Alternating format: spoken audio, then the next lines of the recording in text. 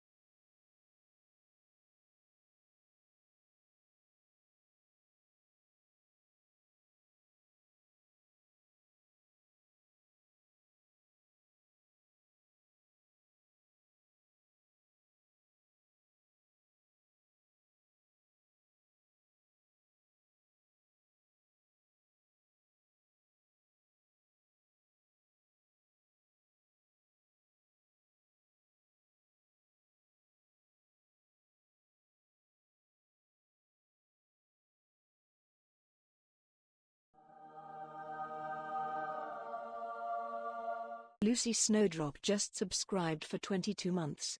Slay Queens.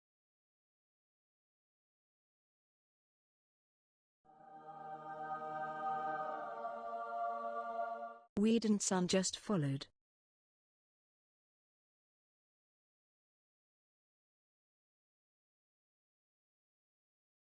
T_SPOO and just redeemed taxes.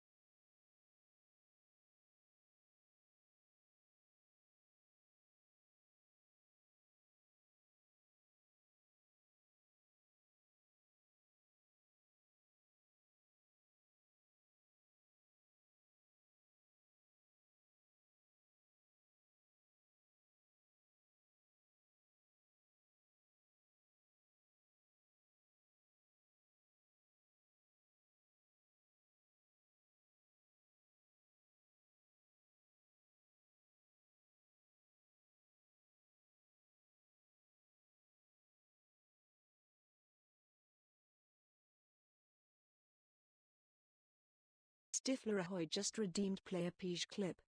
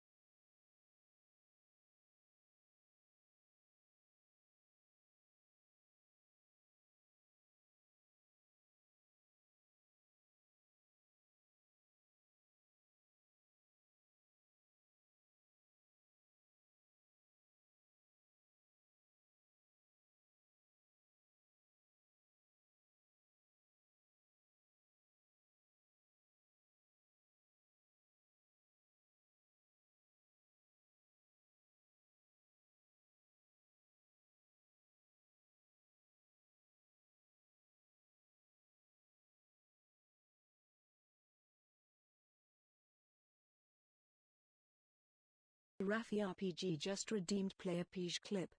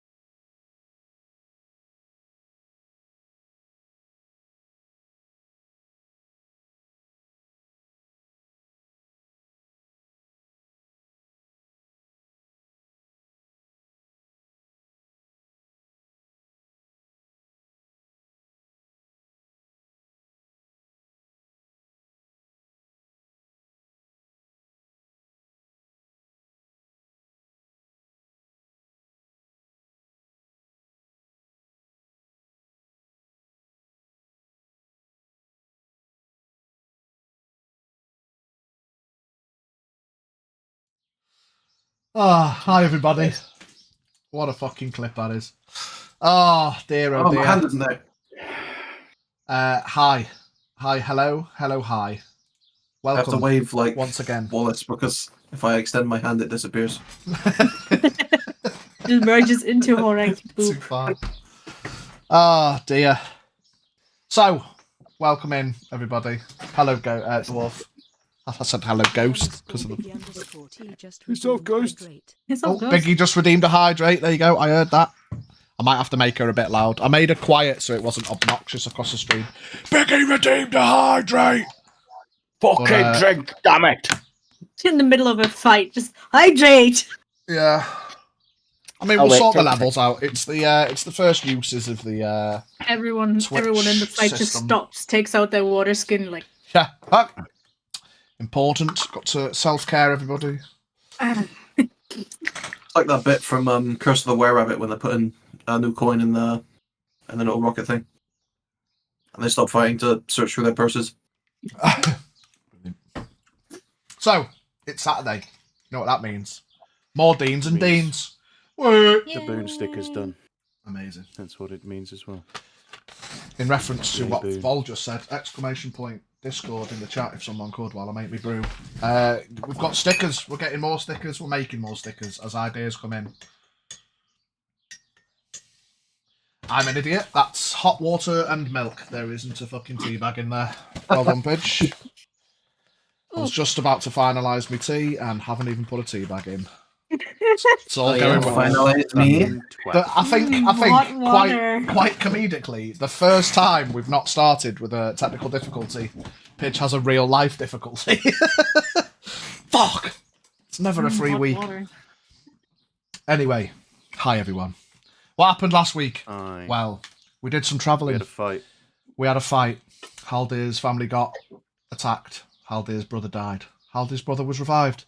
He then travelled back towards Fairbank, where the war general, or should I say the Flame General Rydaw, approached the Knights' camp with a group of his dudes, seeming confident, and wanted to come and have a word with Zeron. A word was had. You all decided that it wasn't for you.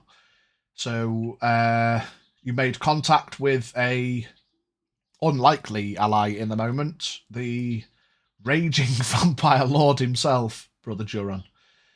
Can you please get this bad guy to go away, please? Said Haldir in slightly different words. And so he called in a favour.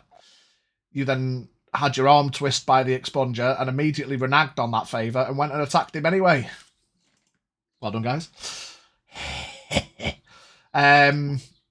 So you're fighting Flame General Rydaw.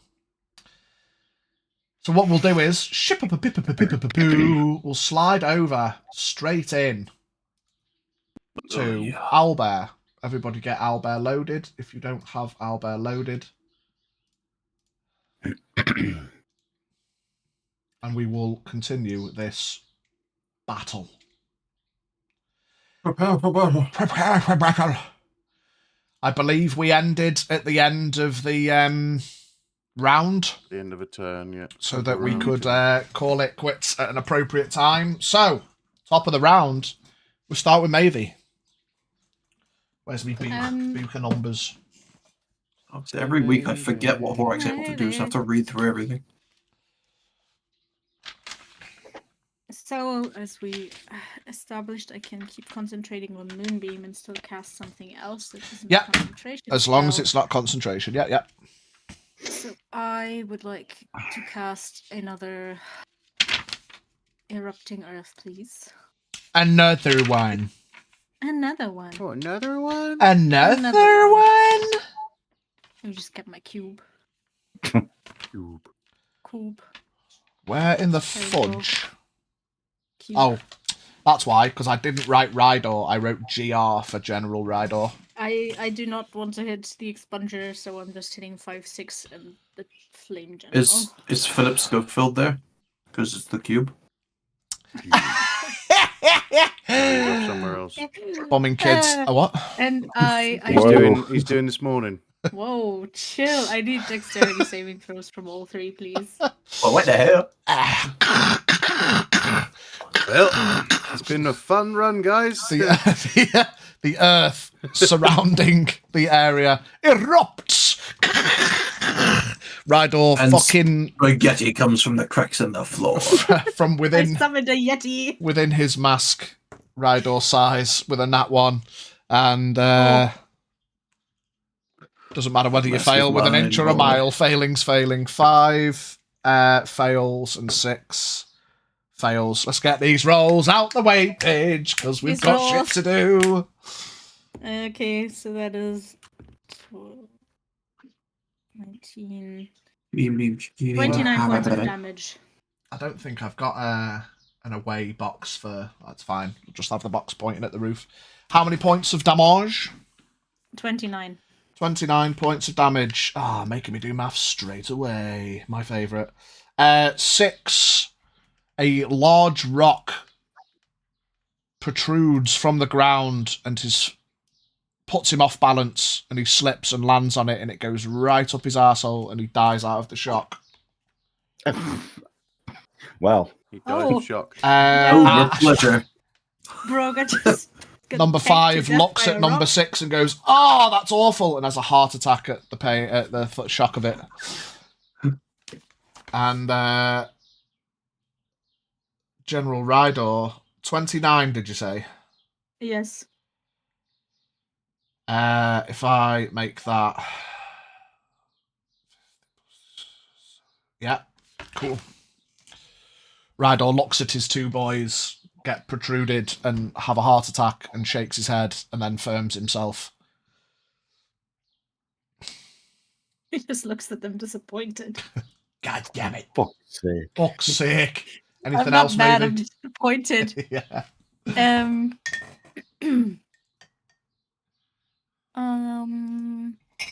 Didn't realise Erupting Earth did that much damage. Deece! It does 3d12 at level 3. It's a lot of D12. I'll stay behind Jarek. So that'll be me. Yeah, okay. Next on the list, we have a Horak. I'm gonna do a little bit of flying, Okay. and I am hastened. So I can use it. Dupla movement. I don't. I'll just remind us how haste works with movement. I think it just. It doubles. Give me a second. Double speed plus 2 AC and an extra attack. Is it double speed? Holy shit. I reckon you should Yeah, double land speed there, doubles. Horak. That's a good place to land. Well, Blue means safe.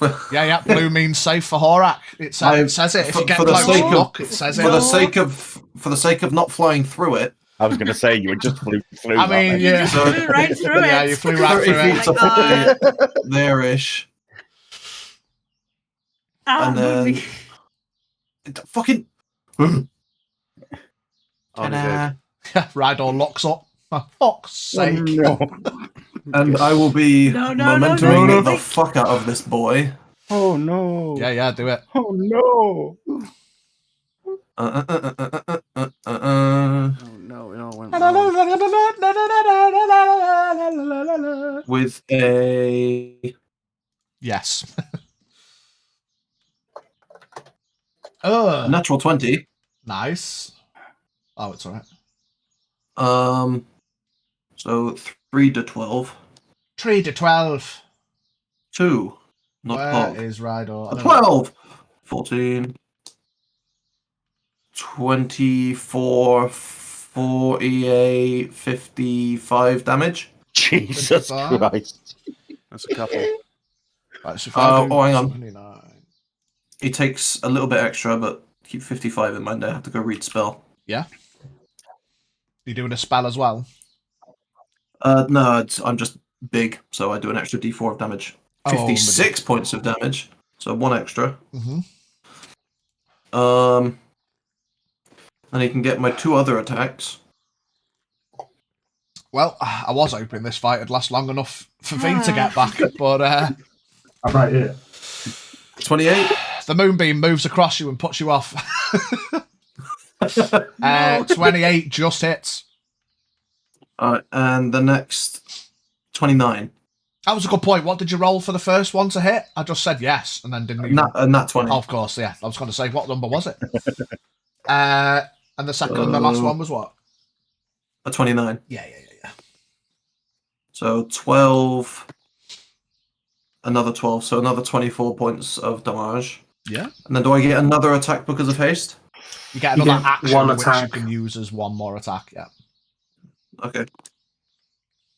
Okay, that one doesn't hit, but I also get my bonus action as an attack because I crit. Yeah. The 31. Yeah. For another 16 points of slashing damage. Owie! And then Shrub's going to shoot him twice as well. Oh, shit! Nat 1, shoots me in the back of the head. Yeah, roll damage. And then you can fucking have got some an 18. damage. Yeah, I'll take it. And then he got a 28 on the next one, so 28, I take a just hit. d6 plus 6, and then so does he. Yeah. Okay, so I take 9, and he takes 10. 10. Hot damage, Shrub. I was kind of hoping Shrub would kill another boss. That would have been fun.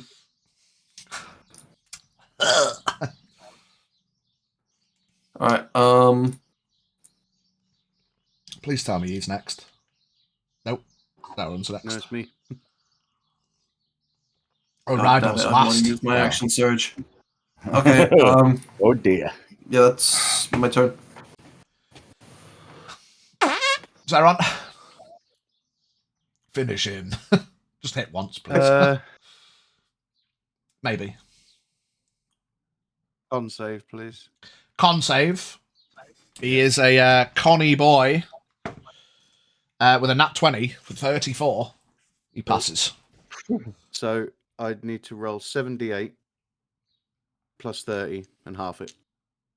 7d8 plus... Are you just doing that on him? I can tell you... Yeah. Give me an intelligence check.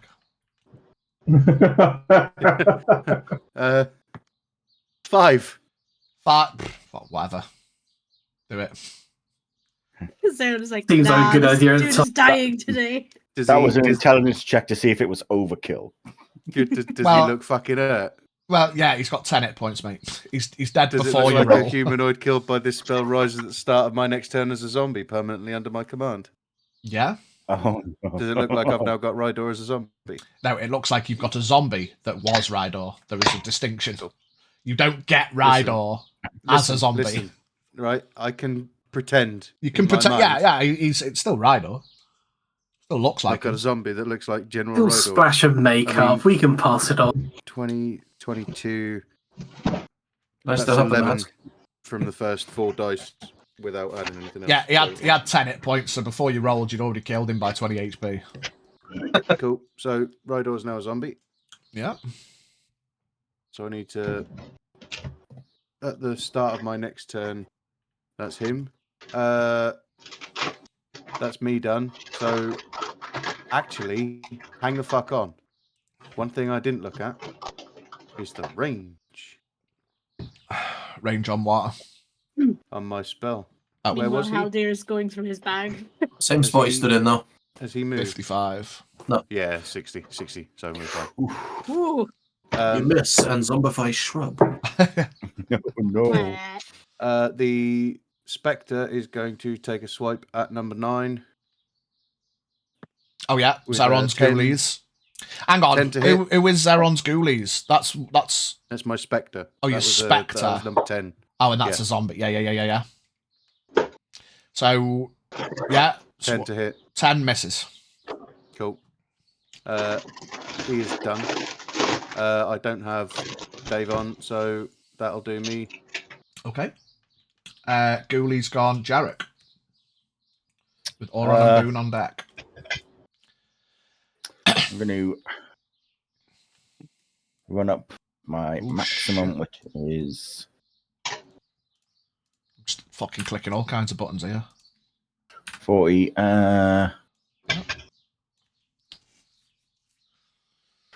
What can I do? We've got 3 alive, 7, 9, and 8 alive. Isn't it 3 alive? Where's 3? Yeah. What did I say? I meant 3, 7, 8, and 9. 3, 7, 8, 9. Not 3 are alive. That is 7, 8, and 9. 3, I 7, need 8, and 9. I'm just going to change that name so that it's easier to see. Number 7 to make a 18 con saving throw, please. Yeah. Fails. Nice. He is being cast shatter upon. Nice. That's You've been shat upon. I shat on him. Oh, he shits himself. Oh no! These are my only pair of pants. 6, 12. It's an AoE, right? So it might hit 9 as well? Question mark. Shatter is not an 8. Oh yeah, it is. Yeah, it is. 10 feet. 10 feet radius. Uh, How do we do these fucking shape things? So it's 10. Yeah. So it. That's right. 10 feet radius, or is it 5 feet out? 10. 10 feet radius is 10 feet out. So it's 10 feet in all directions. Yeah, so radius is 10 it'll to hit 10. 8 and 9 as well. Oh, nice. So they need to make a save as well. Yeah, 8. Oh, fuck, doesn't save. I went to say 21, but it was 12 upside down. 9 saves. Okay, so those that don't save take 19. The other one that saves takes half. 19. 7's dead. I mean, he had a hit point or 2 left, but fuck it. Let's just get this over with. Who still rolls for wild magic, by the way? Is it just me, Biggie, and Bard? Yes. Yeah, roll me a d20, Biggie. Okay. 9 passed. Where's number 2? Woohoo! 2's dead. When did 2 die? Oh, the fucking Punisher. Bungie got him. Shit in him. SpongeBob, yeah. I'm blurry. Sorry, Biggie. One more time. How much damage was it on a fail? It's 19. 19 on a fail, half on a pass. And half on a pass. So half of 9. 19 is 9. 9. 9. What's 3 plus 9? Fuck me. 12. I know one. Okay.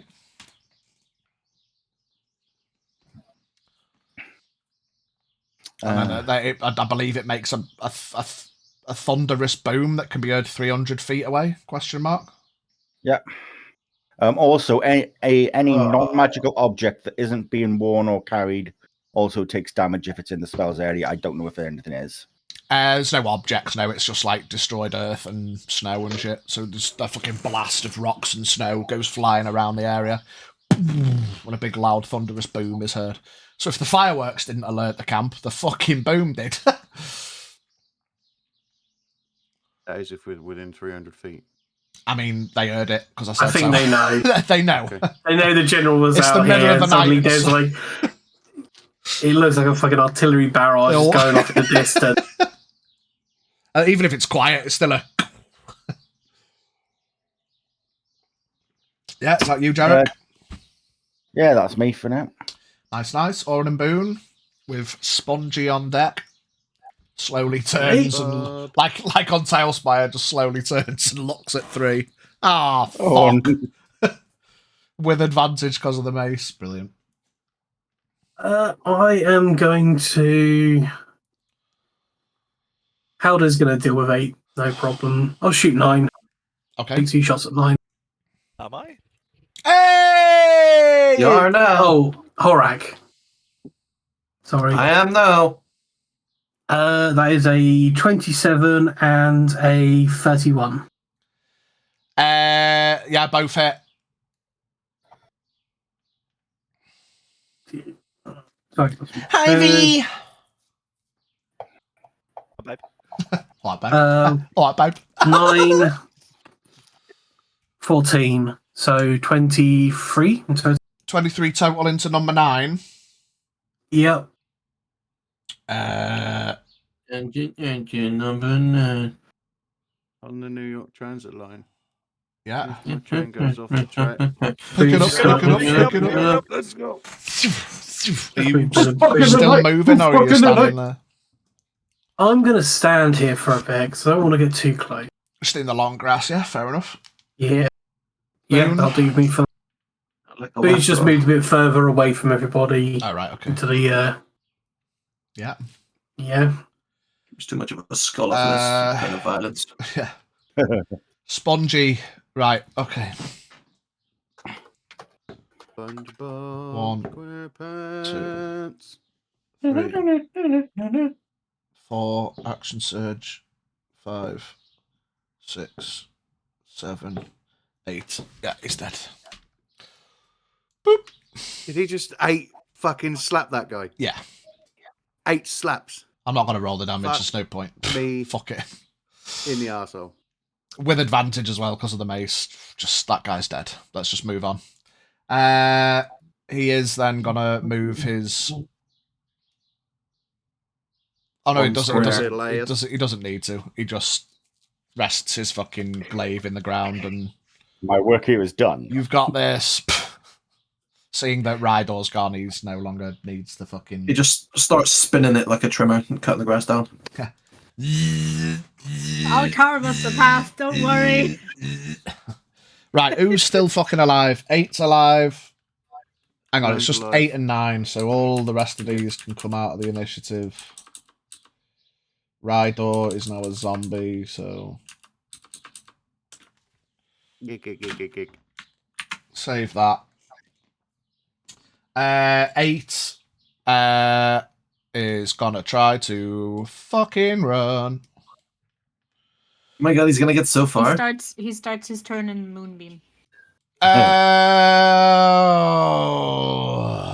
on then, on a technicality. I'm sorry. You passed the con save. Is it still half damage? Okay.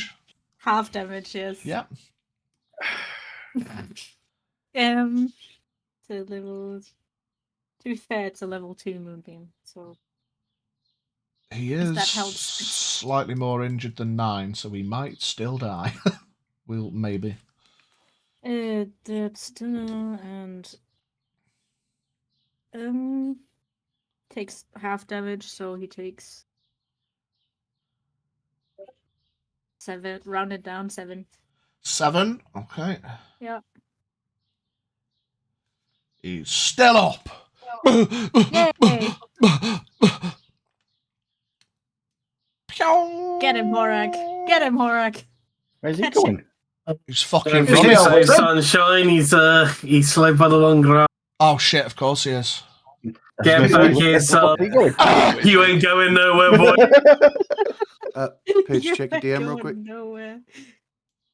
And then he missed his steps.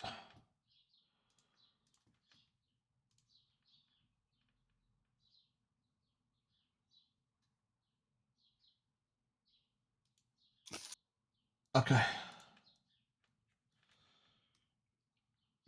Yeah, that's him. He's moved and Misty stepped. After him is Haldir. Don't let him get away.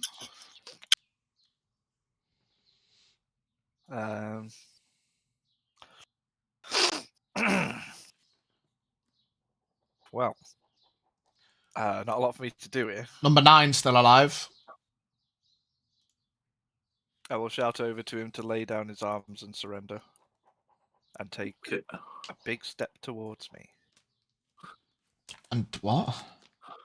Take a big boy step towards me. You're going to ask him to put his arms down and step towards you? Yep. Okay, give me a persuasion or an intimidation.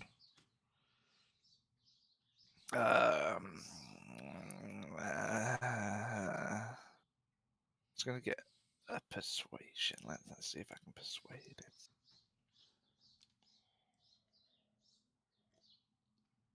$14. Okay. Okay, cool. I'll say that's a bonus action to actively try to persuade him. Or it can be your full action if you want to use your banana mace for something, whatever. It's one of your actions. How much has Banana Mace got? 20 feet. I don't 20 think quid. it's not getting there. Rydaw is dead for clarity. Yeah. He's now Zeron's Zomble. Banana Mace can go there. Yeah, that's me. Okay, number 9 is going to make a decision and roll a 12. So he puts down his halberd and takes a step towards you. Puts his hands up. Opportunity attack. If the ghoul wants to take an op attack. It doesn't stipulate he has an op attack. An aura breaking at Geneva Convention today. I mean, it doesn't stipulate, but I'll have a fucking swing. It's technically your choice. It acts on your will. So if he'd still attack him, then... Yeah, fuck it. Okay. No. 2. Okay. 6 to hit. 2 on a dice. After 9, that's that. Top of the round. Maybe. Seeing as, well, I don't know if I can actually see. To be fair, What? I don't know if I'd be actually able to see the guy running with. The I mean, palm he is in the long grass. So like any attempts to attack him would be at disadvantage from there. Well, I could just move my moonbeam. Yeah, you could just move your moonbeam. Is that 60 feet? 60 feet in any direction. Yeah. But would I be able to make out where he went? Give me a perception check. I'm good at perception. Nat 20 for 37. Yeah, you can tell which direction he went in. Then I will move my moonbeam right on top of him. Okay. I can't. You can't move it because of the fucking big circle. It's a pain. I'll just do his save. But yes, I'll fails. Fails. Okay, so it's 7 plus 9, 16 points of damage. Yeah. The moonbeam chases him across the field. Where do you think like you're the fucking going? Hammer of Dawn from Gears of War. And he dies. Well, unless anyone else is going to attack this guy, we can say we're out of initiative. T smiling. Is anyone else going to attack him? I really want his thumbs. Attack him then. We'll carry on. Horak, your turn next anyway. Oh, but Halder's going to be mad. Yes. Do you care? Does Horak care? Kinda. Thumbs or Haldir being sad? I mean, he can still be alive and I can have his thumbs. That is very true. It's awful. Oh my god. And we got a cleric. He can heal the wound after. You think you can do that? All he'll lose is a little bit of... Who is this thumbless peasant? I don't want you anymore. No, I'll leave him be. I have enough thumbs, and I'm taking the mask off of the zombie. Okay. Snatched. You give me a sleight of hand check. I am weirdly okay at this. 22. Hi, Jay. Yeah, you see the zombie just starts shambling towards Zeron, and you just reach into his hood, and you find it's a bit like a hunter's mask from the Division. It's got like 2 straps around the back, and you just unclip them and take it off. You can see that he is a drow. Was a drow. Zeron, can I take his thumbs too? Do whatever. I mean, do whatever, and then if he needs to take damage and stop being a zombie, then so be it. I mean, if you want to keep him, I don't have to have his thumbs. I've got a fuck it. As long as he's got more than 2 hit points, you can have his thumbs, and he'll just take 2 points of damage. It's fine. Yes, he has. Neat. Okay, well, I still come out of this with 10 thumbs. I'm happy. No. 20. Horak, give me an investigation check.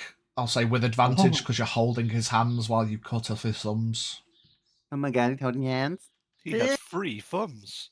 I got 19 on both. 27. Yeah, you can see on the middle finger of his right hand, he's wearing a very fancy-looking ring. I take that too. Thought you might. Straight in my basket. Ooh, shiny. Is there anything special about the ring other than it being fancy? It looks I really, think that's really nice. Not at first glance. Detect magic. Ping. We played by LARP rules now. We're at LARP rules now, mate. Fucking hell, my brain. Oh, I was in the field. Someone said detect something that makes me ping, so I pinged. Yes, it is very magical. Very magical. I put it on. Okay. It's going to take you an hour to figure out what it does, mate, but you're welcome. You start the attunement process, I suppose, for the next hour. Okay, and I'll take it we're out of initiative now. I'm just going to be collecting thumbs. Yeah, you get 2, 4, 6. I mean, if you go round and fucking... None of them left, did they? Oh, one of them's a ghoul, No. so you get 18 thumbs. Because one of them is no longer corporeal. No, he would still get 20 if he's taking Rydaw's thumbs as well. True, yeah. 20 thumbs, 2 of them are Rydaw's if you want to make that. I know, because 9 didn't die. I'm not taking his thumbs. Oh, that's true. 9's still alive. Oh, yeah. Okay, so you're 18 then. Yeah. Cool. Can I have a look at Rydaw in his zombified state and just see if there's anything appealing looking? Like, can I?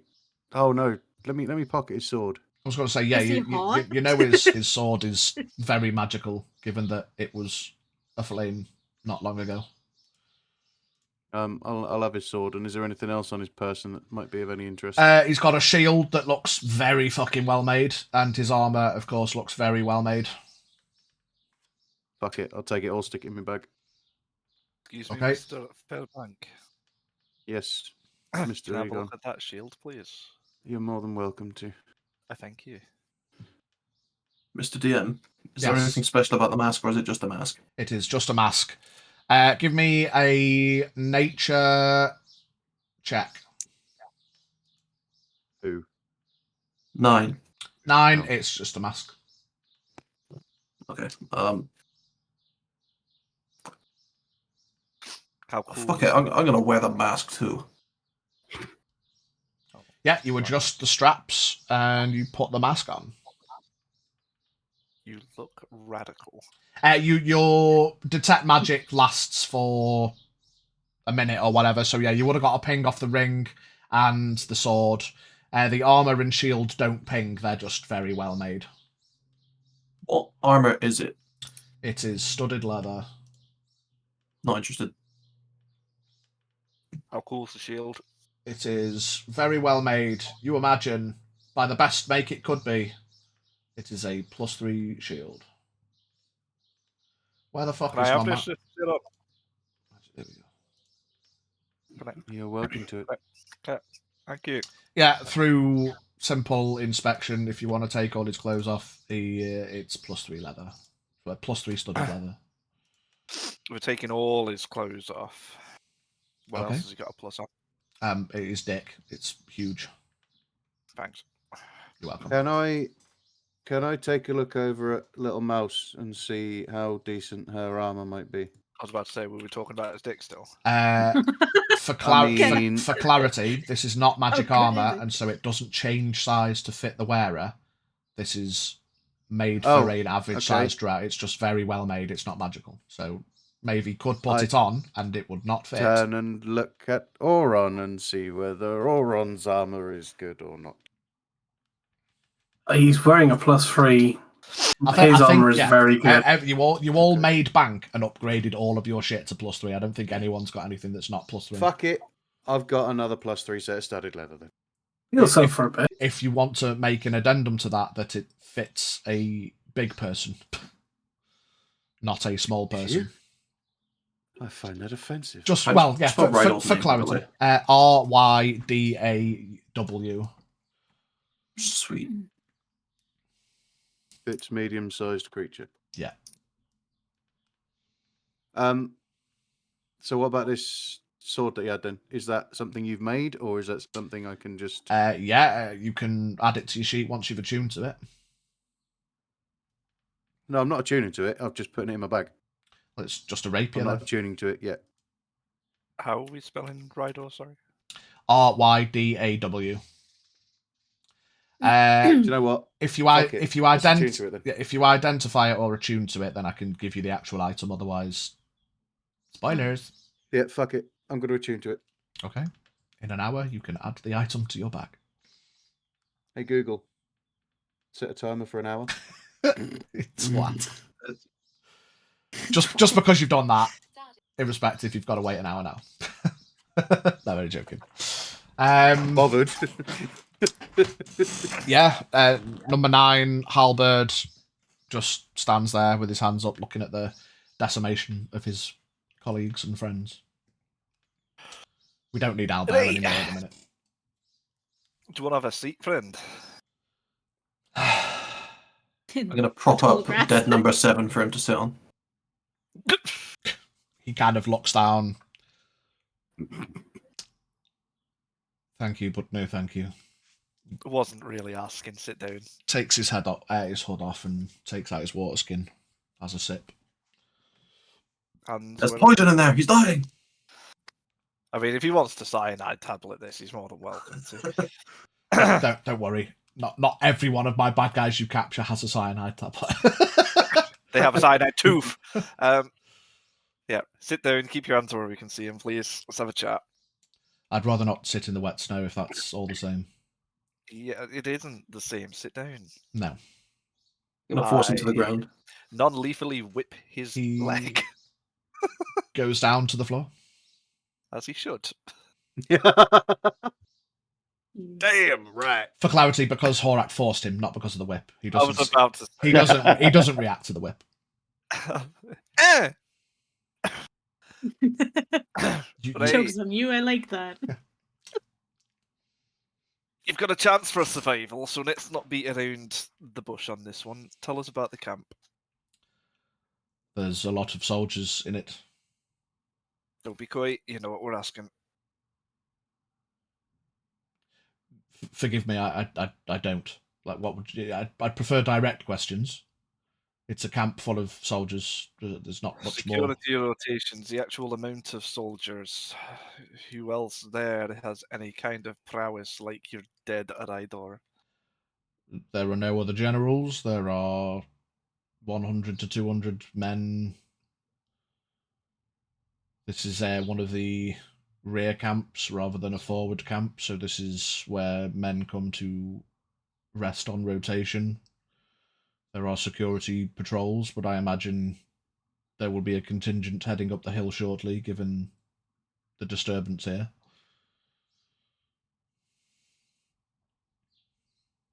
Anyone else got any questions? Where are the other generals? War General Kogu usually resides in the Orc camp, and Ghost General Vanalor resides in the camp to the north. Inside to make sure he's not trying to bullshit me. Yeah, roll.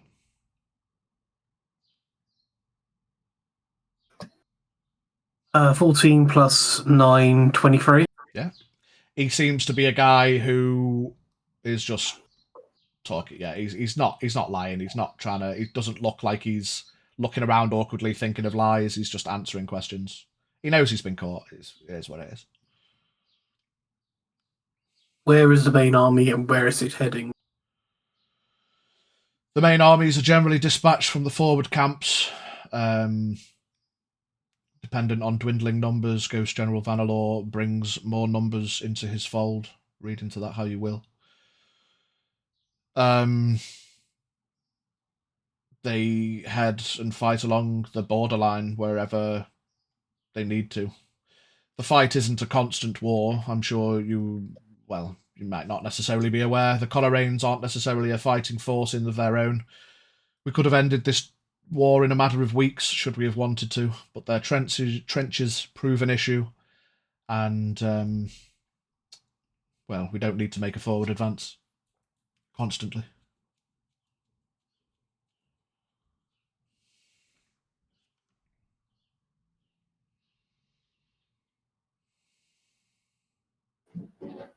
Anyone else? Right, go home. If I see your face again, you will die. Thank you. It's not your fault you're technically here, is it? He just turns and starts walking away. Da, da, da, da. Da, da, da, da. Oh. I raise my bow. I believe in killing a messenger. I Message. No, put I would. 2 gold on he misses the head.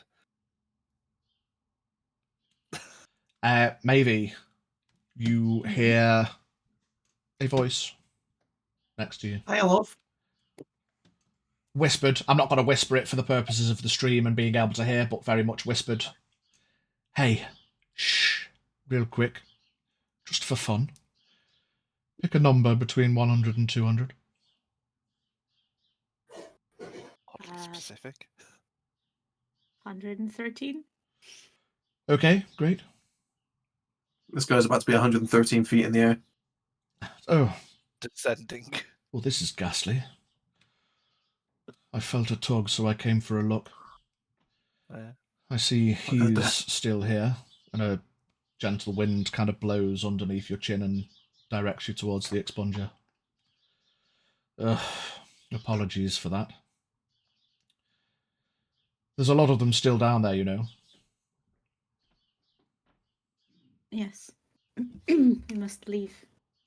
Okay, have fun. Because of your very high passive perception, you see very subtle footprints appear in the snow, moving at quite a pace away from you all. The subtleness of the footprints is tainted ever so slightly by the visible growth of the occasional very small flower at the peaks of this obnoxious field of long grass. Then you quickly lose sight of the movement.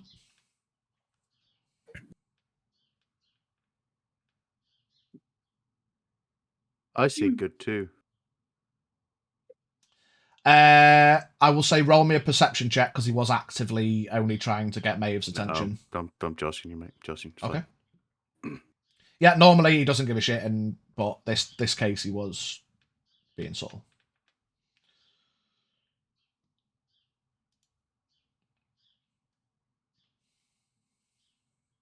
Oh, Haldir. Zombie Rydaw shambles over to you, dragging its feet through the long grass. Some of that good stuff. You look at on a scale of 0 to 170. I feel about 3. You look at Zeron, and he looks fucked. I need something. He's got 3rd-degree burns across 90% of his body. All of his clothing is singed. I'll come over as well. It looks a bit like the Hound from Game of Thrones. Just a bit smaller. The pup. Yeah. I like that. The pup. The pup, yeah. He's not the Hound, he's the pup. He's just a little guy. How many of my wounds are cured, please? 21. 21 wounds cured, thanks. 21 wounds cured. Thank That's you. a lot of undamage. I'll walk over as well. You feeling That's sort a lot of of alright? wounds. I'm glad you're back on your feet. Lucy, you need to turn your mic up, I think. You're very quiet. I don't know if it's me. Before you do, Lucy, can you turn her up in Discord before she fucks with all the settings, because she's all right for me. Oh, okay, yeah, go on. Talk again. Saren, are you doing all right? I'm glad you're still on your feet. I'm a bit crispy. Yes, I can see that. But Look, came in quite handy. I'm still here. Yeah. I'm still here. After I cure your wounds, I'm going to prestidigitations and, clean up. Yeah, you clean him up a bit. Remnants of his clothing are still singed. For clarity, that would take a mending spell rather than a prestidigitate. But you clean up the mess. So it's now clean. Rips and tears, once burned. Is his nipple poking through anywhere? Yes, it is now. When I go down.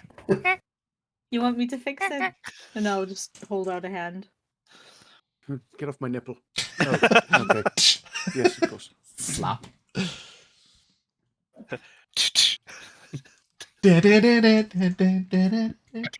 I'll just take some time and hold my hand over the rips and tears and just mend. Yep. 6 seconds ago, you fix a foot-ish of the area. Oof. Calm down, Boone. I think Haldir's got some Boone issues.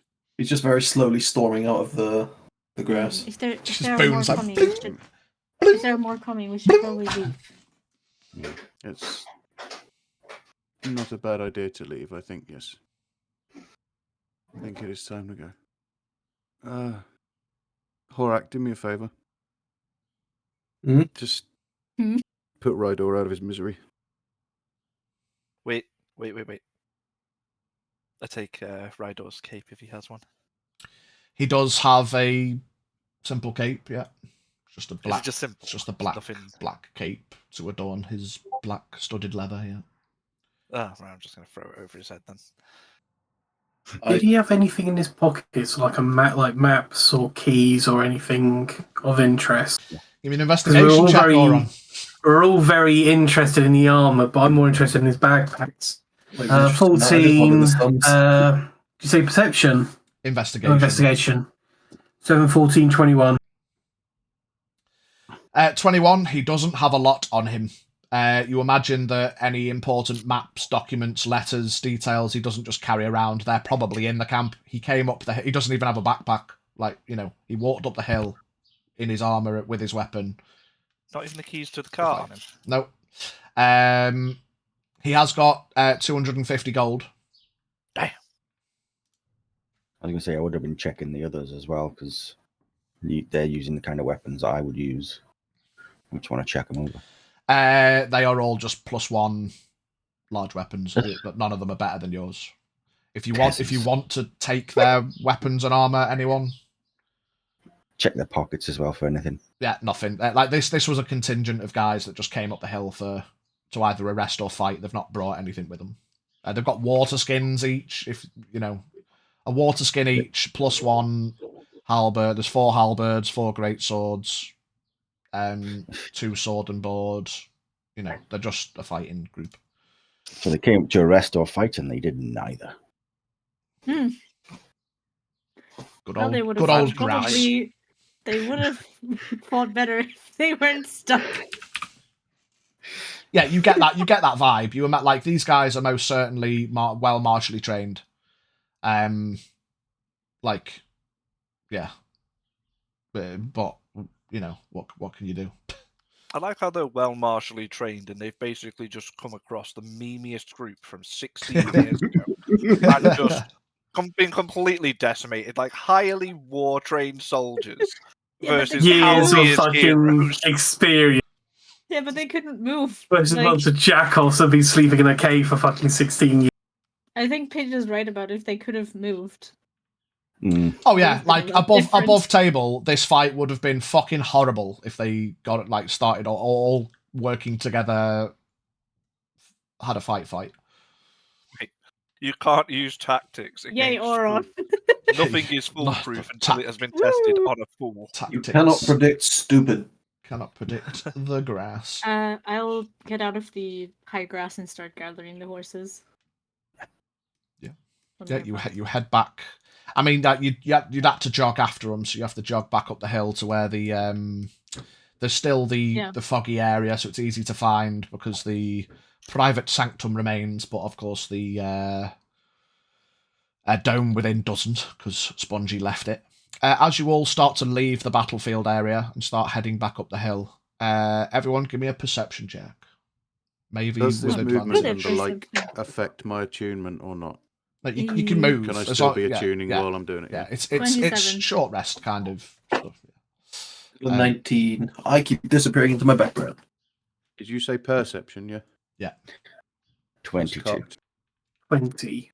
17. 19. Well. Do you say 22? Yeah. Because it's quite far away at night. Have you got dark vision, Jarek? No. Okay, so you only hear because it's dark. Maybe you haven't got dark vision either, have you? Or have... Nope. Did you cast it at all earlier? It is an 8-hour thing, I think, dark vision. Isn't it? And it's not concentration either, is it? You just cast it and it lasts for 8 hours. I have I have one level 2 slot marked off, but I think that was the moonbeam, so I actually did not. Right, okay. So you just hear as well then. Can I see? With a 19, no. Distant. I mean, fuck it. You can all hear. It's distant. It's nighttime. Actually, fuck it. Yeah, anyone with dark vision can see. Distant to what in the direction of the camp. As you look in the direction of the former general's camp, you very subtly you see fervent movement. Lots of rapid shifting movement. Movement that even at distance looks more than a large amount of humanoids moving quickly. You then start to see bursts of bright light, and everyone else will see those. As you imagine, magical flames erupt from various locations in the camp, coupled with more screams, as you imagine those in the camp have taken up a sudden defence. With the additional illumination from the rapidly spreading and now strangely moving flames, coupled with the blanket of moonlight lighting up the night space, as it seems to become clear the camp has become under siege from rapidly moving and constantly growing destructive plant life.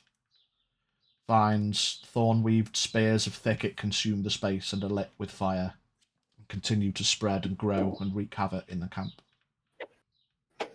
The expunger turns. Oron went on a recce then. The expunger, he turns and looks towards the camp and screams out through his helmet in Bane voice. No! What have you done? And he charges off. Misty steps. I too am gonna follow him. It's like I feel really bad for sending that guy back. Yeah. Yeah. Follow. Damn it, Oron, get rid of the long grass! He's already gone. I'm mostly following because potential goodies inside that camp now. He doesn't get close enough to the camp. He runs. I mean, if you want to run for about 10 minutes on the way down towards the camp, if that, less than that. Can I do a little bit of a power jog? I don't really fancy running. He's like. I'm having the horses in tow, so I'm not as fast. I'm just leading all the horses down with the group. Fuck it, horse. I'm gonna go get a horse. Mouse is there with a horse. I'm just holding like 4 horses. It's like, you want one? Well, I'll go jump on a horse and hoist maybe up if she wants. Oh, go. I'll do the same with Zeron because apparently we're riding buddies. I'm going back to the fucking dome, mate. I didn't ask. Tom's not there. No, not the dome, the sanctum. I'm going to go and sit down and have a rest. But it's only fog up there. I mean, the fog's still enough for me to be out of the way and not visible. And it's still lasting because we're still in the middle of the night. So it's still got probably 4 hours left. Get your head down for a bit then, sleepy boy. You only want an hour, mate. Fair enough. Yeah, it's not like middle of the night. It's late. You've not started your long rest yet. This happened late on, But oh yeah, because we got set up and then he came, didn't he? Yeah.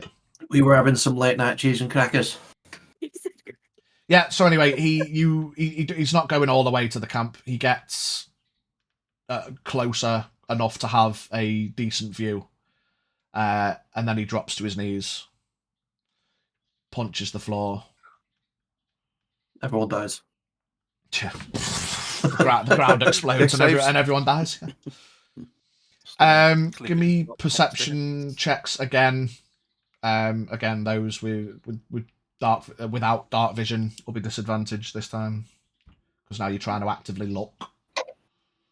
26. 18. 25. 22. Am I checking? Yeah, anyone that went and wants to have a look, yeah. I didn't. Yep. Go. Say again, Lucy. I didn't go. I just grabbed the horses. Like 2 horses were grabbed off me. I still have 2 horses behind me. So I'm just fair enough. Head back towards One camp. of those ones where you know you've set a fire and you sort of just if I don't see it, it didn't happen. Like you look. Close my eyes. You look down towards the camp.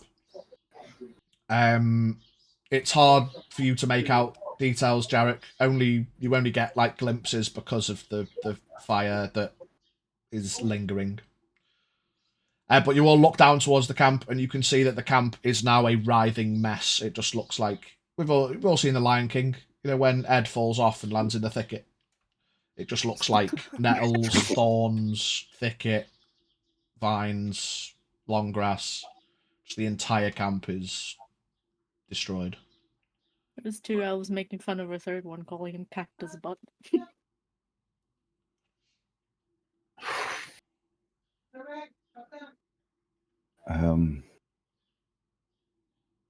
Unfortunate.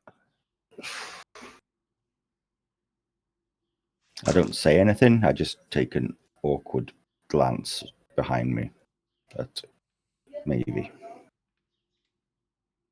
Can I Go down the hill. fly I'm over still ahead up the hill. of the camp and inspect a bit closer?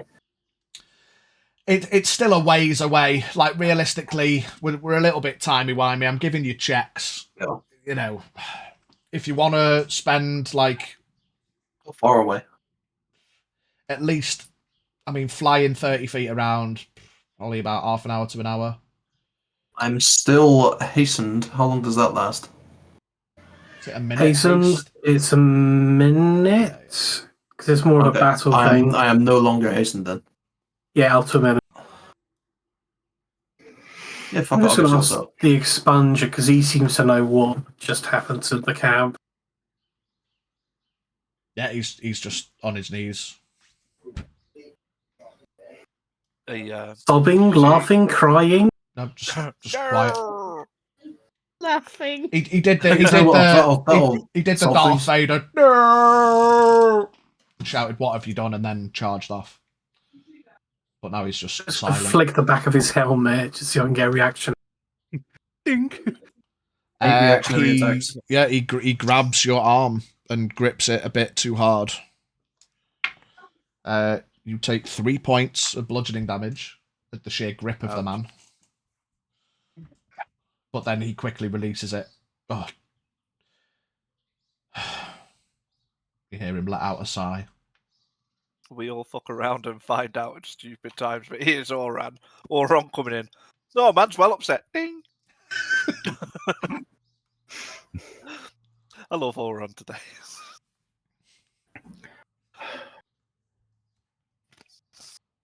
So, what's happened? What's that down there? You see he turns. his whole body.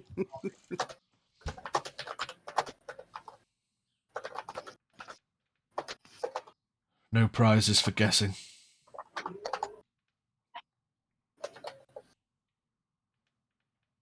All right, then I won't. Exactly, that's why I've asked you to explain it to me. But at this point, I'm already on my way there to have a closer look. Send the Horak drone out. Yep. Big red UAV.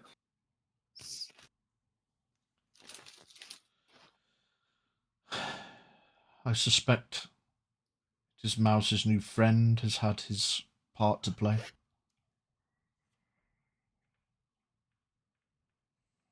You didn't make him sound that bad before.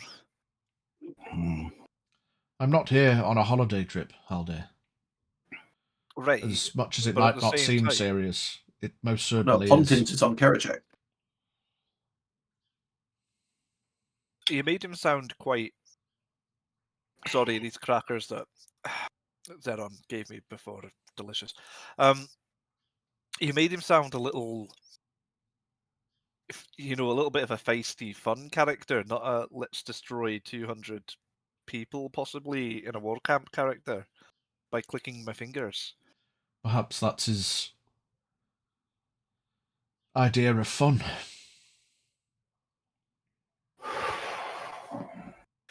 Next time that one of our guys gets possessed by an evil flower man or possibly fun flower man, maybe you should kind of lead with the destruction properties that they have. Again, Haldir, I'm not here on a vacation. I'm here to ensure that Mouse doesn't fall to the same kind of darkness. I've been sent here because this is by no means a positive thing. I wasn't sure if that was clear or not. Not really. Yes.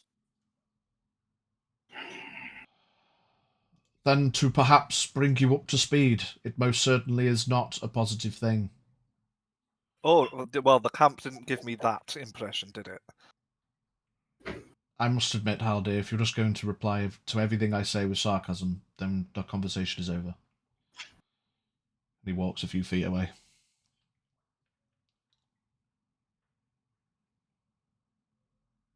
Hold on, you're the logical one. Do your logic thing. I just realised how many thumbs there might be down in the I camp. follow the expander and talk shop with him. So what exactly is this normal for him, or BRB? Well, there has not been a case like this before, so it's hard to tell. I am the first expunger that is needed to come to the mortal realm. And I was hoping that my journey here would just be a simple one, in that Mouse wouldn't display any signs of destructive intent, and I could go back and report to the Tearmanon that there shouldn't be an issue. But it seems abuse of power isn't necessarily just from her point, and using her as a link to afflict this realm, it seems he can come and go as he pleases.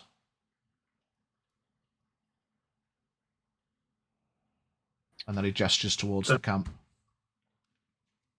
But if that's the idea of fun, perhaps we need to have a conversation with Mouse. Whether he came, if it or comes whether he's to it, how acting do on we? his own.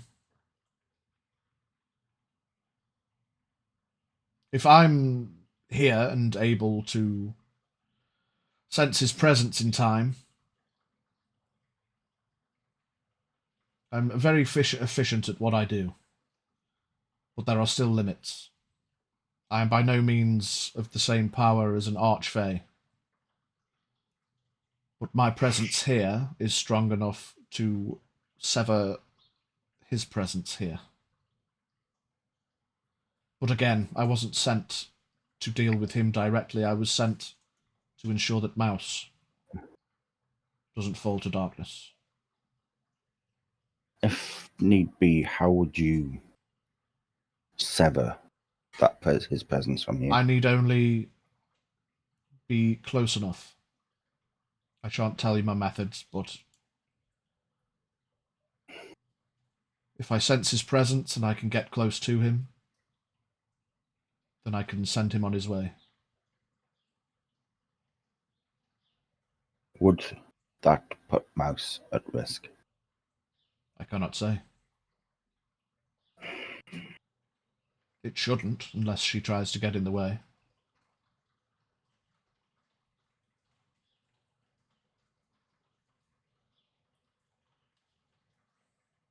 Are you It may just come lingering back with the horses? maybe, or are you coming over still? No, I'm just waiting with the horses because I said we should leave, and everyone just ran down towards the camp. Even though, I mean, I know why, but like, even though more might be coming, so I'm just waiting. Yeah, you guys that have like you looked down the camp. There was absolutely not anyone coming. While I was walking, I'm just going to make my way down to the camp. Especially, well, yeah, it's gonna take a while. I've got time. Sorry, Oren, but you were going to say something else. Well, I was going to say, how do we stop him? How do we sever it? But the next question is, how do we lure him in if he's going from place to place, killing hundreds of people with just a wave of his hand? Time. You can't let someone that powerful. Time works differently on the plains. So it needs to be either tremendously convenient in his arrival. Perhaps he arrives upon Mavie using her power. Perhaps Mavie called him. I do not know. That would be a conversation that we need to have. And perhaps if he is coming through, I need to request that Mavie alerts me. I don't know. But if he is coming through and he is making contact, I definitely would appreciate being made aware. Otherwise, and gestures towards the camp again. If your realm comes under peril through the destructive wrath of an archfey and it's not controlled through the link of one person, how many lives are going to be lost? I will happily just leave you all to it. May the gods look favourably on your plane. The other thing is, next time it happens, who's it going to happen to? Could be us. Could have easily been the refugee camp. Yeah.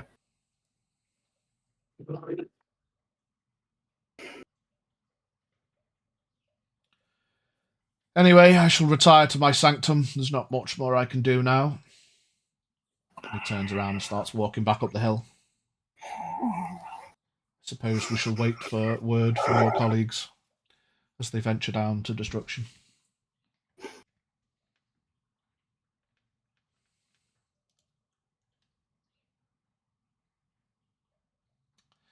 I will say that given the time that's going to have to pass for you to get down there, Horak, you're just flying. You've got the ring on, blah, blah, blah. It's all gooch.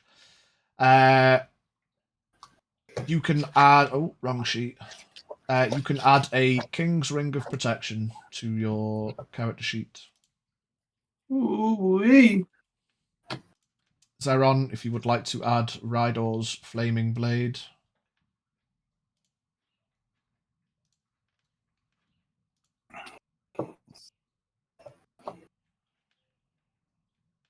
I'd had a nap as well. If you're... Well, yeah, I mean, you take a short rest. You wouldn't have gone to sleep if you were tuning. Yeah, no, that's what I mean, yeah. You can short rest. Right. Short rest. I like this ring. All of the hit dice. If I were to kill the other generals, can I stack them? You are limited only by your attunement slots. Feeds. I don't know how many of them. 3. I see. Oop. I just used 16 hit dice. Nice. In my short rest.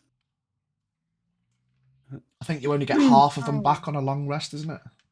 I'm gonna roll mine as well. Can't remember. I mean, I don't know. Yeah. Fuck it. Just in case shit kicks off again. So I better had. And the Raven's back as well. Shit.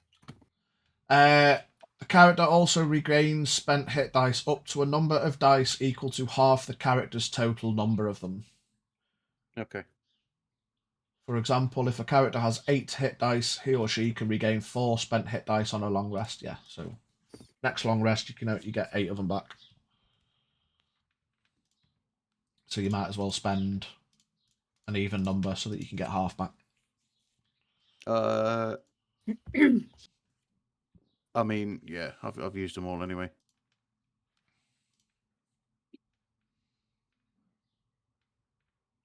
For the sake of time, Horak, you can see down to see that Haldir has kind of started making his way down the hill as well.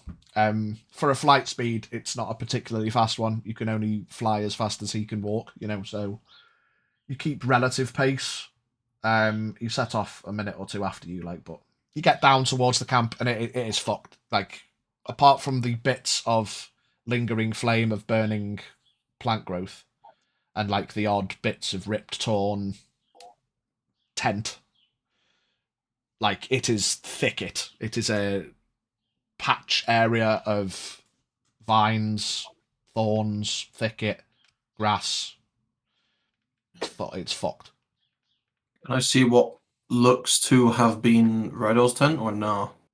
No, it's almost indistinguishable. It's just been fucked with.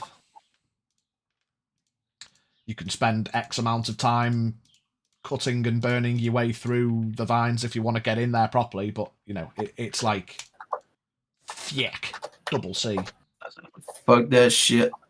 Thumbs are not that important to me. I would like to call out.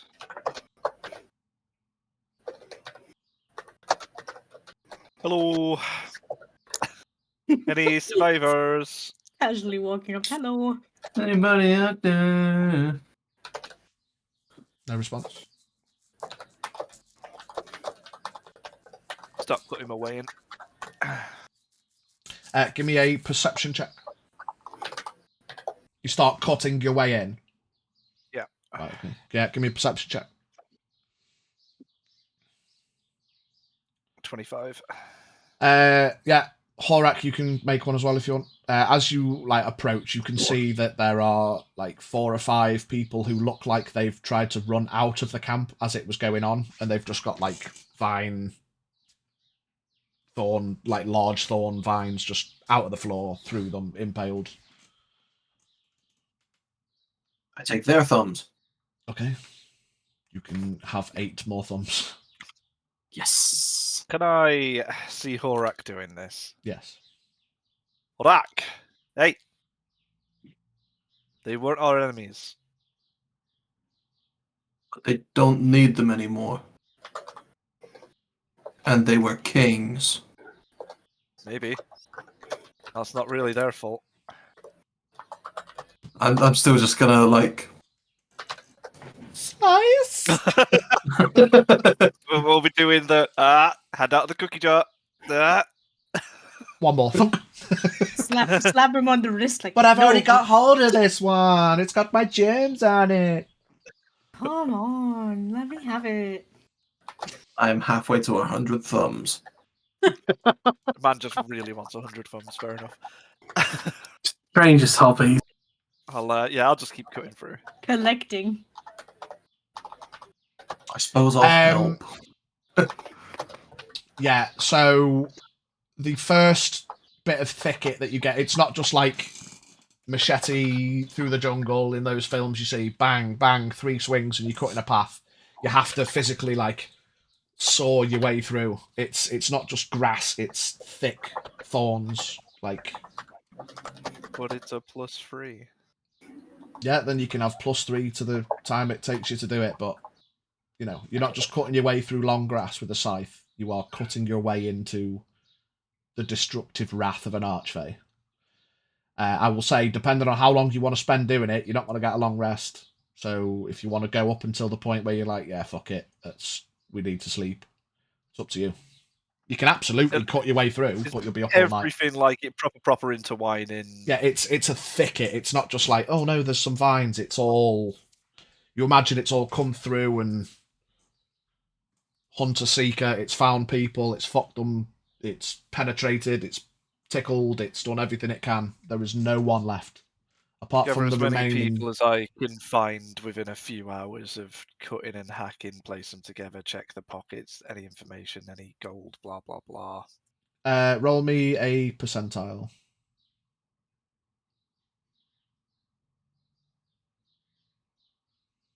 37. You find 37 gold. Yes. How many thumbs do I find? If you are continuing to collect thumbs, roll me 2d20.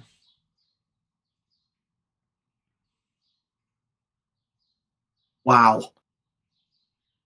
10. You find 10 more thumbs. Yes! I'll, yeah. After finding them, gathering them, I'll place them, pray, and be on my merry way. Put the capes over them as well, give them a bit of dignity, and kind of place their hands. Yeah, hopefully. So it is a gory sight. Like there's blood and it's all soaked into the ground. There's mud everywhere. Like these guys have been not cut, slashed, fighting. They have been physically impaled by rapidly growing and moving plant life. I'm like the force assuming. I'm assuming on on my way in, would I have seen whether or not this camp is like directly next to some kind of wooded area or another flammable space? Yeah, like if you look at the map location, you've got the northern Fairbank forest is, I don't know, a few hundred feet away. So not likely to also catch fire if I burn. Oh no. Okay. Yeah, I'm gonna do a magic on it and just firebolt the thing. Firebolt. Yeah, you shoot a firebolt at a nearby bit of thicket and it starts to catch. I mean, you understand the concept of fire. It's going to take a long time, but it will probably start to burn through and spread over hours. I'll just fucking dish out a few firebolts in a few different spots and then leave with other. Yeah, setting this all on fire, you imagine it's probably going to burn for days. They've lit the beacons. I will do one more prayer for the people who are stuck inside there then, knowing they're getting some kind of burial-ish. And cool guys don't look at explosions. If anything, the giant fire will serve as a distraction to the kings. Yeah, you turn and start making your way back. I mean, they could have think just that Fire General Rydaw got drunk one night and just set fire to something. Fuck the entire camp!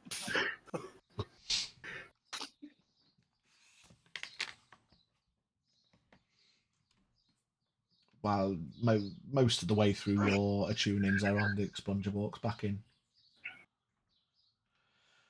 And silently starts ritually casting the dome.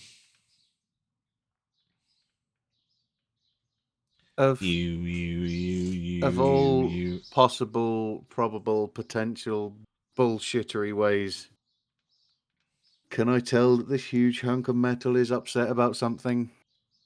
Give me an insight with disadvantage. His armor's shoulders are slightly drooped. I'm glad you said shoulders. He's Insight. stomping a bit more than usual. 2 and a 6, so 10 total.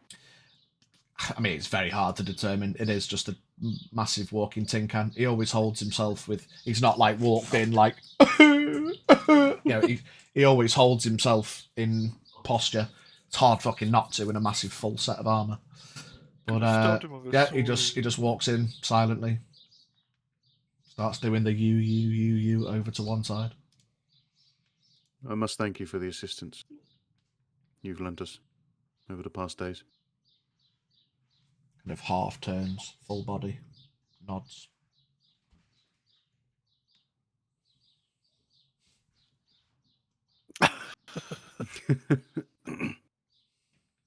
Might I ask a question? Go on.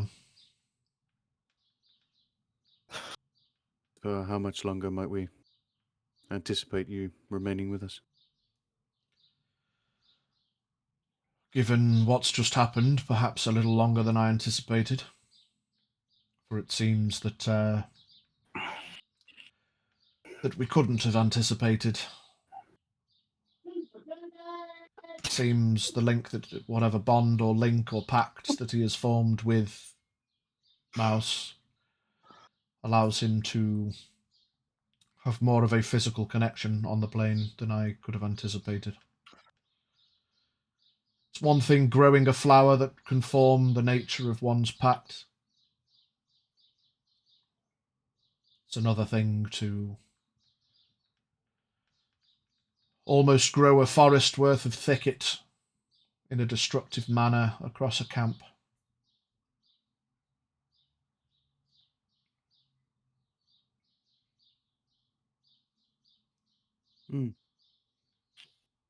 Interesting.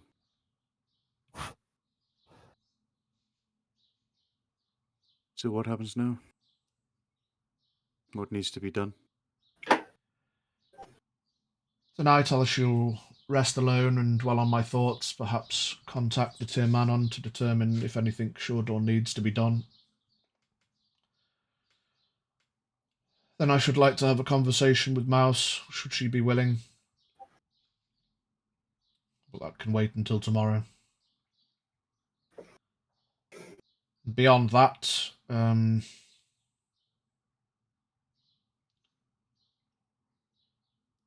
hope it doesn't happen again.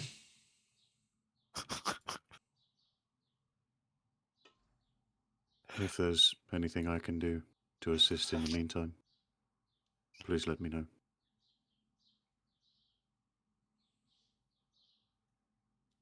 Nods again, but doesn't turn this time.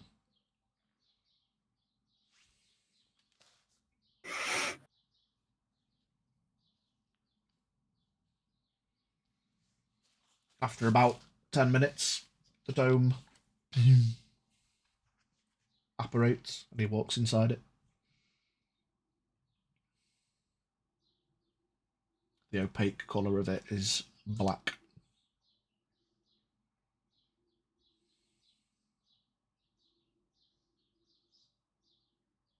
Did we establish whether I can see into this, or is it the... You can't see into it, no. It's a sanctum that I can see. You can see through the sanctum because of your magical darkness, yeah. Yeah, right. Yeah, I'm just going to stay sat outside. Not outside, it's just in the sanctum, but outside the dome. Yeah, what's everyone else doing? Because Horak and Haldir are going to be gone for at least 2 hours. If they're not, I'm going to come back. I'm going to take the horses back to camp. And, well, we didn't make a campfire because we're going to just all sleep in the dome. But, seeing as Expunger was very upset with Spaghetti, I'll just gather some supplies for a campfire outside now that we don't have to worry about being found again. Yeah. Build yourself a campfire. and I'll of course do the hearth again as well as soon as the campfire is up. Mm-hmm. On a Horak not being here now, I do have to get Dickhead ready to go sort out his travelling stuff soon. Okay. So I think this is where I'm going to have to love you and leave you. All right, mate. What would Horak... Is Horak just got to follow the group and... Yeah, any opportunity for thumbs, take it. Other than that, yeah, I'll just follow and keep whatever else does. Yourself. All right, mate. Yeah. All right, in a bit, guys. Okay, love you, bye. I'll go and put the other one on. Cheers, Volt.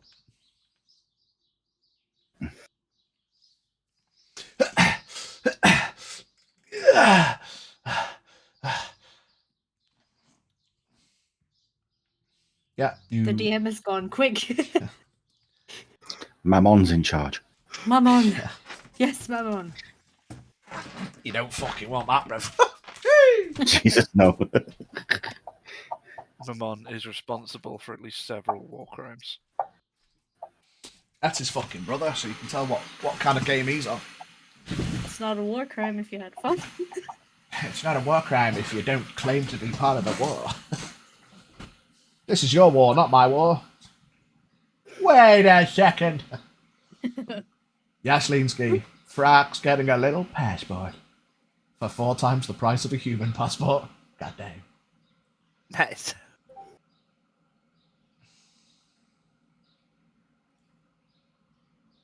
Nice. Thank you, Vol.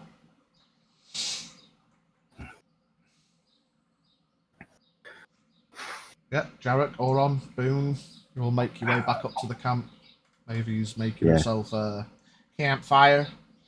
Reaches out above the flames and a couple of drips of pollen leak out of it. I say leak, flow out of the plant. And then that invisible half essence spreads around. I'm just gonna take a seat by the fire and just sit there. Having taken in what he's just seen, is like he's doesn't know what to think right now, and he's just gonna sit there staring into the fire, trying to just put some thoughts together as to what he could even say. He doesn't know.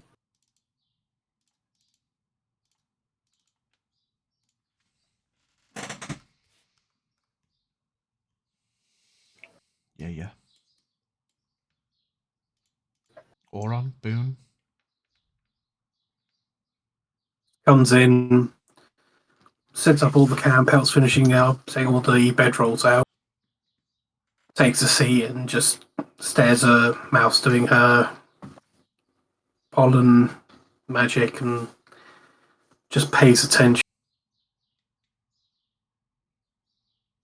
Yeah, see, I mean, as you're paying attention with that kind of, you can't help but have that slightly dubious twinge, given what the expungers just said, but it's a very positive magic. It's a very natural-seeming magic. There is no ill intent. In fact, you know Mavie well enough to know that she's not a bad... I'm a bad guy. I'm not a bad guy. No. You know... And, you know, ultimately this magic provides a positive, a comforting half that is ultimately a positive thing. I think that's one of the things that is conflicting Jarek so much now, having seen the both ends of the scale of what is the potential for this kind of magic, and that's why he's just so conflicted right now. So, it might be a bit of an odd question after a fight like this, but who's taking watch? For clarity, anyone... Depends on what time it is. Probably like 2 o'clock in the morning or something stupid like. Just to remind you, anyone that's in the sanctum can't see out of it. We're not in the sanctum. Not the dome. So you've got his private dome. You've got the private sanctum, the foggy area, which is just basically a thin layer of magical darkness. So if you're in there for protection, or if you're just completely out in the open. But if you're in the private sanctum, you can't see through it. But similarly, you imagine things can't see in, apart from Zara. But yeah, just for clarity on where you are, if you're in the private sanctum or not.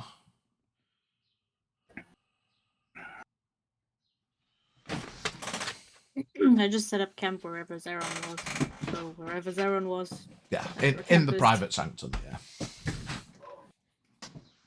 Cool.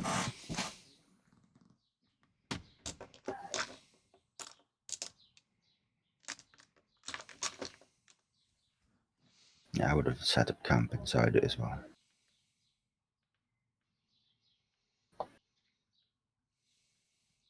Well, I don't think we're going to be disturbed tonight. Given the time, where you'd normally have rest and watch and stuff, you imagine that without the elf here, who only needs 4 hours, you're pretty much all going to have to, if you want a long rest, you're all going to have to sleep.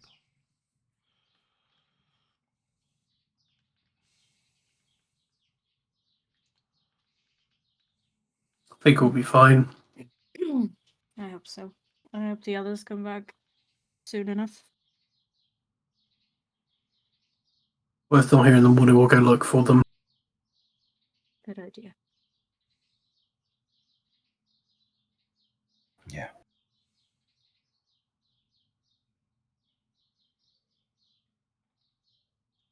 Okay. Everyone goes to sleep. Haldir, you and Horak kind of loosely come back together. Horak realizing that he might either need to sleep in or he's going to be knacked tomorrow. You know you'll be fine because you only need 4 hours anyway. What I am going to say for the boy, because he's not here and he can't argue, I'm going to say that everyone gets the long rest, but it's going to be just on the cusp for Horak. Well, it's up to you guys. You either get up at a normal time, like first thing in the morning, and crack on, in which case I'll give Horak a long rest, but he'll have a point of exhaustion, or you can let Horak have them extra couple of hours. We'll wait, let him get up. Yeah. Okay. So it's got to be mid to late morning by the time you're ready to do anything, but everyone can mark off a long rest. Oh, that's good. It automatically only gives me 8 back. Oh, cool. Nice. Yeah, so I've got, cool, right. It's up to half maximum, isn't it? Yeah, up to half of your max, so you might as well, if you got to spend hit dice, you might as well spend an even number so that you get half back. Might as well spend up to half. Slots. Oh yeah, yay! Whee! I can now mince someone's brain again. Yay! As you all wake up, you all feel a little bit stronger. Congratulations, you all level up. Buggers! Oh. I imagine today is going to be mostly conversational, etc. So don't worry about your level ups just yet. We will deal with that during the break. That's very brave of you to assume. I mean, no, actually, no, fuck it, because it's max HP anyway, so we've not got to fuck about wasting time doing rolling hit points. Just you've got max HP and you're now the next level. Anyone that needs to pick spells, you've got to fuck about with that, but I'll leave that to you. But yes, congratulations. Welcome to cumulative level 17. We'll just have a quick 18. round the table. Is it 18? Oh yeah. We're 18 now, mate. Biggie. Oh, we can legally drink in the UK. Another level in Barbarian? Or unsure. Sorcerer? Okay. Bard? Hold off for now. I need to figure out which one I want. Okay. Maybe? Fuck it. Everyone's deciding. We'll deal with it later. Yeah, no, I mean, I do want to keep putting levels into. I mean, we don't have much left, but if I can get another level after this one, I get better wild shape. So maybe Druid. Probably. Do it on the off chance. Do it on the off chance that it might happen. Also, I can fly. Yeah, exactly. Wild shape fly. Let's go. Because, as cool as a giant owl sounds, a walking giant owl. Useless until it can fly. Yeah, so that came up it's in, cute. was it Critical Role recently? I think because it technically it says you can't transform into anything with a flying speed. But I would rule that you can still transform into anything, you just can't fly. So you could absolutely be a giant eagle, but you'd have to walk, was it 10 or 20 feet or something stupid? Aggressively caught someone. Be a giant owl, just look like an owlbear, but not actually. Oh, bro. Okay. Everyone else can be deciding, but I've taken another level in Warlock. Okay. Ooh. Spoiler alert, I think that's the first time you've actually said that you're a Warlock. Yeah, we're It's out kind of We kind of figured it out. Really? Really? Really? Wait, he's a warlock? No. He's a warlock?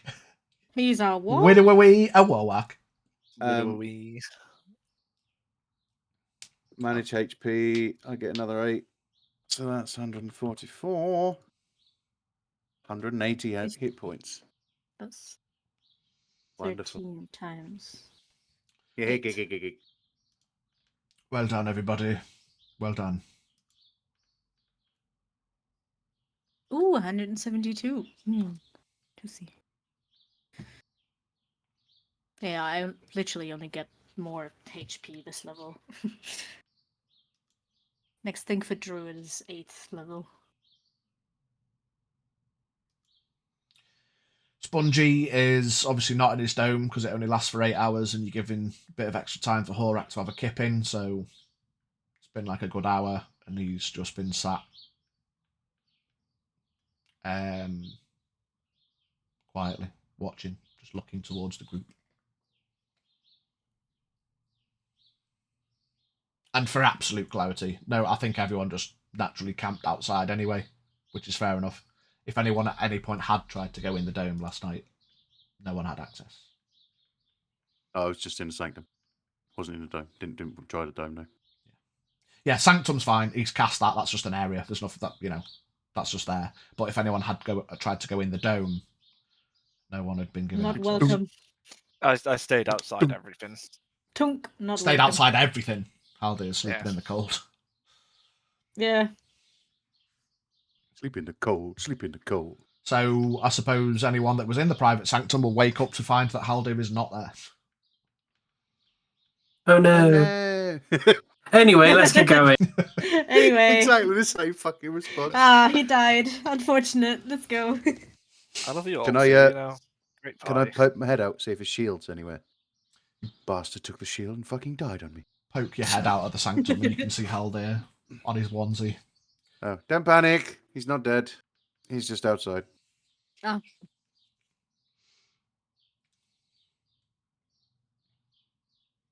Well, what's the haps? You heard from your brother? What are you talking to me? I'm looking at you, Egon. Come along. I know it's early. There's literally just a head poking out there. I mean, you're even smaller when you're just ahead. Because he's had to have leant forward to get his head out. It's just like 2 feet off the ground. Just head. No, don't work like that. I'm the one who talks to my brother. He can't talk back, or he can't start it at least. Would it not be worth seeing if he's made it? Sorry, it was a bit traumatizing last night. I didn't think of that, but while we're here.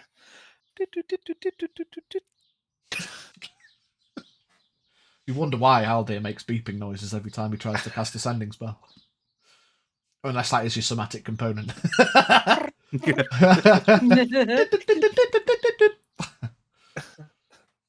like one of those dwarven touchstones, you know. Alright, bollocks. Hope you're still alive. Did you get to town? Blah blah. How's everyone? Blah blah. See you soon. Morning, shake lips. No, we didn't get to town. We also haven't fucking slept. So less of you shite. We're still probably a day away.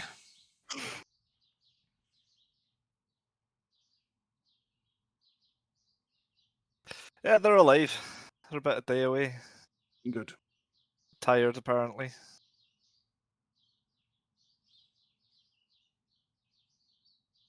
Splendid. Well, what's on the agenda for today? I'm going to town. You want to head back south as well? Aye. Okay. They've got my bag. What is even in your bag that's that desperate that it can't be replaced? All of my notes ever. Well, your brother will keep hold of it. I mean, fuck else for are we fuck's gonna sake, do? Haldir, before you go to sleep tonight, send a message to Jane and tell her to confiscate the fucking bag when she gets there. I don't When he mind gets them there. having them. But, I mean, like, they've got everything. What would you need from your bag? I would need my tinderbox, my rations, my hempen rope, my playing cards in case we get a little bit bored. I would need some more parchment and ink so we can take more notes when we're going along. My mess kit's in there, so, you know, just in case we wanted to cook something that wasn't magically made. They've got the great sword, a load of gold, my bedroll, the book that Oron gave me, including some other books that I took from your mansion, signet rings, diaries, alchemist supplies, got daggers and other things. They've got a lot. As you're saying that, Zeron pulls from his backpack a bedroll, a blanket, a packet of playing cards, a tinderbox, and says, "That's all I've got." What do you want me to put them? I'd give him a Up your sack. arse for all I care. Does anyone have any parchment? This is the big one. I'm sure we can find some. Let me see, and I'll run through my backpack.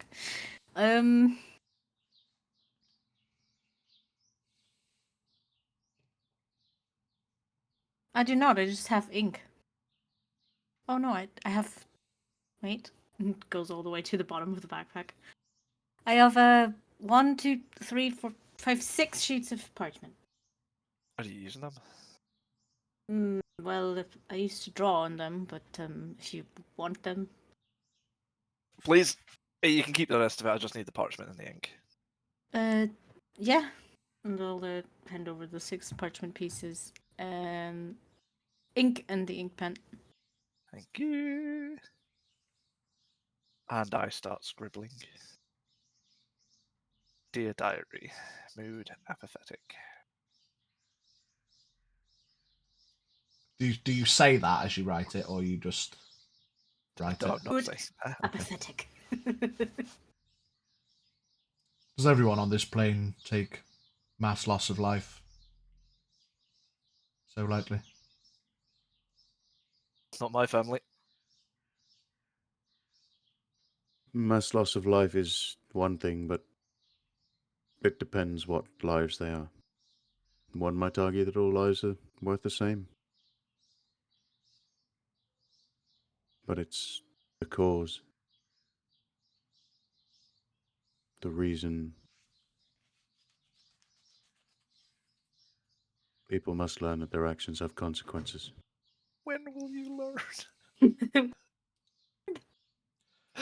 Miles, have you been in communication with Veritas? He speaks to me occasionally. Last time everyone else heard.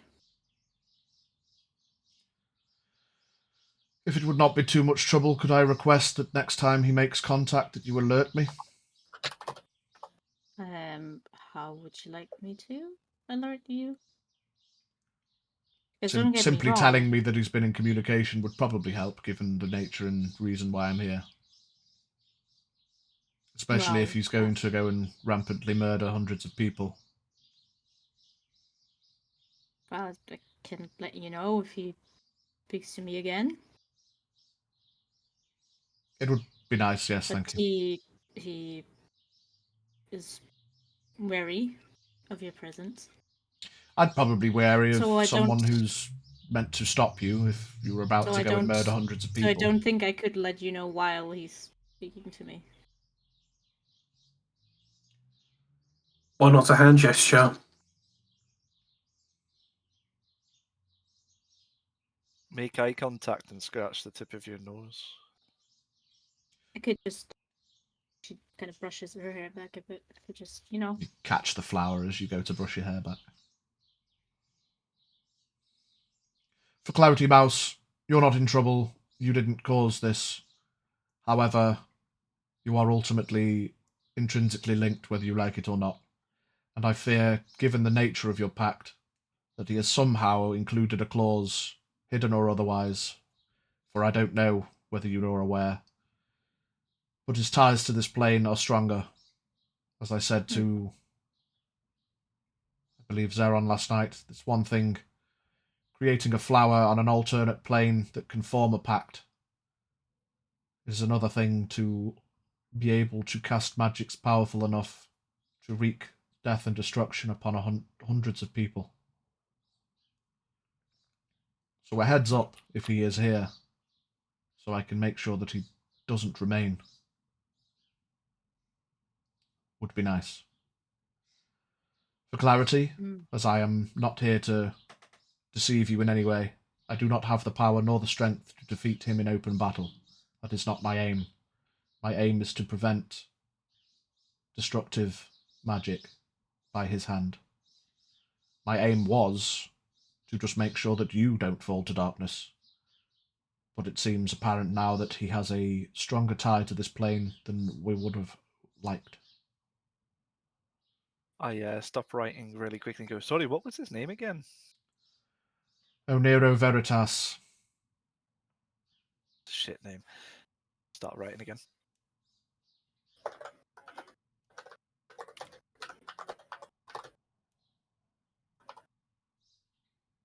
If it were to come down to pitched fighting, is there anything we could do to help you? Is there any sort of things we can use against him?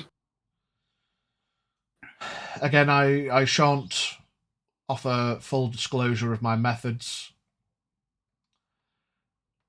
Not publicly, anyway. For I suppose if he does have ties to this plane, he could be here now. But unfortunately, no, I don't think there is anything that you could do to help. I'm not even sure if I fully can. I would simply need to be within a short range or a short distance from him. And I can dissuade his presence.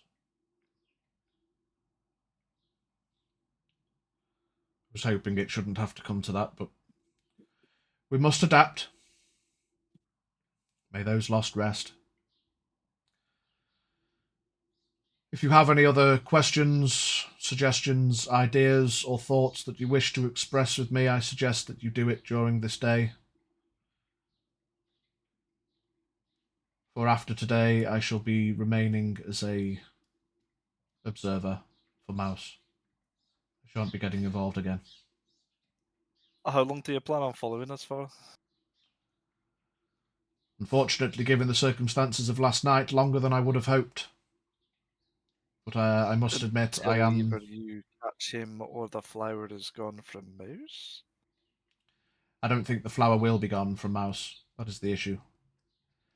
I am slowly learning that Mouse isn't the issue. So that's a benefit. But who knows? She may change her mind. So I shall remain for now.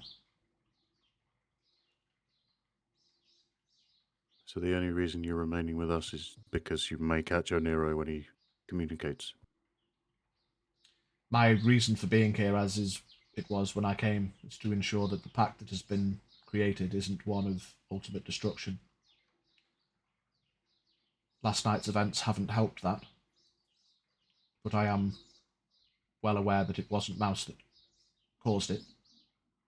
Unless you have anything to admit to, Mouse, did you ask him to do that? No. Give me a persuasion or a deception. Whichever you should like.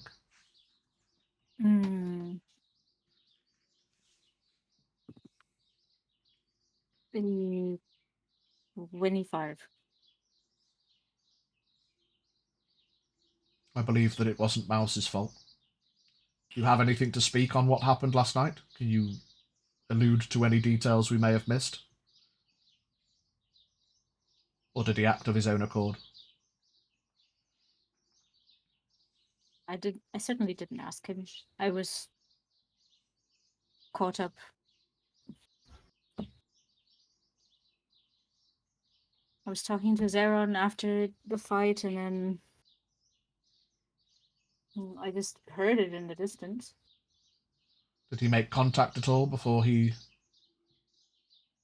Did he reach out?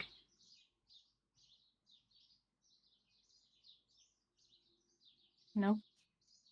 Give me a deception check. 26. Fair enough. It seems his link to the plane is stronger than we would have hoped. But as long as you continue to act in benevolence rather than destruction, Mouse, then dealing with him directly will be a wider issue. I will have to report to the Tearmanon. Perhaps he would have to be approached on the plane itself.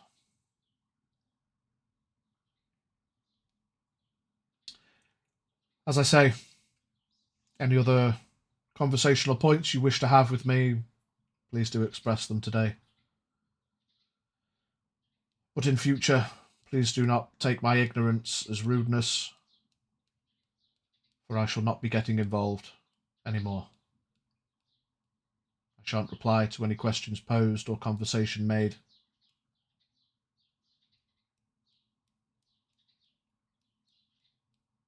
And then his horse apparates, and he sits upon his phantom steed. Should be ready when everyone else is.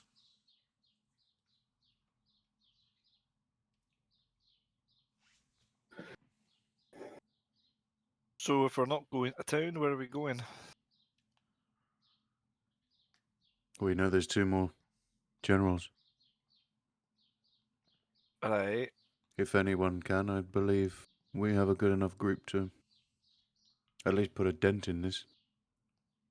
I will be honest though, apart from my hastiness, do you think we're supplied enough to do this?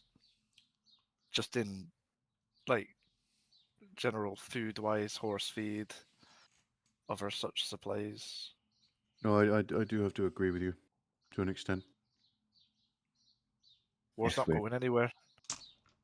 And if we're going to go into something like that, I'd sooner us be better prepared.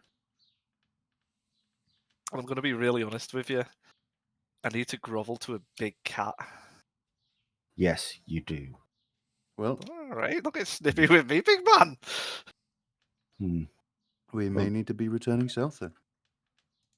You didn't see how upset she was that you left without saying anything. She'll forgive me once I get the surprise sword.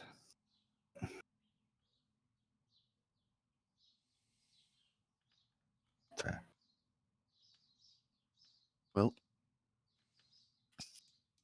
south it is then.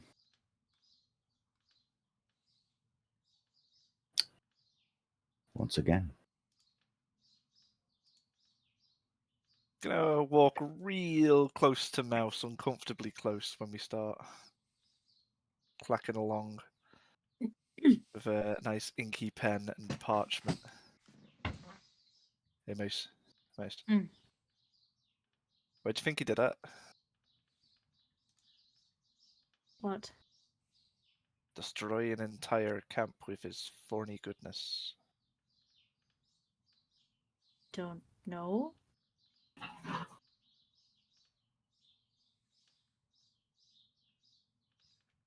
Didn't say a singular word, nothing to hint, nothing.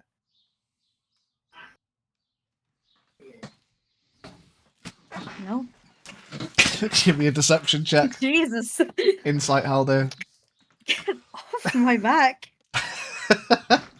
24. Yeah, no, we're even close. Gonna nod along. So does he talk to you about, like, things from his realm of realminess? You heard them the last time he talked to me. I wasn't really paying much attention to him more than I was paying attention to you and Zeron doing or wanting to do the horizontal monster mash. What? Is this an evident conversation? What does it even mean? Are you trying to be quiet about this? He did say he was getting close, but you have got 27 passive, so yeah, you can hear it. I've figured out that being quiet around either of you is just an impossible task. Pretty Doesn't much. work. There will be no mashing of monsters, Haldir. You ever done the Monster Mash? It's a really fancy dance. It's the Graveyard Smash, I hear. It was the Graveyard Smash. Now imagine that horizontal. 1 point of psychic damage, Zara.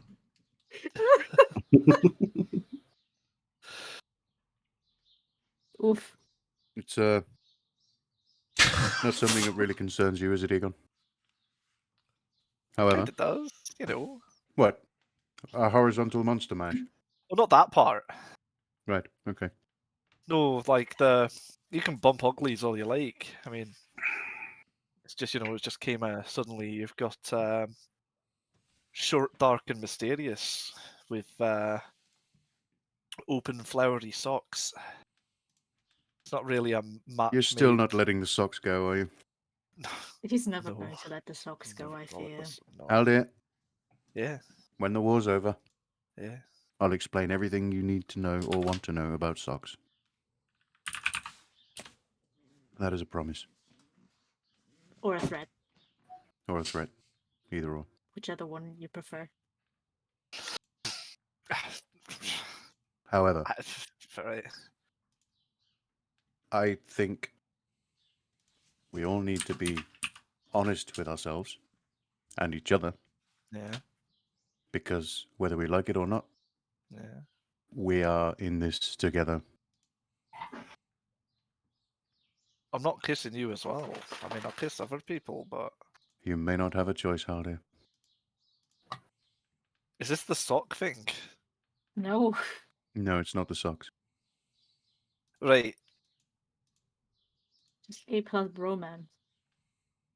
I understand that, you two are in it together, but the rest of us don't really see you two romantically. I had a friend a long time ago. His name was Broy. Broy Charlton. And he sang a song about us all being in it together.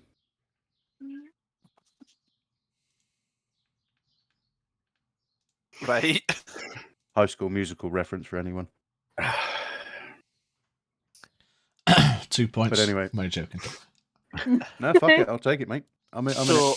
I was I'm in it for the dad obviously just gonna... I was just wanting to know about Faye Friend and obviously you two in the romantical sense. Well, and where we kind of, as much as I would like to help you, I do not know much about my Fae friend myself. Yeah, you didn't really read the fine print, did you?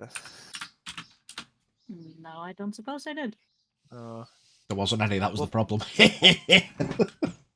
We'll figure it out at some point. Curiosity and...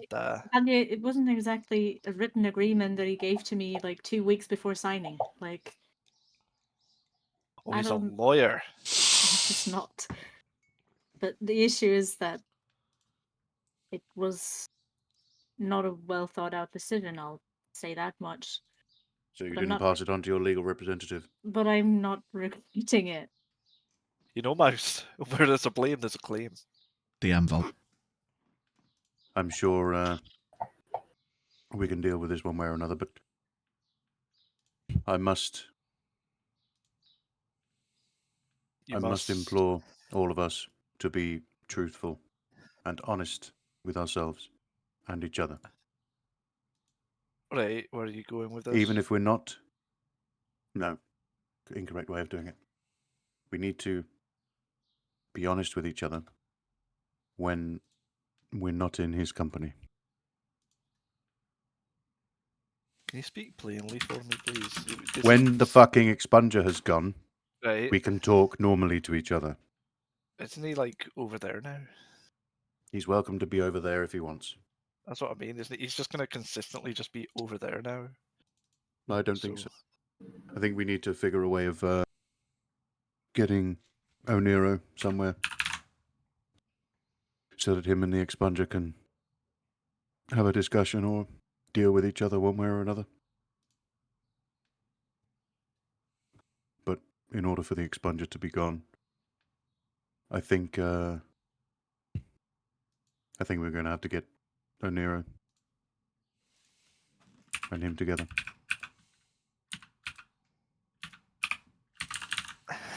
Aren't you two like forever linked though because of that thing?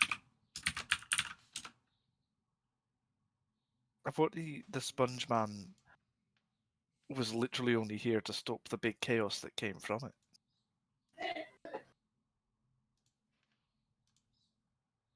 I don't know. No one seems to know. We'll let them two have an epic battle of Fae. See what happens. I don't think there will be a battle. I mean, I can of course. Next time that Unero contacts me, I can of course make a case for him to talk to. Big armored and mysterious, but I can't force him in the end. If he comes to talk to me again, I guess I'll just puddle my way over and let him know that he's talked to me, but...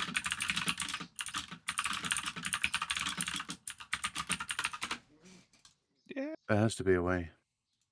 In the end, I don't really know if this is a bad thing. Well, we've got choices.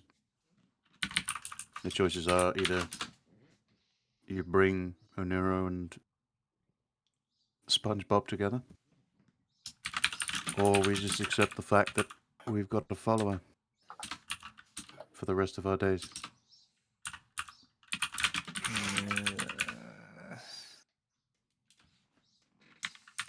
So, it's not a decision I'm going to make for the group.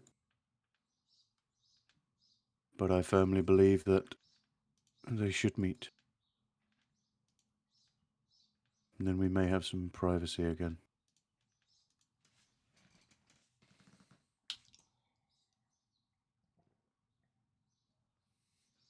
I don't doubt that his help has been useful.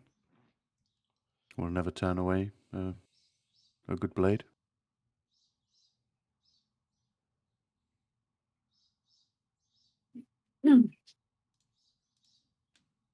But I think he's outstayed his welcome now. Yeah, I'll have to agree. Well, if he's just going to be a distant observer, I don't really see the issue. But, like I said, I can ask, but that is all I can do. Whatever you think is best, Mouse. Just make the decision soon, please. I will ask, but that is all I can do. I cannot force his hand.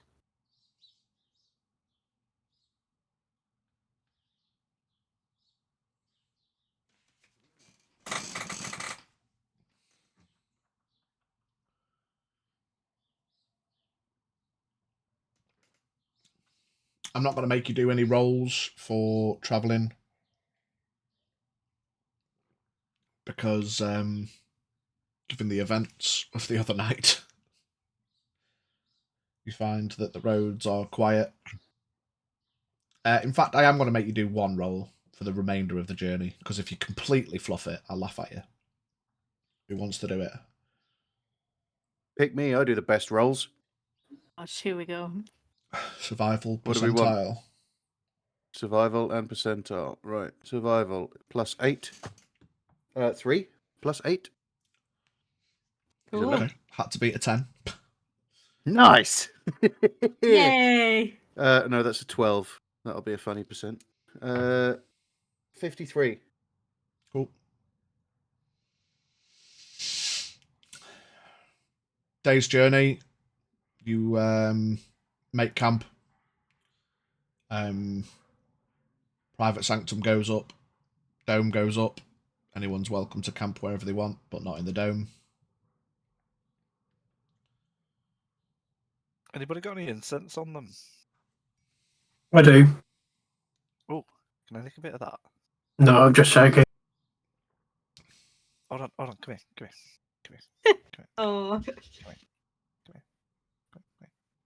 It's quite so. Come here. Put my arm around you. What made you like this? Trauma. Just the constant killing of innocents, I guess. trauma. When did we last kill somebody innocent? Well, it was about 16 years ago, but Come along, Oron, just drop it.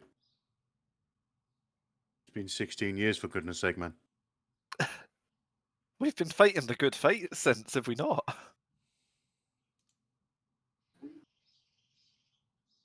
well, it's true. I do think we should go after the generals, but it was your own fault for giving your backpack away. Why on earth would you do? They needed it more than I did, and what if I died there? What if you survived and then needed to travel, and you needed your equipment? We're going back anyway. So, Haldir, what do you expect that your brother has actually used from your backpack? Right, so you see, we were going up against a general who I thought was like a well-trained military official and his cronies, okay? I didn't think I would have... See, a lot of fights we've been in, I've always looked at and gone, oh, fuck it, it's just a massive mutant wolf, whatever, get rid of that, no problem. Trained military who could have possibly called back and bolstered their numbers. See, that was the problem in my head. That was a possibility of I might not survive, take my money, go have a nice life, / there is notes that people have no idea about from like 16 years back when all of this shit happened. It might like gleam knowledge for somebody. If that's all lost because some pillaging like military man goes, ha ha ha, look, the elf can write, zip zip zip, fireplace. Knowledge is power. Catching my drift. So really what you mean to say is we must invest more in Boone.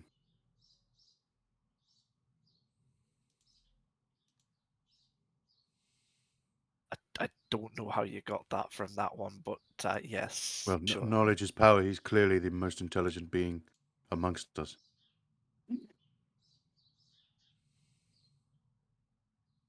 Good job on that, by the way. Excellent training. You're welcome. See? You know, we'll talk about going into business after this whole mess is done. But,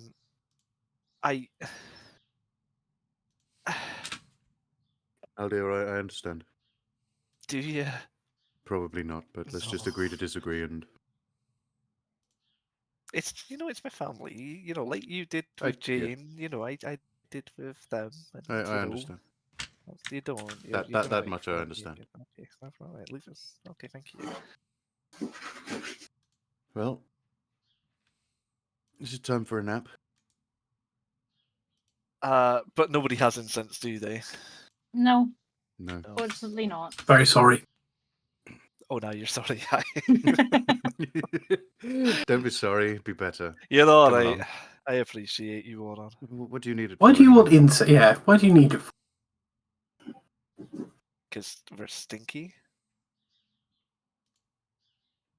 Never saw you before.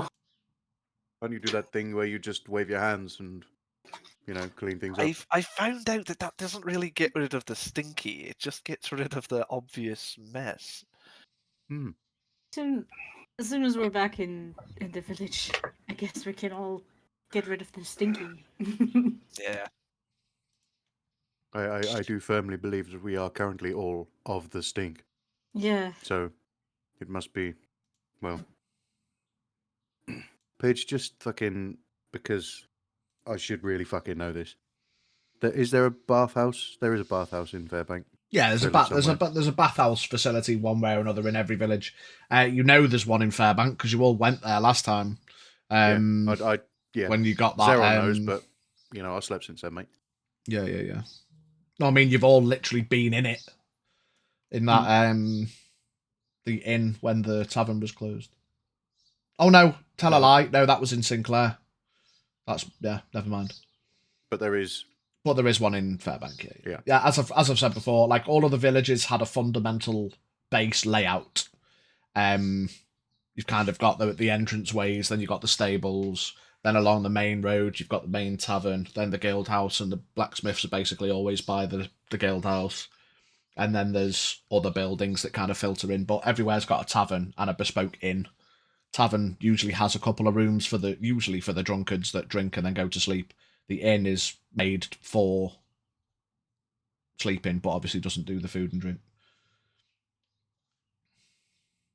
Would I be able to? Yeah. Would I be able to know to decide if there's? Well, would I know if there's a nearby river or stream? Give me a survival check with your natural abilities. That is an 18 plus 3, 21. Yeah, if you go on a bit of a detour today, you can find a couple of less of a proper stream. There'll be like a couple of natural ponds. Ponds aren't necessarily the cleanest of water, but you can always boil water, etc. But it depends what you want it for. Or if you're after a bath. Oh yeah, I was planning on dunking Halden. Yeah, you find some natural ponds. I don't know what I've done to you lately. I'm trying to go with the fact you were right all this time. Hey, good job on being right. I'm going to be a dick to you.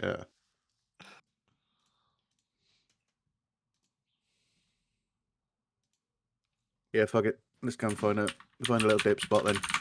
Wash my armpits with some moss.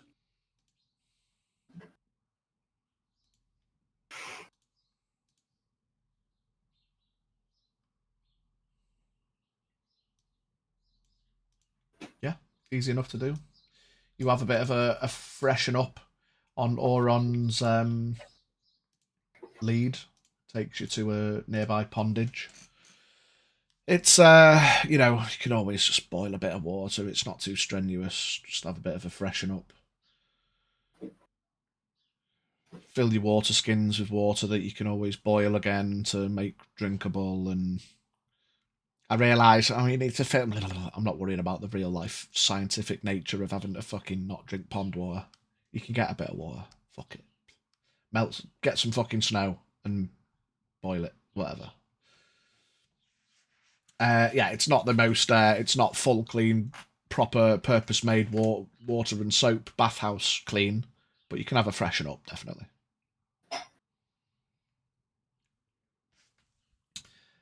So with that, unless anyone else is doing anything, we'll crack on with the final day's travel. Arriving at Fairbank Village.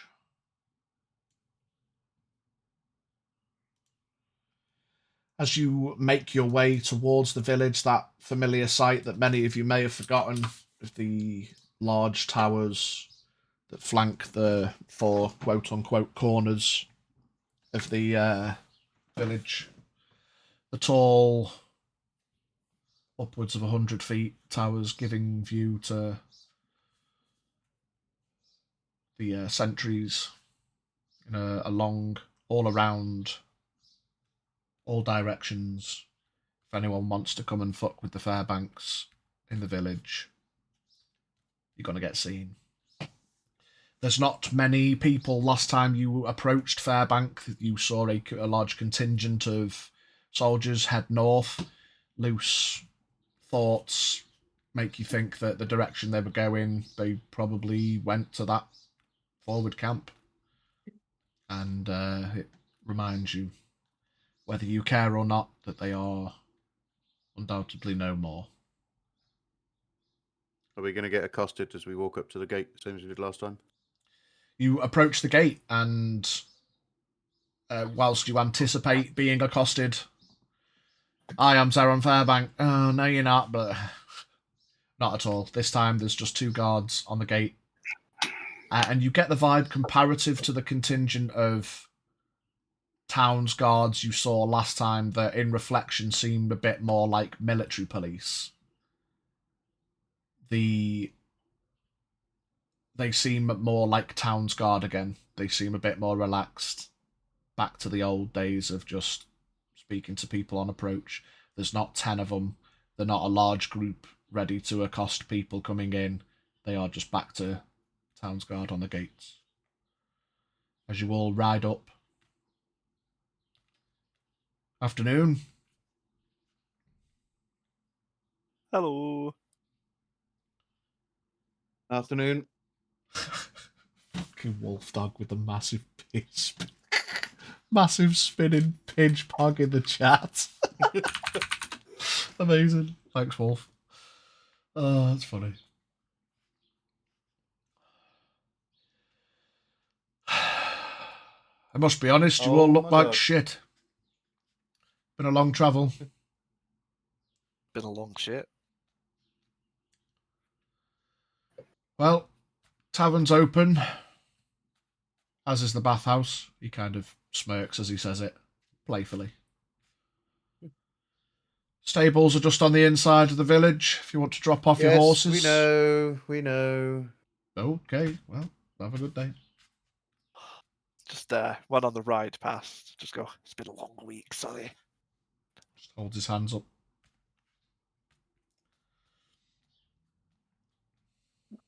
Well, they were nice.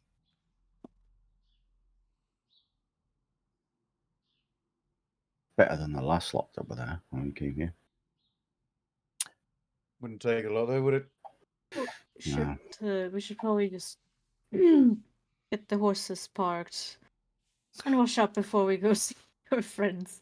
I can't find a bay for my horse. Park the horses. Horse care. Plus honor. Oh, look behind you. You park this, I can't fucking get angle right here. $5 an hour. I'm always shit at reversing horses. Yeah, easy enough. You pull up to the stables. Well, you don't even pull up because you haven't got a cart anymore. You just ride up to the stables. Okay, I'll pull up. Okay, I'll pull up. Afternoon, travellers. Welcome to Johnson's stables. How are we?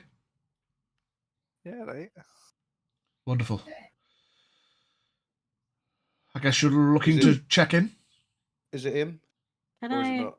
Can I? Oh, have a no. Look around? You didn't Can I have see a him look last time. around if I can see Astrid and Estella in the stables?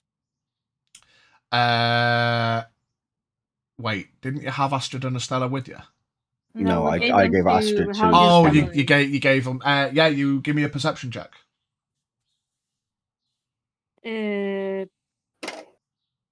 31. Yeah, they're not like immediately obvious, but you know that the stable's got, a few bays. Do you venture into the stable?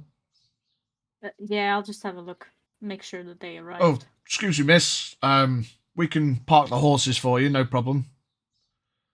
I'm just looking for 2 of our horses that came in with other travelers. Oh, he kind of walks over and fair enough. Come with me. And he opens the main gate into the stable. Yeah. Takes you through. Yeah, I'll you follow. venture in. The horses are there. Oh, good. They arrived safely. Good. Oh, good news, good news. Yeah, I can. He holds his hand out for the reins. I can take this one. Gives it a stroke across the snout. I'll hand over the reins of whoever's horse I have. Leads it further down into the stable. I'm gonna hop off the back of Haldy's horse, whatever his fucking name is. I can't remember. We named its ass. Craig. Oh, Craig's well dead. Craig was dead, Oh, mate. Craig. Oh, Craig's gone. Okay. Yeah, fuck it. Hop off back of the horse. Excuse me, sir. Yes, friend. Where's Johnson? I'm Johnson. Michael Johnson. Your father, maybe? Oh, kind of looks down a bit glum. You got a nice dog. Shame Oh. about its satellite dish. You get Sky on that.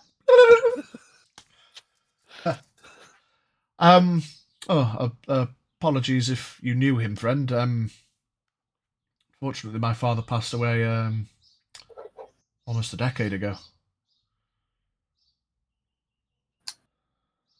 My apologies, I wasn't aware.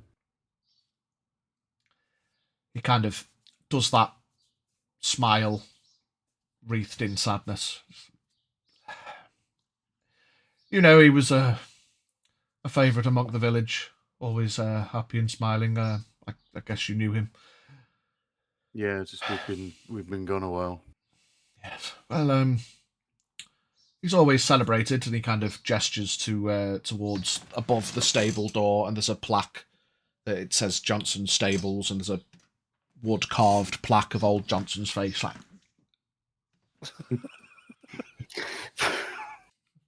Nice. Taxes and a high sorry. And a stretch. Oh. Nocturnal wolf dog just redeemed. Oh. My arms just disappear when they go over my head, apparently. Ooh. Oh, hello. Damn it, lol. Stop taking my arms. Fucking spider bitch. It's not an invitation. Thank you, Wolf. Apparently, it's an invitation. Marks. Nocturnal wolf dog just redeemed change machine. I can only apologise for the loss of your father. He was a great man. Helped us out a lot. That's good to know that people still remember him. Doesn't feel like 10 years. He, I don't think he really brought light to his condition. We fear he was ill for a long time. And you kind of put two and two together now that you imagine that this is one of the stable hands that you'd never really interacted with, but you kind of think about it and you recognise him. Now, this is obviously the 16 years older son of... Version of, yeah. But yes, he's having the plaque and people remember him does always... It brings a smile on my face to think of him once more, you know. The legacy he leaves behind as a lover of horses and...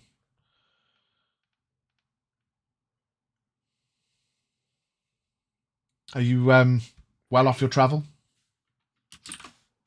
I'll be honest with you, friend. I'm fucked. Fair enough. We all are. We've spent a long time on the road, and it's nice to see home again. Home. Apologies, I don't. And then you see like a bolt of lightning. He's like, his eyes go wide. I apologise. No, don't apologise. Master Fairbank, I didn't recognise you.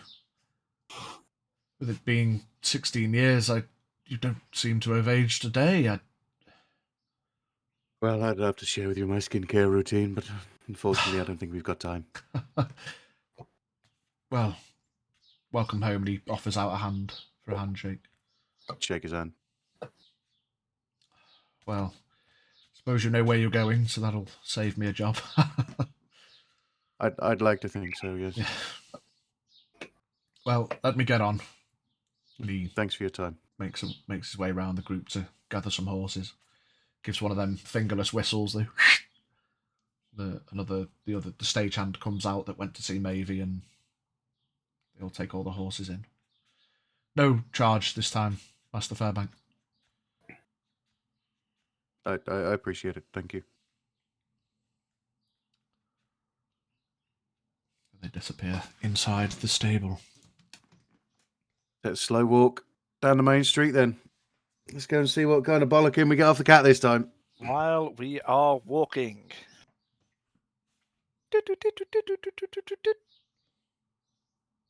Small cat.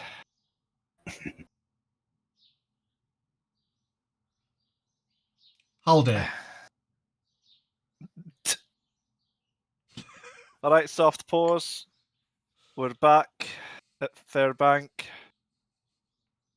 Now's a good time to start skiving. Get your fluffy arse over here. You hear a hasty message in the back of your mind. I'm in an exam. I'll come as soon as I can. Can you tell me the answers, Uncle Haldy? I didn't study. What's 5 plus 5? 21.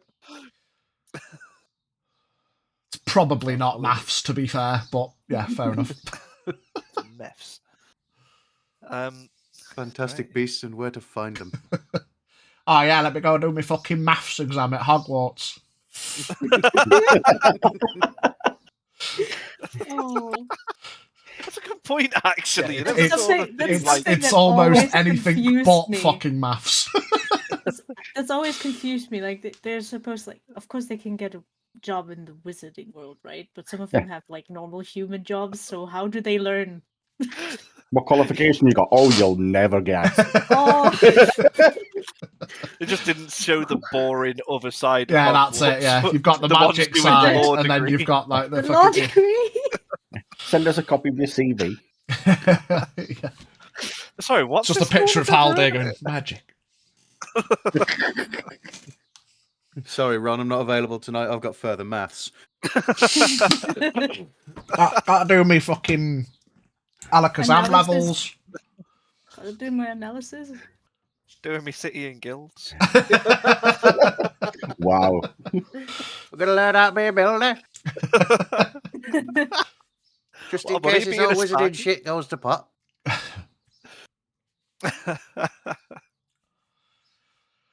Right. Walking up the street. Half hours, please. Right, well, I think Going my to- supplies is going to be slightly delayed, so can you protect me from a massive cat? I mean, No, you do you want to go brought to this the on tavern yourself. right away? See, we need to stop in, Aldi, because the longer you wait, the worse it's going to be. That is true. However, hopefully, my family is already there, and hopefully, I can Haldir this away. Maybe, smelling bad as we do, maybe we should get cleaned up first. Maybe she won't want to get close to me if I smell this bad. I don't think that's going to affect it, Haldir. I think if you're within 60 feet of her, I think you're getting a fucking paw upside the face. Should we all go start smelling nice first, then, or pop in first? You go smell nice. I'll take mine later.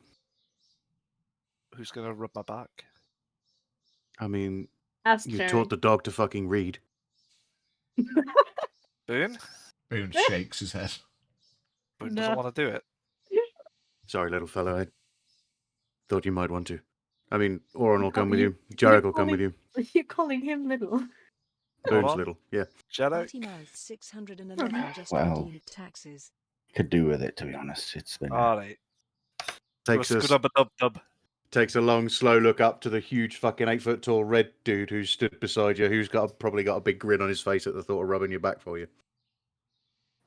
Shrugs. I just have to not drop the soap and I'll be okay. God, imagine that one. Fucking hell, he's 8 foot tall. Imagine the fucking damage, mate. Anyway. Did I ever tell you when I was in the King prison, they used to call me Molly? Yeah, make your way through. Zeron leads you through the village. You kind of haven't. Oh. Uh-oh. Oh. Welcome in, Mighty. Hello. You have. Does anyone require an advantage? We don't know yet. What's I the think score? Haldir might. Yeah. No one's ever going to say no to it. You have a I don't think bombastic. I can stretch further than a D6. You have a bombastic side eye at the tavern. Doors closed. Almost let out a little sigh of relief as you instinctually pick up the pace a little bit to stay out of view. Just redeemed by You I'm hear gonna- roaring across the village. How dare! I'm going to point them in the right direction and then head off to the tavern. Yeah. As you've become familiar, similar layouts of the villages. You imagine the tavern on the main road. Follow it round. You'll find a inn with bath health attachment. You all make your way into the inn. There's a friendly-looking halfling behind the counter. Small bush of ginger hair. Oh, good afternoon. Weary travellers. Very much so. Indeed. Bath in a room. Just a bath. Yeah. Okay, wonderful. That'll just be just counts you up. Is it just the 5 of you, and the dog as well? Yes. Yeah, why not?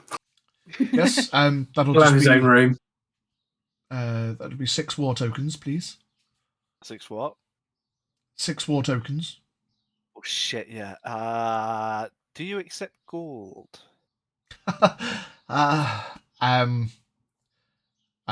mean, oh, you're being serious. Yeah, do you know where we could exchange gold for the war tokens? Currently the exchange rate is 1 into 5, not in the favourable way, so it would be 30 gold. But you can sees you almost keel over. I'll what did you say? 5? 6. It would be 5 gold per war token. Yeah, I'll just and plop 5 gold on the table for me.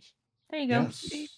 Fucking gold for 5 gold for a fucking bath. Hell, dear, just take the bath. You stink. Absolutely not. I'm gonna go find a bucket.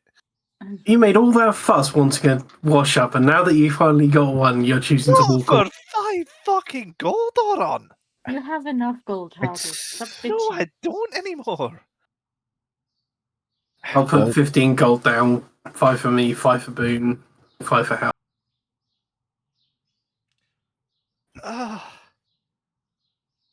Does this come with a laundry service as well? Yes, we can. It will take a little longer, but I just start taking my clothes off there, and then I'm getting my money's worth. Please Fucking hell. use the private room, sir. I'll keep my undies on. Don't worry about it. Okay. I'm sorry. Very sorry, he's a cleric. Makes sense.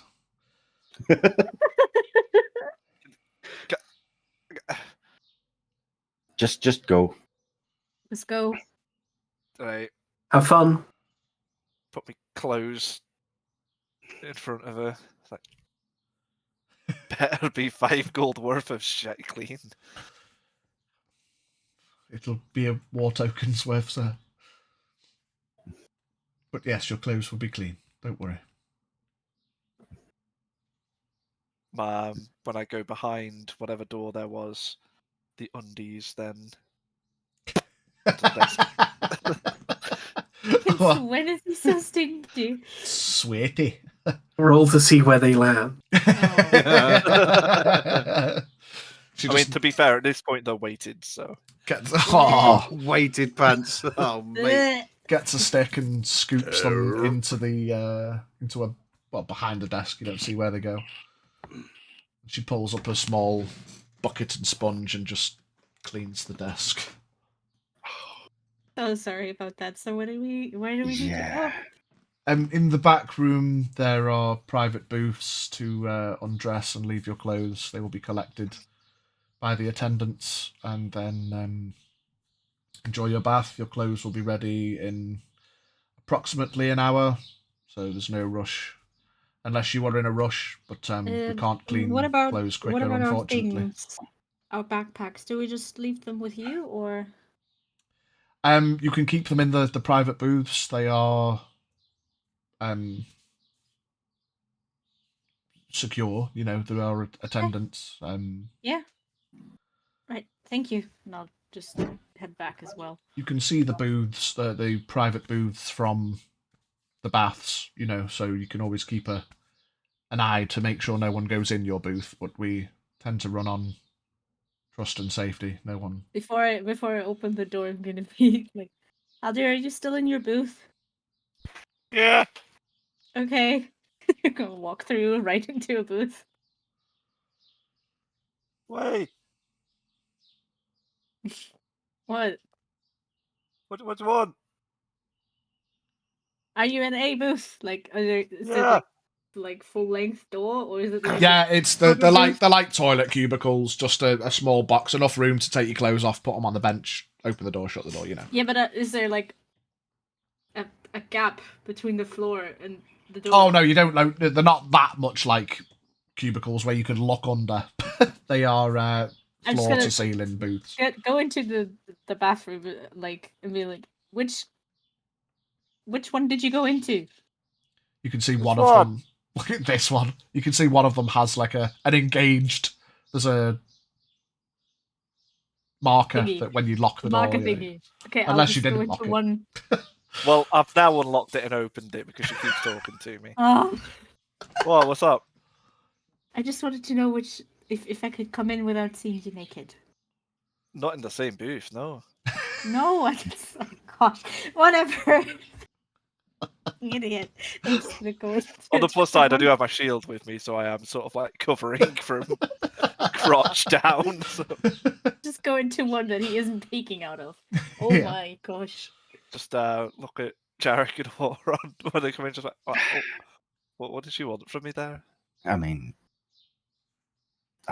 Horak says, I think she just wanted to know if you were naked or not.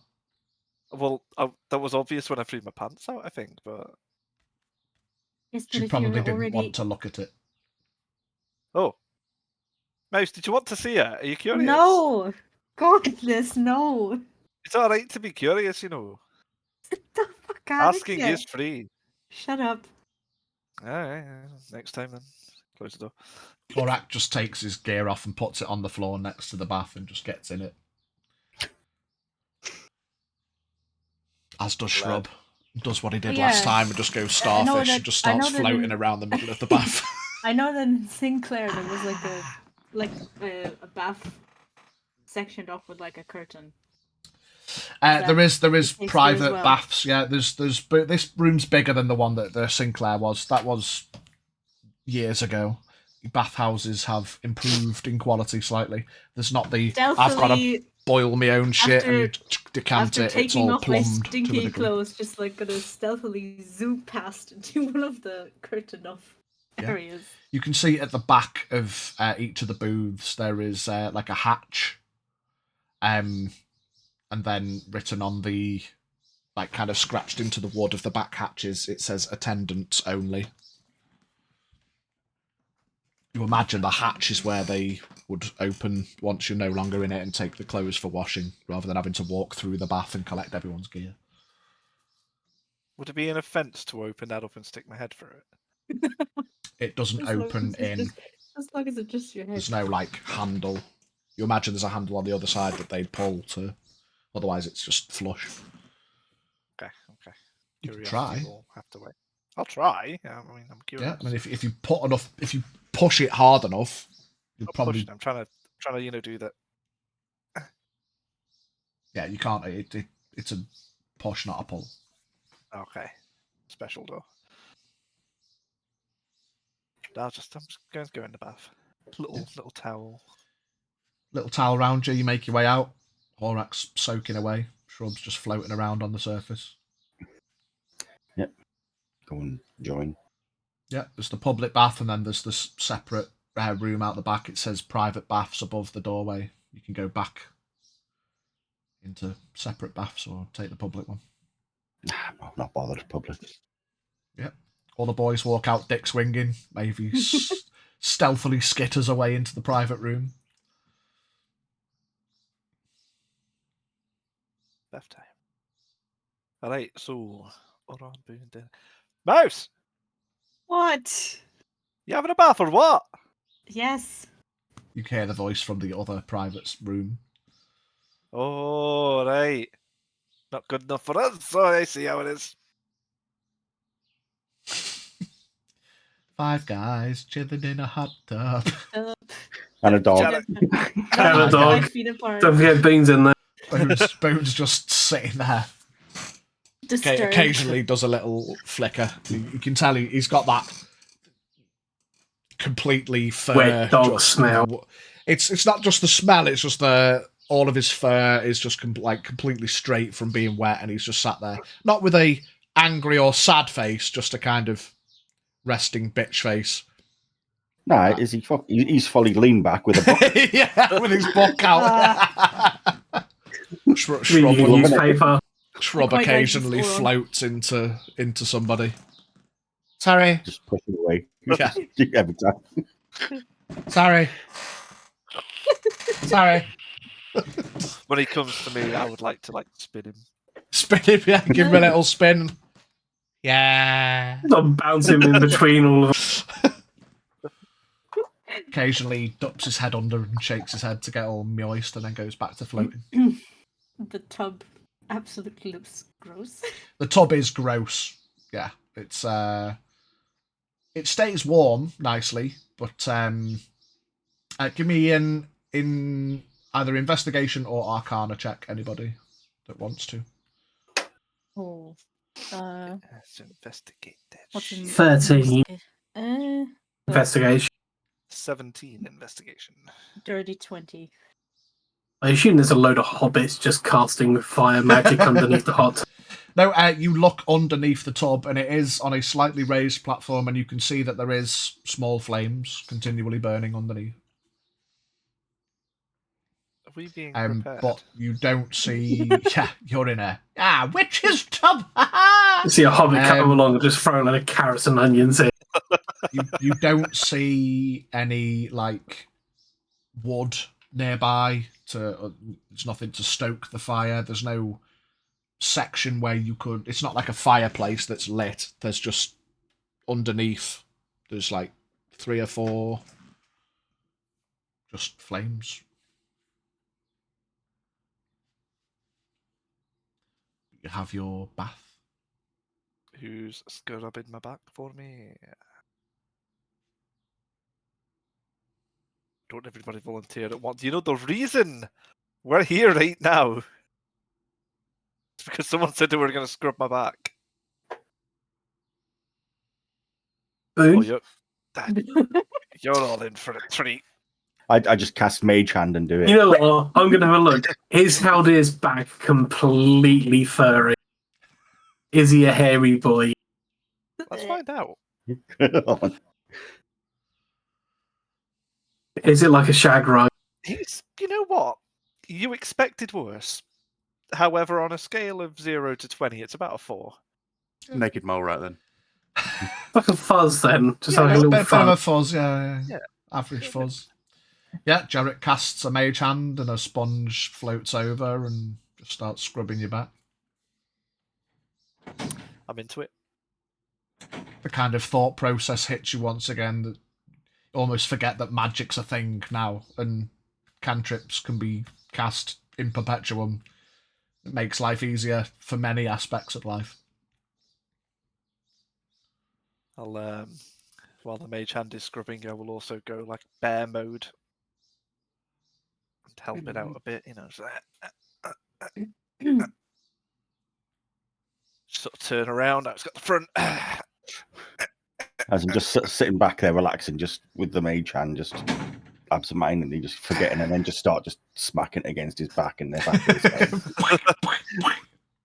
Oh, sorry, just not paying attention. You hear a voice from the doorway. You can see there's an attendant with their back to you all. Would you like replacement water for your bath? Oh God, yeah. Please. One tie, sorry. Do you require entire privacy, or are you all covered? It's all right. You can look if you want. Nothing to aid. No. The attendant turns and walks in. They, you see, they cast something. Oh no, and, Boone! Oh no, Boone! Water starts to scrub me, Haldir, scrub me. Appear and pour. Scrub me, Daddy. Water starts to refill the tub as they release the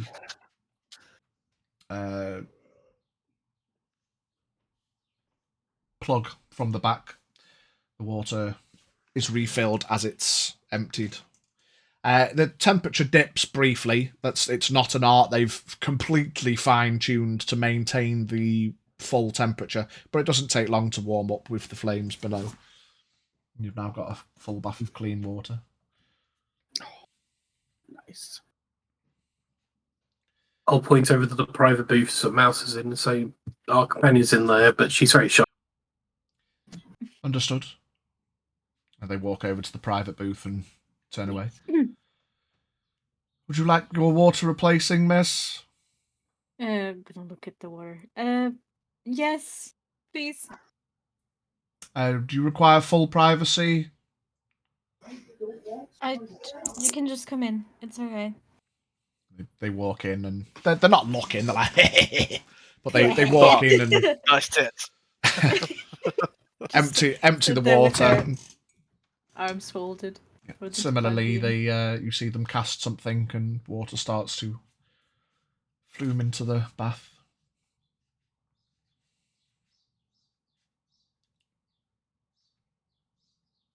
Anyone else doing anything else? Or shall we skip ahead? Skip it. Yep. You finish your baths. Everything's nice and fresh. You go into your private booths and your clothes are all fresh, cleaned. Not ironed, but whether you know to care about that in this day and age, who cares? For 5 gold, I fucking care. That's more. It better smell like lavender. Yeah. Yeah, they smell good. They look good. They're just not pressed. It is what it is. They don't have irons in Terrafae. Sorry, V. Just a hot bit of metal. We have magic in the world, but we couldn't heat up a bit of fucking metal. Listen. They got the clerics. They'll probably kick their door in if they found out. You're using magic for what? You got a license for that iron?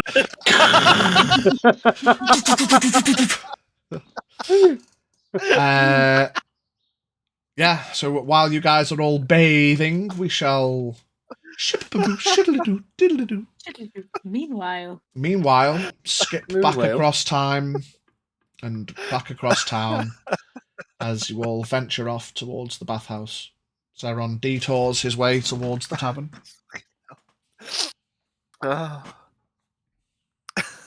Calvados is just fucking the UK.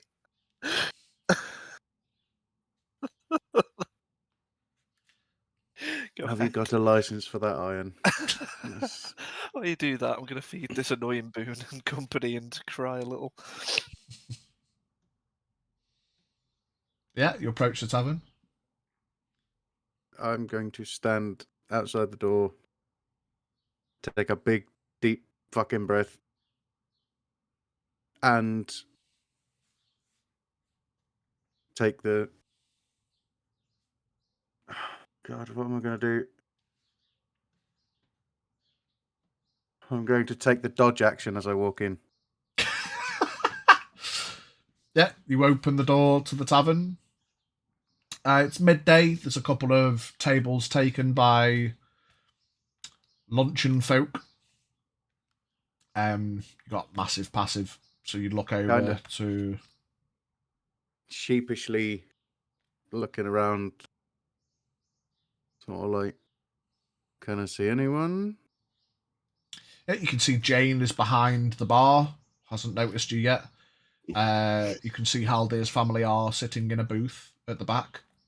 Can I hide? Can I make an attempt to stealth my way into the tavern? Yeah, give me a stealth roll.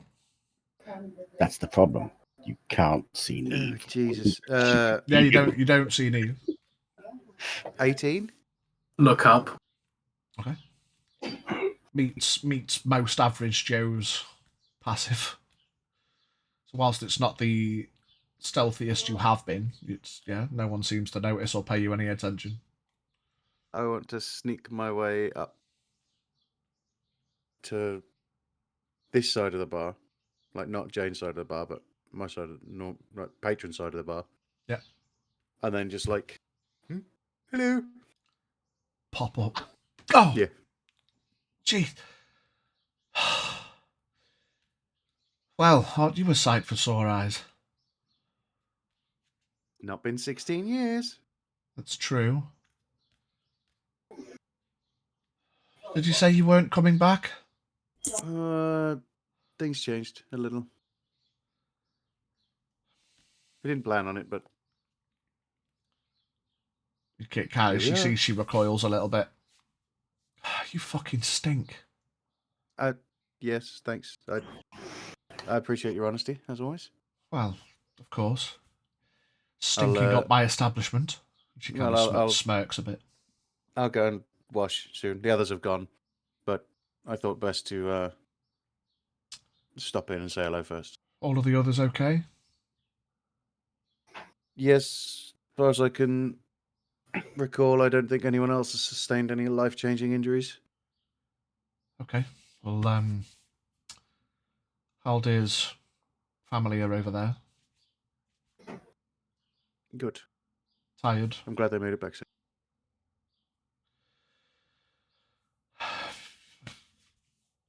So where have you been? A little way north. That's the reason we went north, actually, to find Haldir's family. Oh, okay. I thought it a bit strange that, well, you just disappeared, so... Well, it wasn't until we realised the gravity of the entire situation that Haldir's family may have actually been in trouble.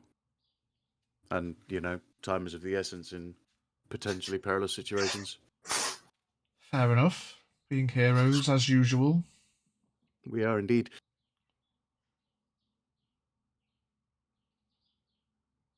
You alright, mate? You've got pets, Jane.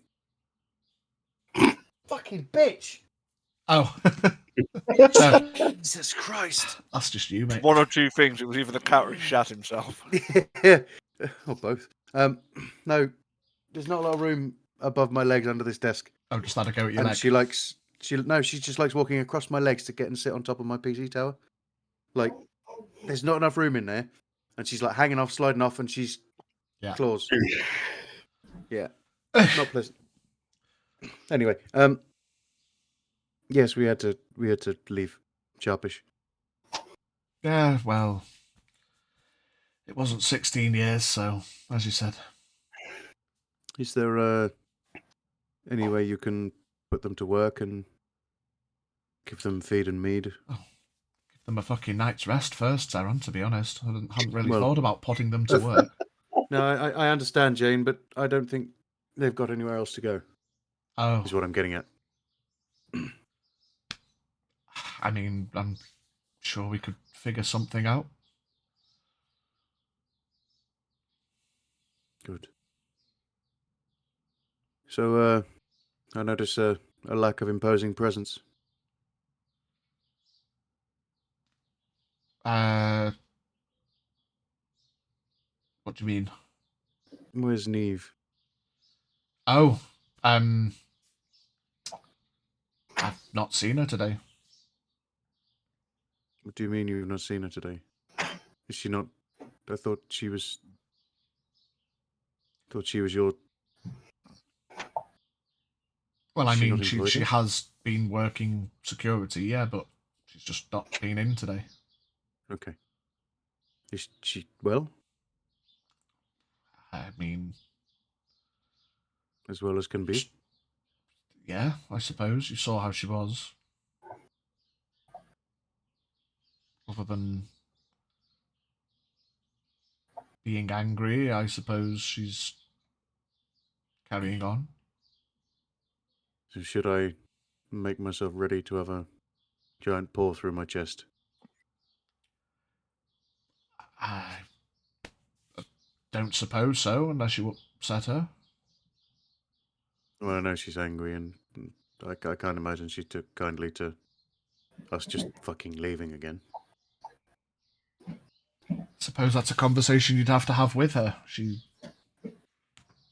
Great. So, where is she staying? She's still at your place? Yes. I'll make sure to stop in. I have to go and clean up, as you said. Like as I'm stinking up your establishment. Yep. Is everything else all right? As far as can be, I suppose, yeah. Village has been quieter the last couple of days. Good. Oh, Zeron, is that you, lad? I'm assuming that's Egon. Yeah. Mr. Where's Egon? Shite Lips? He's gone to. You see Jane kind of pulls her hopefully- face when he says that, and then just shrugs. Hopefully, wash the shite from his lips. I'm not sure with your vernacular, sir. Fair enough, as long as he's okay. He's gone for a bath. I'm assuming he'll be down here soon. Right. You made it here without any troubles, I hope? Pretty much. We saw some groups of soldiers further to the east, but we just rode on. So I'm probably, now I know he's alright, I'm going to go sleep for a day or two. I don't think that's a bad idea. Is that okay, Miss Fairbank? Yes, sir, as you are. As he pats his hand on the table, makes his way up the stairs. I'm assuming the girls are there. They're not not Yeah, talking much. yeah. The handmaiden is asleep at the desk, and sister's just kind of looking. Go on, get yourself upstairs, you two. See, she nods and turns and shakes Mary. They venture upstairs. Right, well, I'll go and unstink myself and then go and see what kind of level of frosty reception I get from the cat. Righto.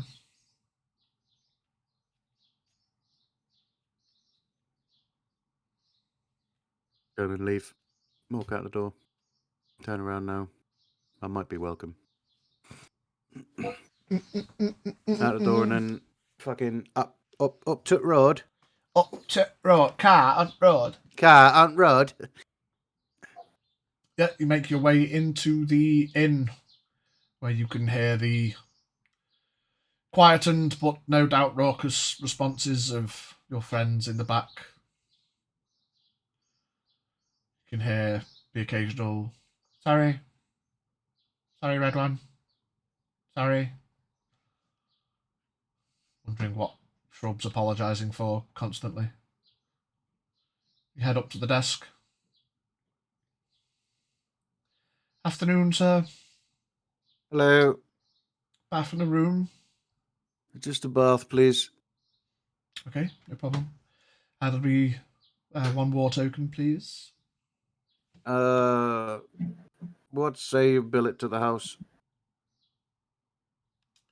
The manor.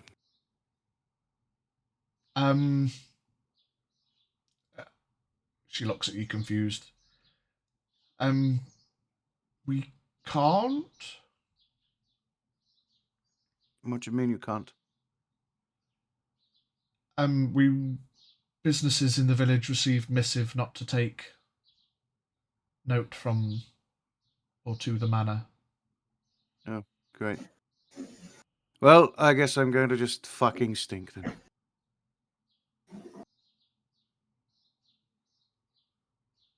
Are you part of the same travelling group that came in not long ago?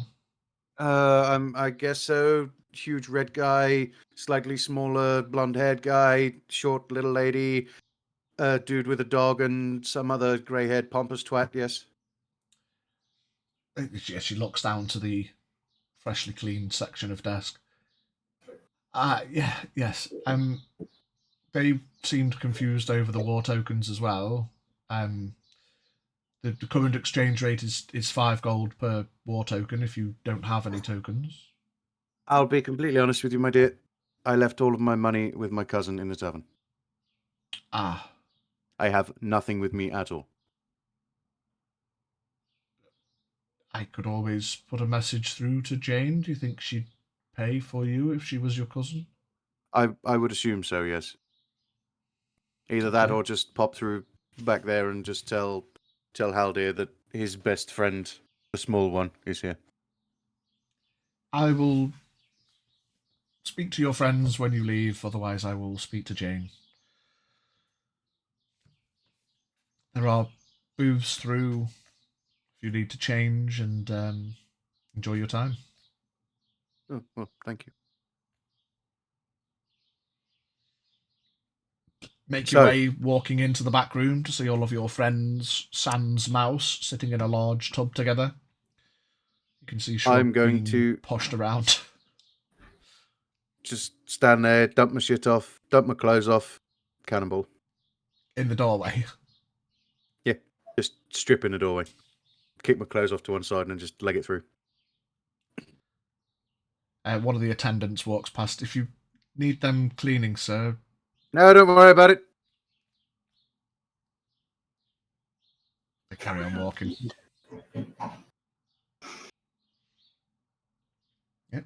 Shrub kind of panics and ducks under the water as he sees an incoming Zeron.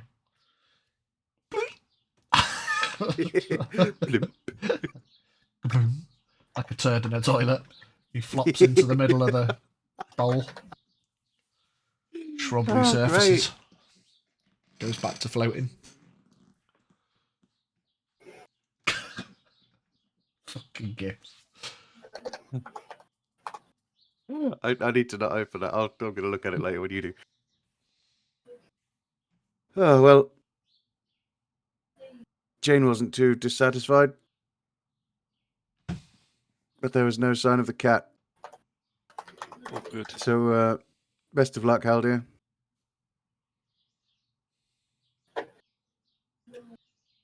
We'll go and take a pop a visit. She's at Jane's. We'll head around there when we get out of here. The attendant walks back past the doorway. Are you sure you don't want your items cleaning, sir? No, don't worry about it. I'm going to burn them when I leave here. Right you are. Do you have a change of clothes? Good point. Maybe I won't burn them, but no need to clean them. Fair enough. Maybe just my undergarments. I'll just sort of wave and just nod.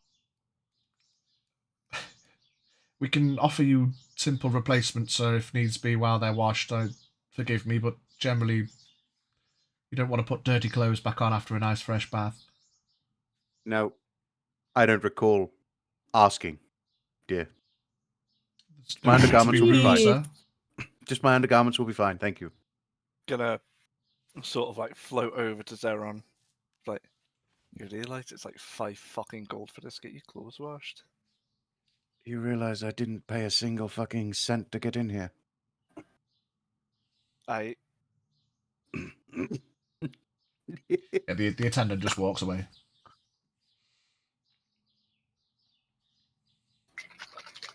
Alright, big scrub-a-dub. Yep. Everyone has a bath. Gets up, gets out.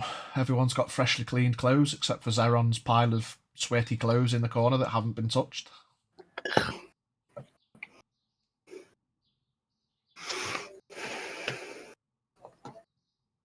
Have I got a spare pair of clothes?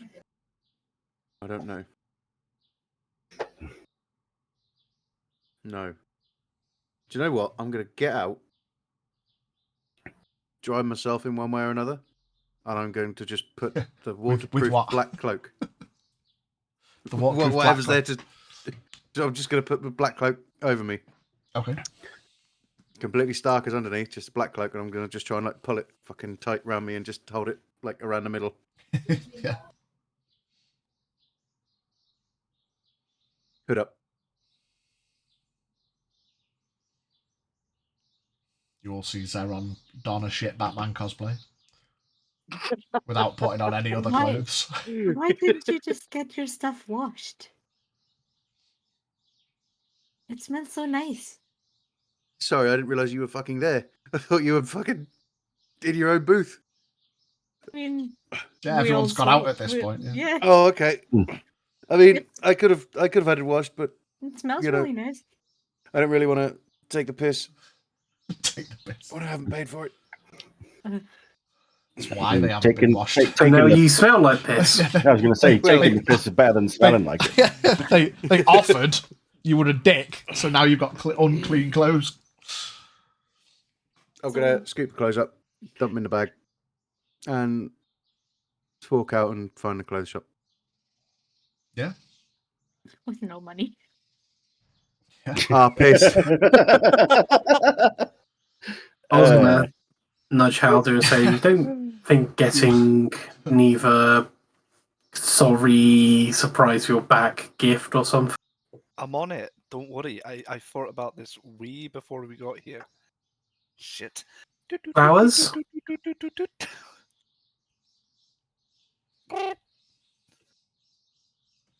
Listen here, Whiskers. It's been like an hour. How long are exams these days? Really do need you back at Fairbank. Please. Save me. Oof. No response. He's ghosting you. I need to focus. Back off. Blue check. Yeah. As far as sending goes, See. there was no like ping back. There was no. It doesn't seem to have gone anywhere. You imagine, as part of the nature of the magic, that the message was sent. There was just no response. It'll be a better surprise than getting her a pack of biscuits. I don't even know if cats can eat them.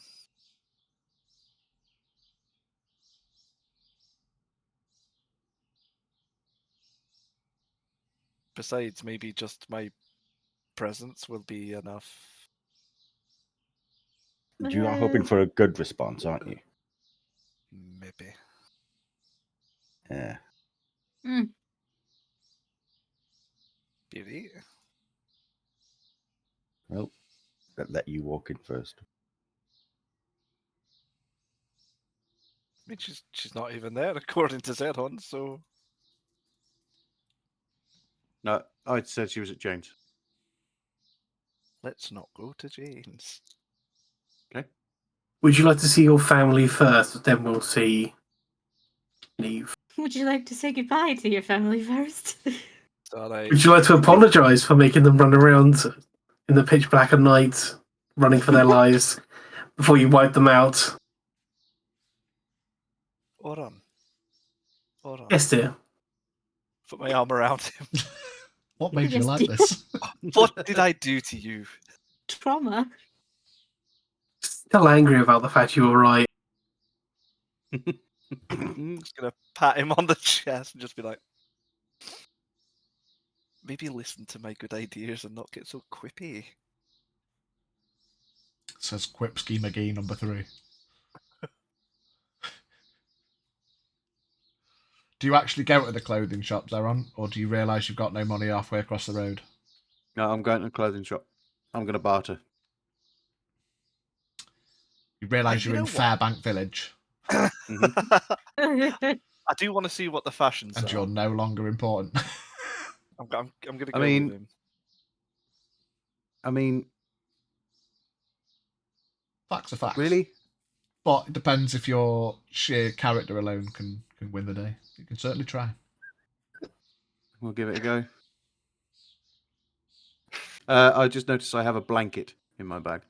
Yay! So I will wrap blanket around waist, like towel out of shower type job. Oh, you wearing Batman Like a diaper. Toga. And then I'll put the cloak on, just to sort of like half cover the top half. And I'll walk over the road. Ah, how the mighty have fallen. The masterful Fairbank. The Lord. The shit fucking Batman at the beach cosplay. You took your dirty clothes with you, didn't you? Mm-hmm. Shit. Yeah, you head into the clothing store. Ting-a-ling-a-ling-a-ling. The smell of fresh, bright fabrics meets your eyes, your ears, your nose. You remember how nice but how expensive it is in here. see an older chap sat behind the counter. I recognize. About 16 years older than before, a long salt and pepper, grey streaked beard, top hat, off centre.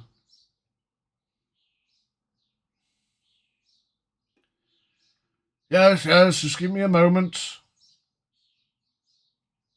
You can see he's just sat there. He's not like behind a wall, busy. He's just sat there, leaning his chair back up against the wall. Has a pipe in his hand that's not lit. Puts the pipe down. Straightens his jacket. Stands up. Toddles over to the desk.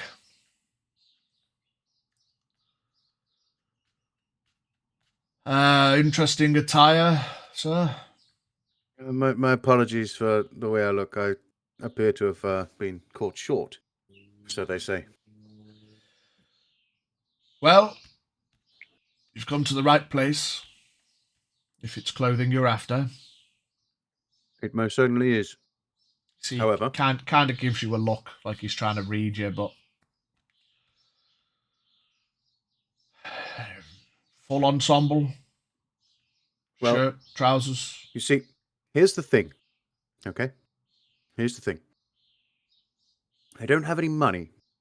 But what I do have are a very particular set of skills.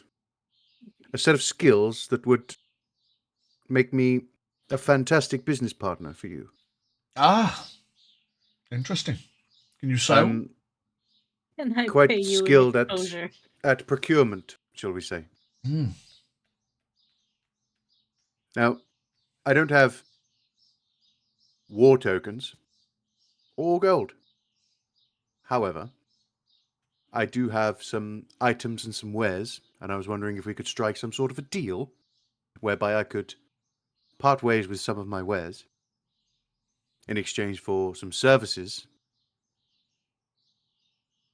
No, got that wrong. I'll give you some wares and some services in exchange for a set of clothes. He kind of tilts his head a bit. You know what, sir? I don't think I've ever had anybody offer me wares and services for my clothing before. I will do you the service of hearing you out. Fantastic. See, I require full ensemble. Not necessarily evening wear or dining wear, or it's more like everyday, akin to an adventurer wear. Okay. Have you been adventuring in your cape? No, I do have a set of clothes. However, I may have accidentally upset the attendants in the inn, and my clothes weren't laundered. Interesting. Okay. I was going to ask why you're there in your bag, not on your person, but yes, fair enough. I would hate to put on dirty clothes after, cleaning myself. Oh, of course. Yes. Sensible. So, I can assure you all of my clothes here are clean, so that's one bonus. Fantastic. That's a great start. It's exactly what I need to know. You see, he turns around and picks up his pipe, starts messing with it under the table. So, what are these wares you've got? Have they been residing in your bag with your dirty clothes? That's a good start. Well, my dirty clothes have only just been put in.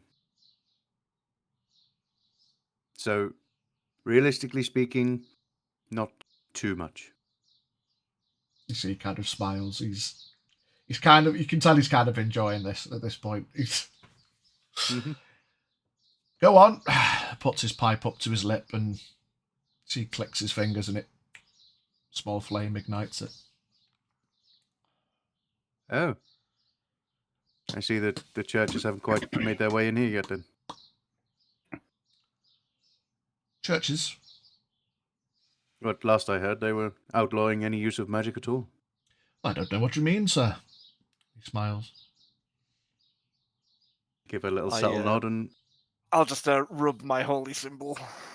A little... Oh, were you in there as well? Oh, you're here as well? Yep. Oh, mate. Didn't tell me you were there. Fucking hell, here we go. Halday walks in at that point. Got a license for that. You didn't see him cast any magic because you didn't tell me he was there. I'll have you know, if you rewind this video when you go into the YouTube, yes, I did. You said you were going with. Fair enough. He doesn't give a shit.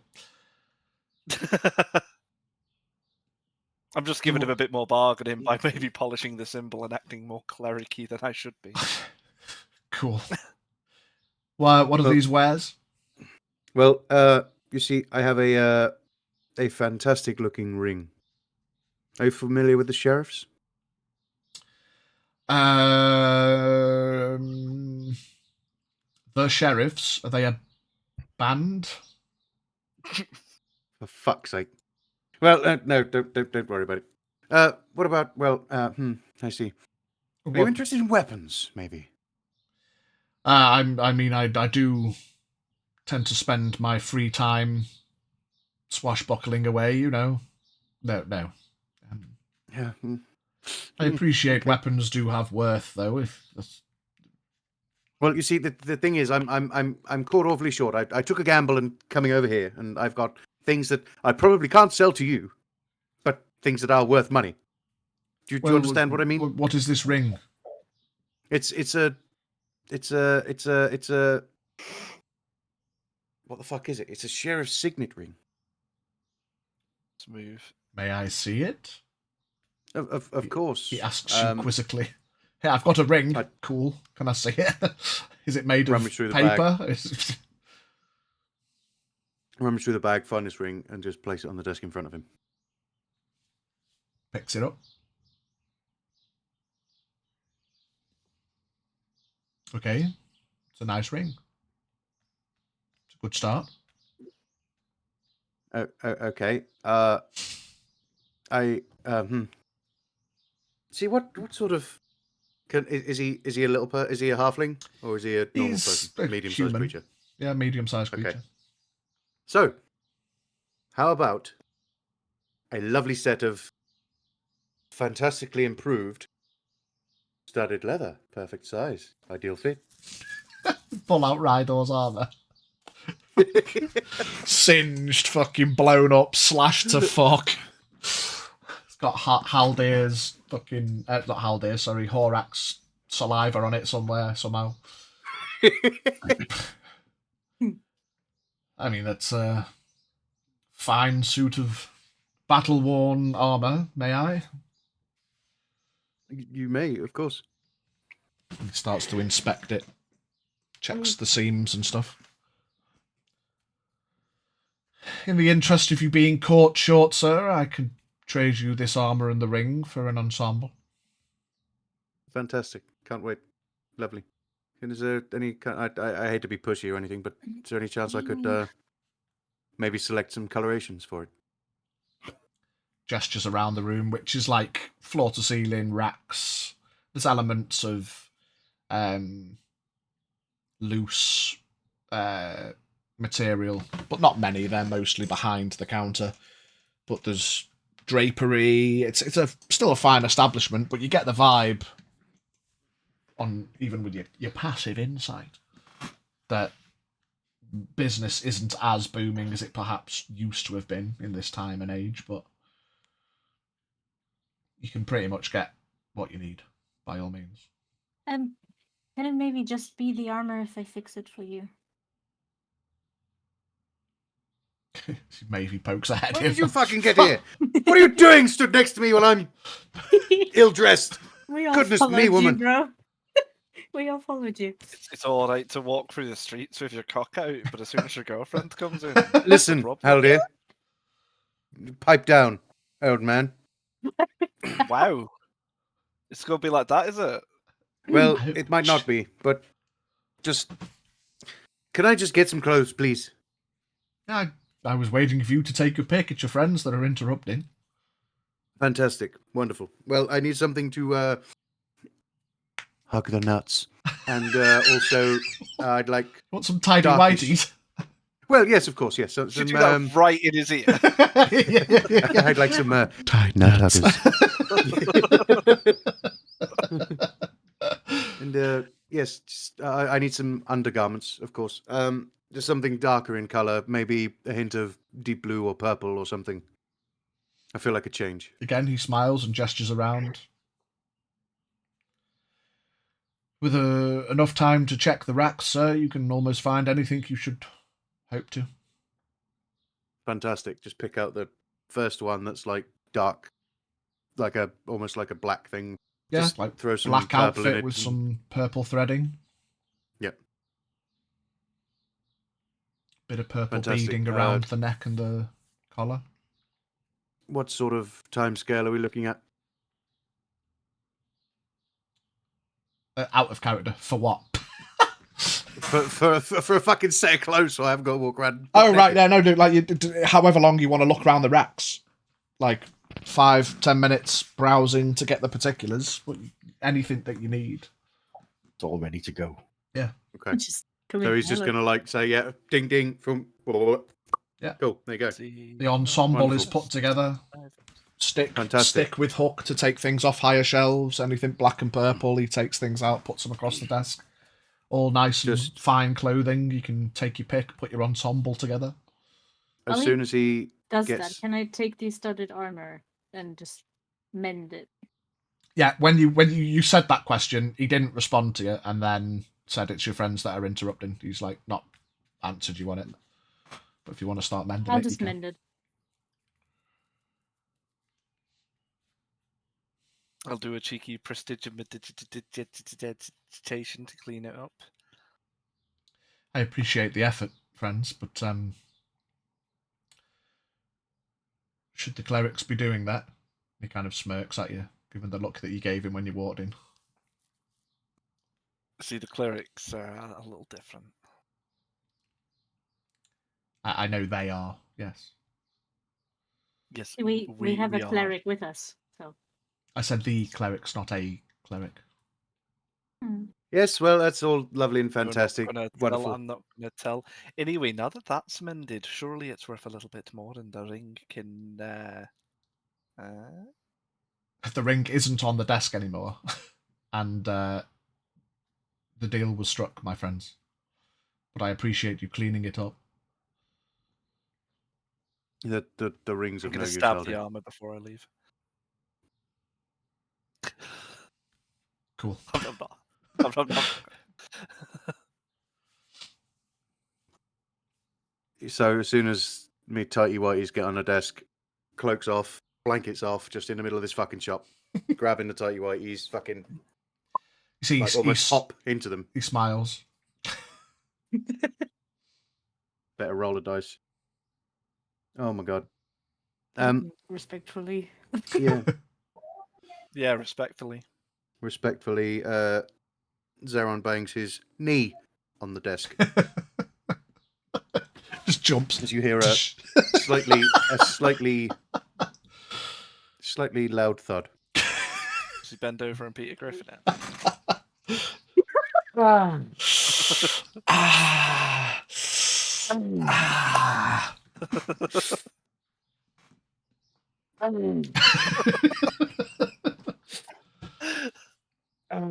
okay.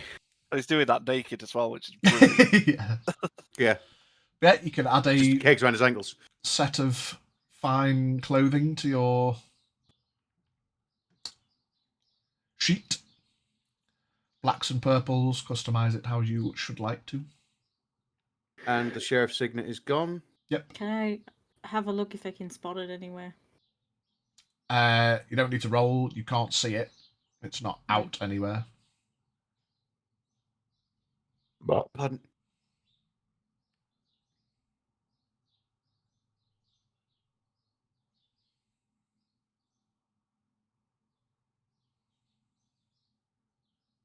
Why does it... I type fine clothes and it doesn't come up. You have to type clothes, comma, space, fine. Yeah, it is a pain in the ass.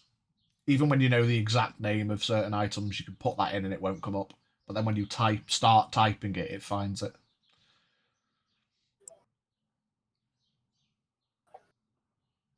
Well, this was certainly fun, sir, and I appreciate.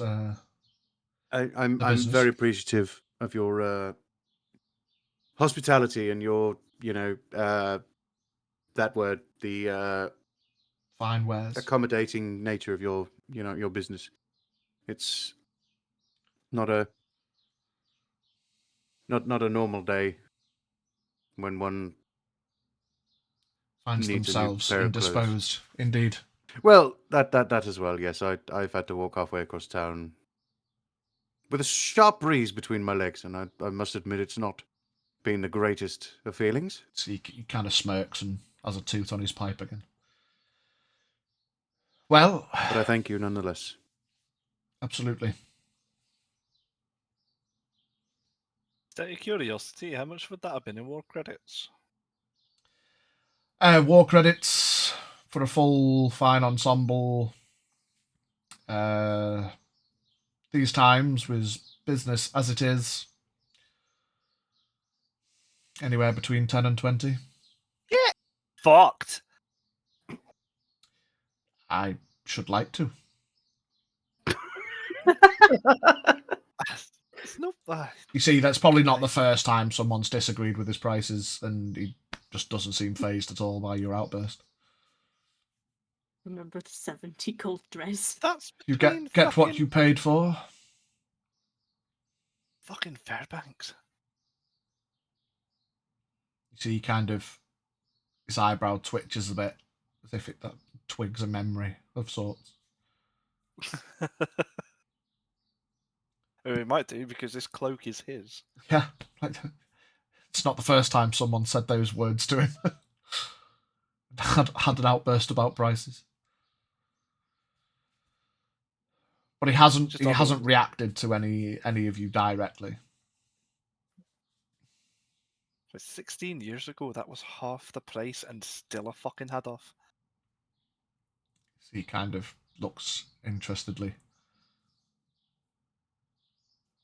And just sups on his pipe, kind of looks you up and down, doesn't say anything. Do you know where you can get funky flavour for that? I must admit I wasn't aware anyone was working in flavoured tobacco. The good tobacco. You see, he kind of looks confused and then smiles. There's no point being cryptic here, sir, unless I don't know what you're talking about. The happy tobacco. I mean, tobacco does make me happy, yes. I'm not sure what you're getting at, friend. See you later.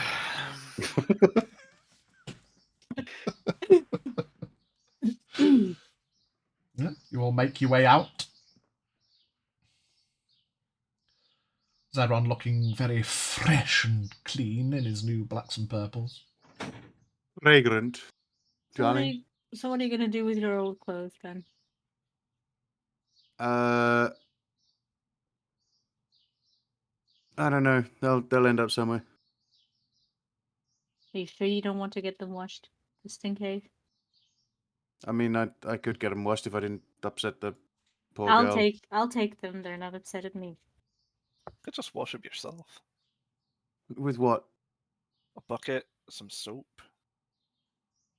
You know how everybody else has done it for the past. You want me to wash my own clothes? You're a peasant now.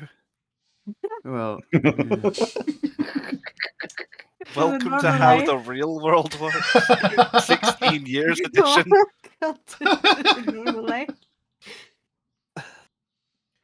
The stark realization that you are, of course, no longer important flashes through your mind. I am, in fact, a peasant. Well, probably the gotta learn one day. Fucking skintest out of everyone, considering you gave everything away. Everyone wants to walk like common people. He wants to do whatever common people do.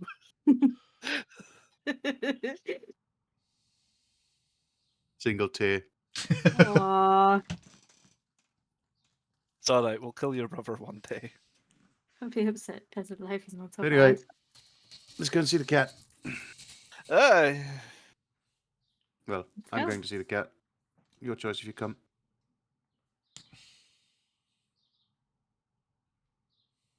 Is she more likely to punch me in a pub or on the street?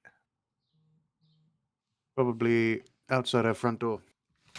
Right, I so honestly don't we'll think it would go and matter. see the cat. Do I you think- really think she's going to attack you? Yeah. Whichever way you look at it, Haldir, I think either you're getting a slap or a very tight hug around the neck.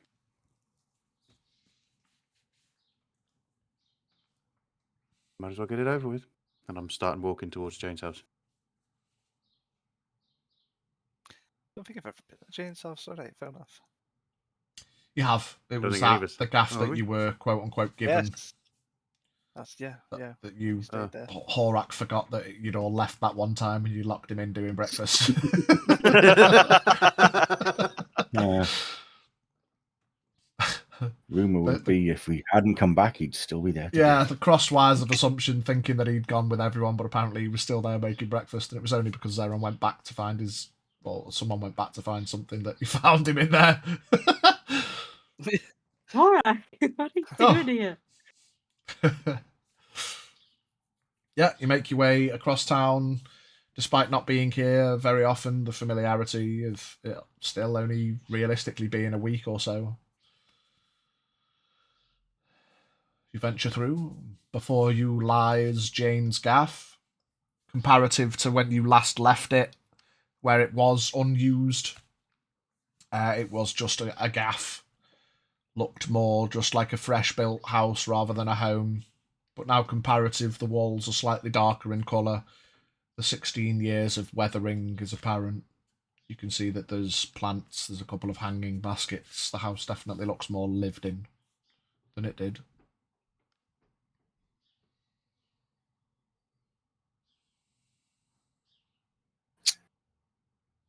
I think you should knock, Haldir. I don't wanna fucking come here.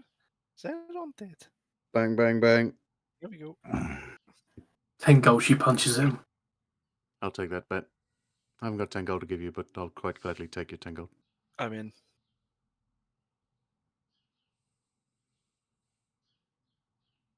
Bang, bang, bang. Try the handle. Locked. Windows? Yeah. Perception checks. I mean, just yes, there are 29 windows. I mean, passive. you said you said windows. I mean, I assumed you meant you want to look through them, but yeah, there are windows. 27. All right. 21. Can I do a quick lap around the house to see if there's any windows open? You do a lap of the house, no windows are open. Cool. No, you're not supposed to. That's gone. That's fucking gone. I've lost it. It's gone forever. 19 plus 14, 23. Yeah. 33 even. Look through the windows, you can see that it is, again, similar to the outside, being more of a lived-in home. You can tell on the inside that there are adornments, trinkets. You can tell that it is a lived-in place now. But no sign of anyone inside from the looking through the windows. I will cast Fly upon myself. Yeah. And pop up and check the first floor windows. Yeah, I won't make you roll again. Within the same looking through the windows roll that you made, you fly around the gaff, paving in all the windows. Don't find anyone. Cool. Back down to the floor where everyone else is. I don't think she's here. She's Oh probably no, at what the a pub. pity. I think she's at the tavern. Shit. That's where we're going, Haldir. Yes. Just because I can, I will have patted Boone on the buttocks and cast Fly on him as well. Just because I can do two people. And you see comparative to last time where he was like confused as fuck, just bobbing about like he was running in space. Immediately Boone just takes off and does a couple of figure of eights. Tucks his paws in underneath. Just hovers next to Auron. All of a sudden, nearby clerics turn up. Yeah, I was going to say, yes. The clerics are going to love a flying dog, especially one that talks. Let them come. Come along, Boone. Let's go. Me and Boone floating down the road. Fucking Boone just doing the fucking moonwalk to the tavern, like Doggy paddle. Oh dear. As soon as if we're walking down, I'd like to be actively looking for any of these cleric sorts. Yeah, perception check. And if they are, we're not up, like all the way down as well. 11, 25. All the while between Jane's and the tavern, just looking around, making sure, seeing if I see anyone, any clerics or anything, I'm just gonna bump the concentration and we'll both drop to the floor. We're only going about 5 feet off the ground anyway.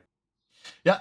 Do you take the main roads or the back roads or going between the houses? Yeah, fuck it. I'm gonna take Boone the back way, so we can. We can just leave my dog alone, man. Phrasing. I understand. He's been for enough. Said, and I apologise profusely to the entire community. Phrasing. Me and Boone are taking the back my roads lord. to the tavern. Yeah, you float your way down the back passage towards the tavern. You don't see any clerics. None of you do. I just made you roll for the sake of it. None of you have seen any clerics since you entered the village.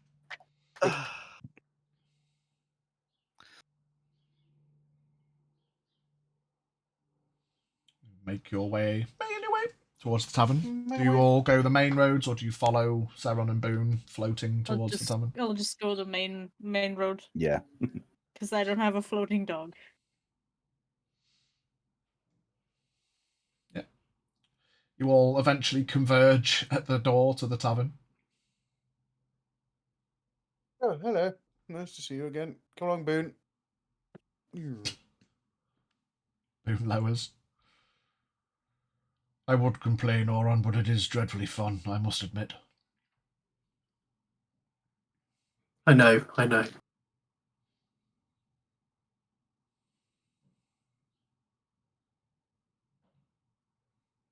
Well, come along then.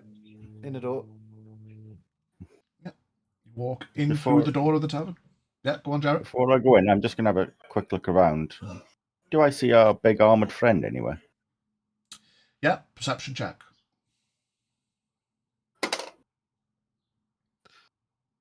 23. 23. You see him sat on the roof of the guild house. On the roof? That's a fucking strong roof. Jesus. I just imagine him, like that hamster.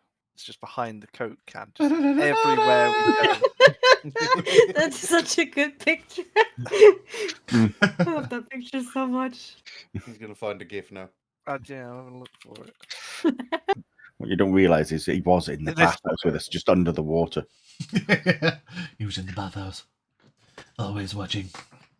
He was the attendant. Yeah. That's what he looks like with that armour, just a scrawny little fucker. Would you like me to wash your clothes? Fuck you then.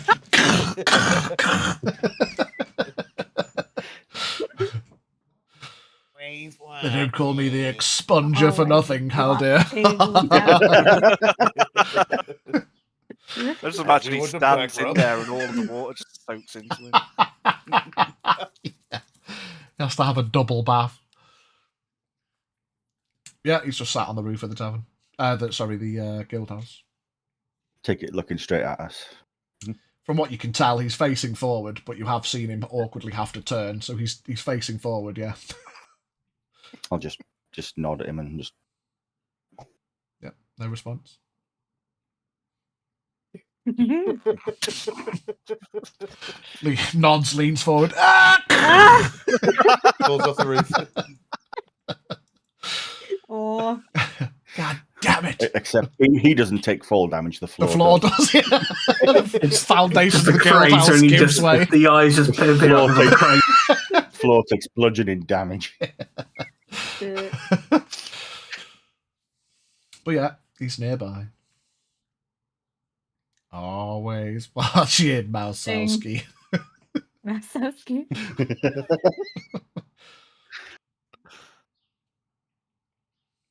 You head into the tavern. Still a couple of patrons chilling. Cheeky midday beer, bit of lunch. No Jane, no Neve. Good. I'm going to walk in and sit down at a booth. Yeah, easy enough. The familiar seatage that you've sat before, you can't help but wiggle your bum a little bit as you're like, Fairbank Tavern booth seats. Fuck the chairs in the middle. I want the soft seats. You've got to take the booth seat. Oh, yeah. Well, yeah, you sit in a booth. On behind the bar. You wait for a minute, and Jane comes out from the back door. Sees you Excuse all me? and smiles and waves. Makes the drink. Want some drink? Yeah. Ale, wine. What do you want? Wine. 1, 2, 5 wines. I don't know why I'm whispering. I could just shout. It was entertaining. 5 wines. Just grabs 2 bottles, brings them over, puts them down, goes back, grabs 5 glasses, brings them over, puts them down. And a bowl of water for Boone, please, if you wouldn't mind. She looks up at Horak. I'll put some lunch on. Horak smiles. Never actually asked Boone if he, wants anything a bit more flavoured. Would you like to try some alcohol? Absolutely not, Oran. I appreciate the ask, though. But I am just a dog. I wouldn't mind getting in juice, maybe? On the lunch, if that's an option. Not had a cooked meal for a while. Steak? He smiles and his tongue comes out a little bit. Oh, yes, please. I feel bad for him. Should we at least get him a fruit shoot? What? He wants a steak. All right, okay. What about a steak shake? As Jane's walking away, she kind of playfully says, have you cashed in any war tokens to pay for this, by the way? I was going to actually talk to you about that. Finding the new currency amicable? No. Where do you get war tokens from anyway? Is it just you go to the guild hall and where do you get at the source rather than? Any of the traders can transfer gold into war tokens. And you? Yes, I am one of the traders, technically. Well, they kept that quiet. Did you ask? Well, no, but when you walk up to somebody with a pouch full of gold and they say, oh, well, it's 5 to 1 and 2 and 3 and 9 and 7. Fucking pointless. Just take the fucking gold. Exchange rates fluctuate and people can take liberties if they need to transfer, I suppose. What is the normal rate, Jane? Between 4 and 6. Depends on... Generally depends how much of a dick you've been. I tend to charge most people 6 because I can, and usually they're soldiers. But for friends, or people that I don't dislike, it's the standard 4. Still have to make the business out of it, I suppose. Still shit, that. Fantastic. How much business did you get out of that bag of gold that I left here? It's mostly untouched. I've not really spent any of it because it wasn't mine. Fantastic. I've spent a little of it just to make Mama Pidge slithering into the background. Were you trying to duck down? So not... She's trying to duck down, get under the camera. Still, it's a camera, Mum. You're not... You can't hide. Bless her. I've spent a little of it just to make running costs a little easier, but... Fantastic. Business has been copable, given the nature of the war, but... Fortunately, a lot of soldiers like to eat and drink still, and whilst they are subsidised, then they still need to eat and drink. So, see, my only problem is, after this war, what are the tokens actually going to be worth? Well, probably nothing. I imagine people will go back to See, that's my point. Why regular even bring currency. in a token system? What are the kings thinking? I suppose it's to keep track of people spending to a degree. It could also just be as a means of stopping people that don't have gold being able to purchase anything. I also don't think it matters that much here. I suppose this is the last reasonably friendly place before you head north into the front lines, so... Aye. Aye. Aye.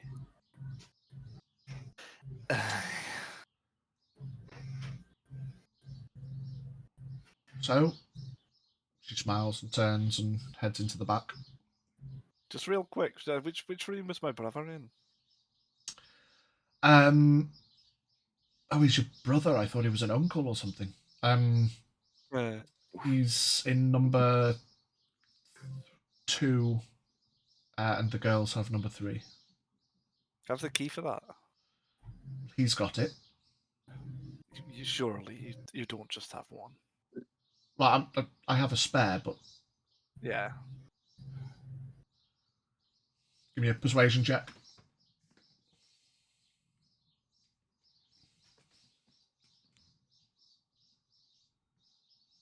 $18. She kind of looks at Zeron, looks at you again, shrugs. It's your family. I just don't want to wake him up.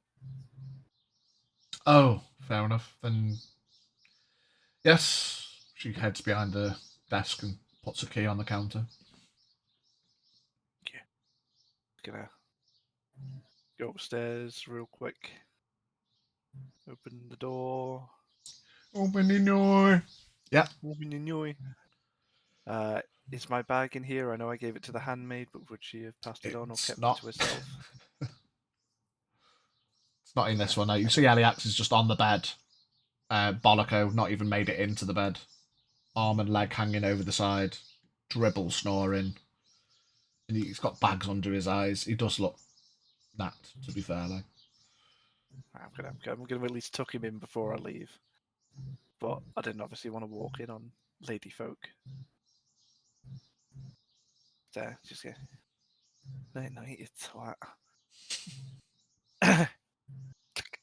Does a bit of a... Stays asleep. I No.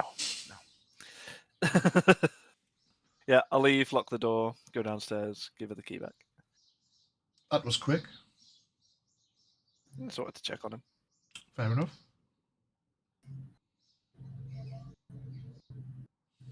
She disappears into the back for a bit.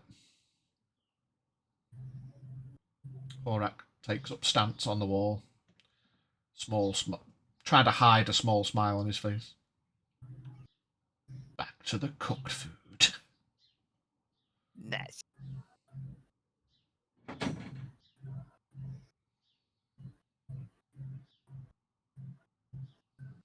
I wish I could say it was good to be home. But I don't know, it's just not the same when it doesn't feel like home, you know? when you start learning to live like the ordinary people, it'll come back to you. I don't know if I want to be an ordinary person. There's nothing wrong with it. Get to learn hard grafting and,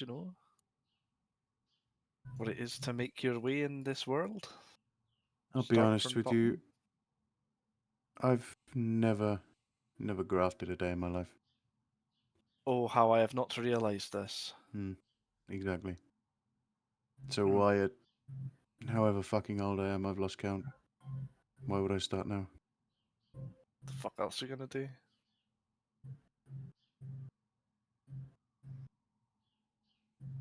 I don't even know. Not really much else I can do, is there, Haldir?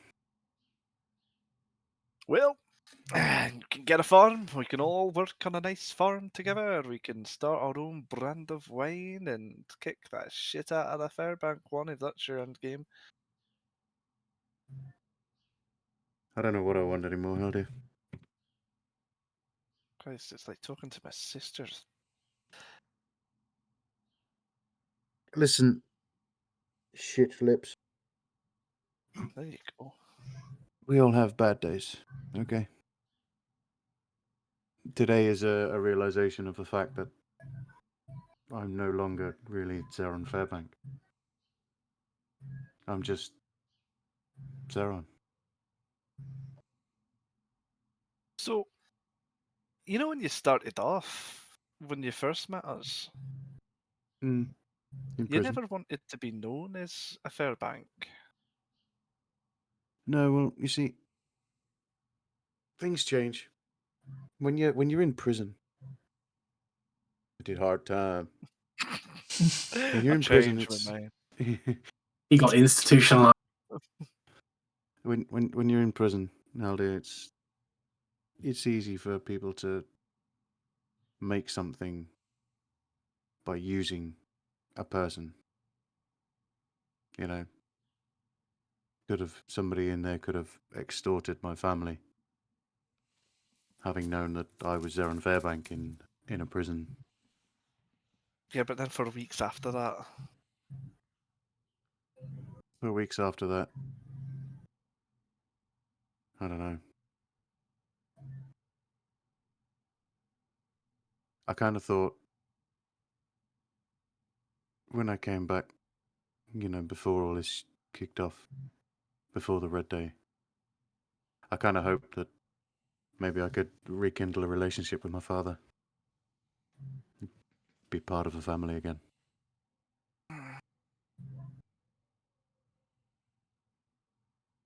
Might still be a chance. Fee trying not to laugh.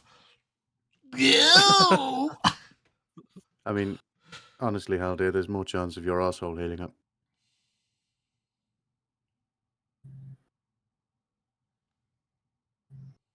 Sorry, you look confused. I said there's more chance of your asshole healing up. I caught it, but It's not going to happen. It's not wounded. I watched him kill Cleon Fairbank. There is very little chance that I can rekindle any kind of relationship with that. For all intents and purposes, that's not my brother. I don't think it ever will be. I don't know if it ever has been. It's difficult when it's a wreck sat in a chair on the porch day in, day out. It never made any contact with anyone.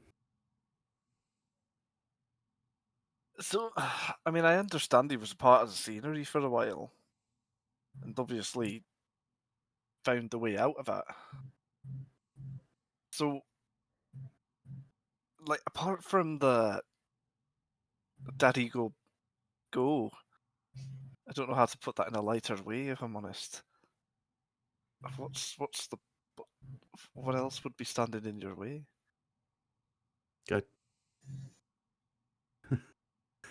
Just run that through your head again. He killed our father. Yeah. And you want me to just ignore that? No, but you've got two choices on it. It's either you kill him, or you find a way around it. I don't think you quite understand. Either I kill him or he kills me. Right, so we're killing him. And once he's gone, then what There have I we got go. left? An empty no house. more moping. You get the Fairbank shit back. I've got an empty house. No, you'll have a house that, you can fill up again. You're always like glass half, like half empty, aren't you? It's quite hard to be half full, Aldi.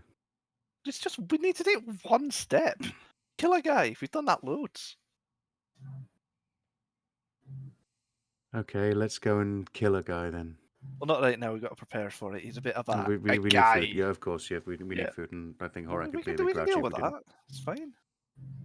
Halde, I appreciate what you're trying to do, but it's something that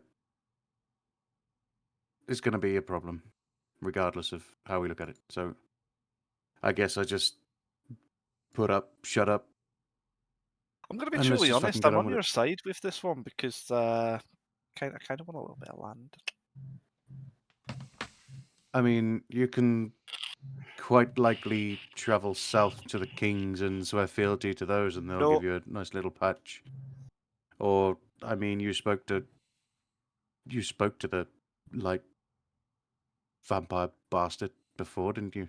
I'm sure if you ask him, he'll give you a nice little patch of land. Oh, after Come and that, feed on your animals once every now and again. He did bring back the point that he would try and kill me if you know the same shit as when we left last time. I guess this was a little bit of a familiar favor? Question mark. Mm. I'm not going to beg and scrape. We've never done this. That we earn our shit. Proud Egon and all that. You are technically, as far as I see it, Egon. It's that brotherly thing. Now, if we need to get your house back, we get your house back. If you just want to do something else, we just do something else. It's that easy. It's just that easy. We do it or we die trying. How about we get the house back for us? For all of us. For everybody. There's enough room for all of us to live up there. Even Did have a Horak nice garden. says there's high ceilings. One of the only places around here that's actually got ceilings that are made for someone of Horak's size. Not trying to boast or anything, you know. We had the money. Yeah, I did find that a bit weird, if I'm honest. I mean, you're half the size of a normal one, and just went fuck it, make it 60 feet. Well, you know, entertaining guests and the like. Not everybody's our size. The fuck? Hello again, Boone. Your steak will Boone, be leave here. Halde alone. Jane will be Well, through with yeah. the steak soon, boy. I mean, yeah. I mean, we kind of know how to do it. Well, let's fucking do it then. Got a But first, food. Yeah, food, drink, Food, and drink, and eat, drink, and be merry, and hope that the vampire bastard doesn't turn up tonight. maybe. You also need to meet up with your friend. Which one? Oh, What about your friend? I have lots of friends. Ugh. I don't have any friends. Your tabaxi friend that you keep talking about. Oh, the cat, of course. Can I see Jane anywhere? Jane's still in the back. Right, I'm going in the kitchen. You waddle in. Jane, dear. What? Yes. Where is Neve? I swear we've just had this conversation. I Well, don't know. I've been in the tavern. I went home and she's not there. Then your guess is as good as mine. I've been in the tavern. Okay. I'll see if Halde can make contact through other means. I haven't seen any of the cleric types around here. Have they gone? I don't think they've gone. They just... I don't know. I don't think they patrol as much. I don't really see a lot. I'm always in the tavern. No, of course. I don't know whether they stopped in for an evening tipple before they went back to bed or something. Occasionally, but I don't know. Okay. Do you need any help in here? Can I do anything for you? You can stir that sauce if you've got a free hand. She's just kind of... Marinara, bit of steak sauce. Yeah, she's just, not too busy, but concentrating on multiple things being prepared at once, Yeah. Go and give her a hand then. Oh, before I do though, I'm going to go and shout, Aldir! Yeah? Send a message to Neve. Why? Tell her I'm in the tavern and I need to speak with her. You don't need to say you're here. Just tell her I'm here. Thank you. Love you. Bye. Gonna be obvious that I'm here if you're here and I'm sending the message. Just tell her she can use me as a punching bag instead. Deal. Go back in stealth sauce. Let him cook. I do just that.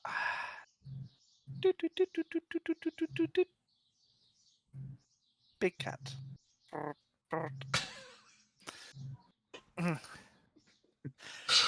Hello, Big cat. Neve. It's Hal, dear.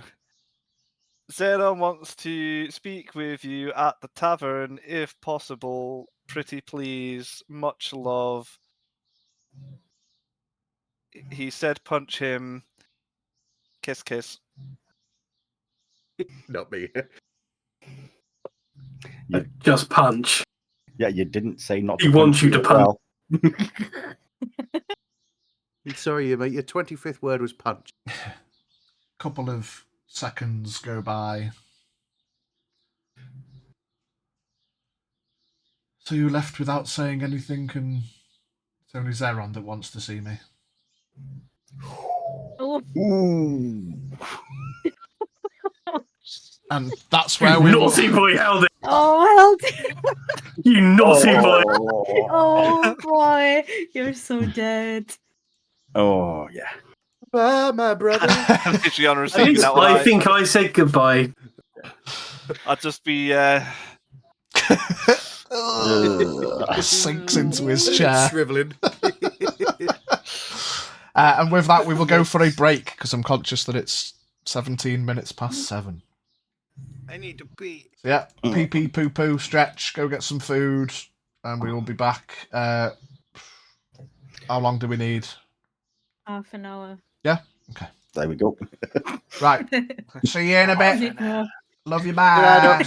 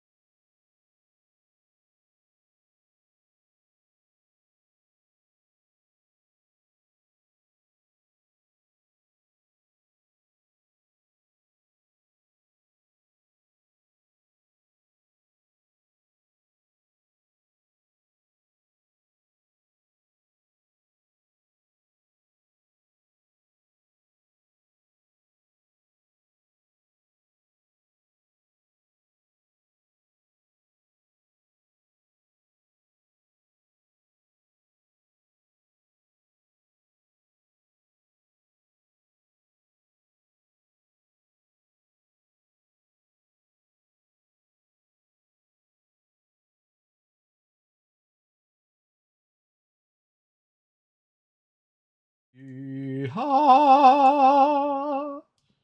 Hi, everybody. friends. Hello. We're back from break. Monkey out car. Wait, Knock what? off. Really I'm quick for you. combining memes. Car on road. Car Monkey on car. on road. You all Anyway. watch as Haldir slinks back into his seat after Everything okay there, sending Haldir? a message. You're in the kitchen, Zeron. I'm in the kitchen. You're right. I apologise. marinara.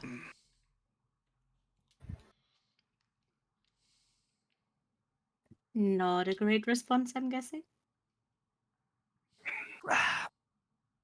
Be fine. You Did don't you look just say? convincing. Did you just say be right? Has he been? You've been spending time with the Lizard King.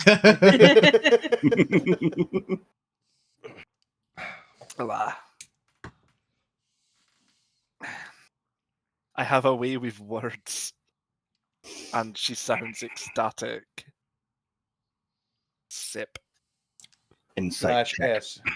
You don't need an insight check. He's lying. Oh. Full of shit. Oh dear. Man doesn't squench back into his chair like that on a positive response. Did she say where she was? Didn't ask. She didn't tell. Do we hear the thunder of paws coming down the street? Nope. Oh.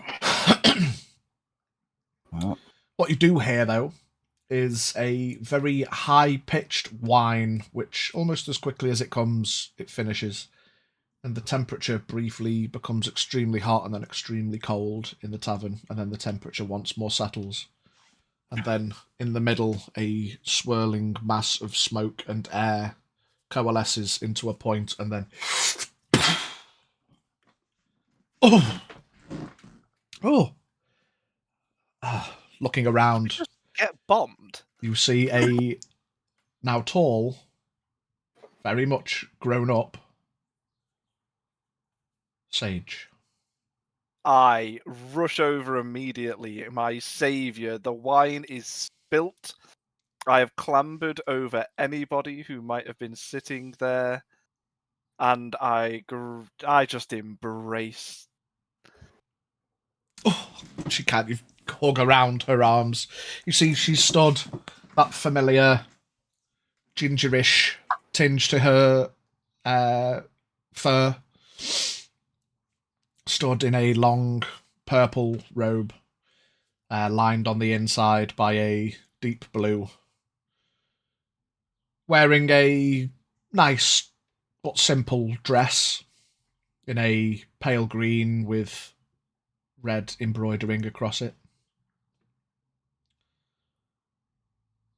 She kind of, her arms tense as you hug her. Oh, hello, Aldir. Oh, you see, she's kind of wide-eyed a little bit and kind of looking around and, oof. I'm still not used to that.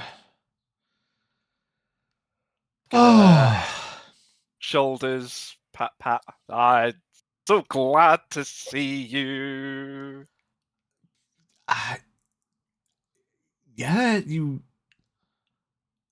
I don't think you look any different. It's amazing, isn't it?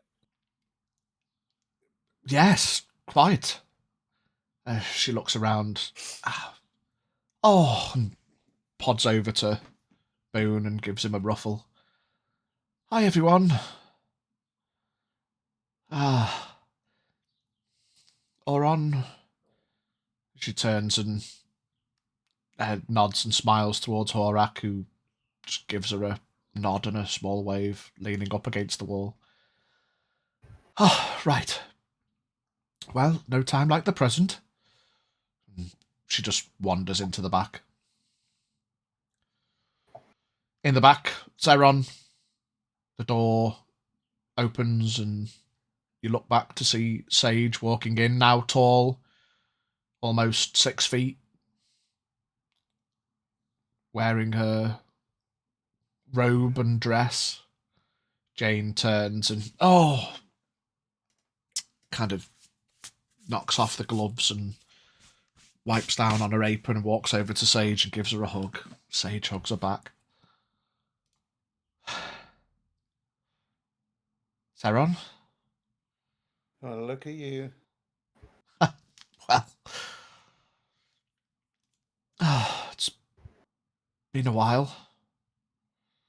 Now, it'd be interesting to see whether you're as good as your mum is.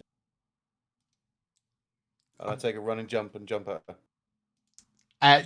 You jump up and kind of collide into her. She's definitely not built like a brick shithouse that her mum is. She kind of loosely tries to hold you up, and she does hold you up a bit, but rather than an embrace for uppies, it's an awkward kid.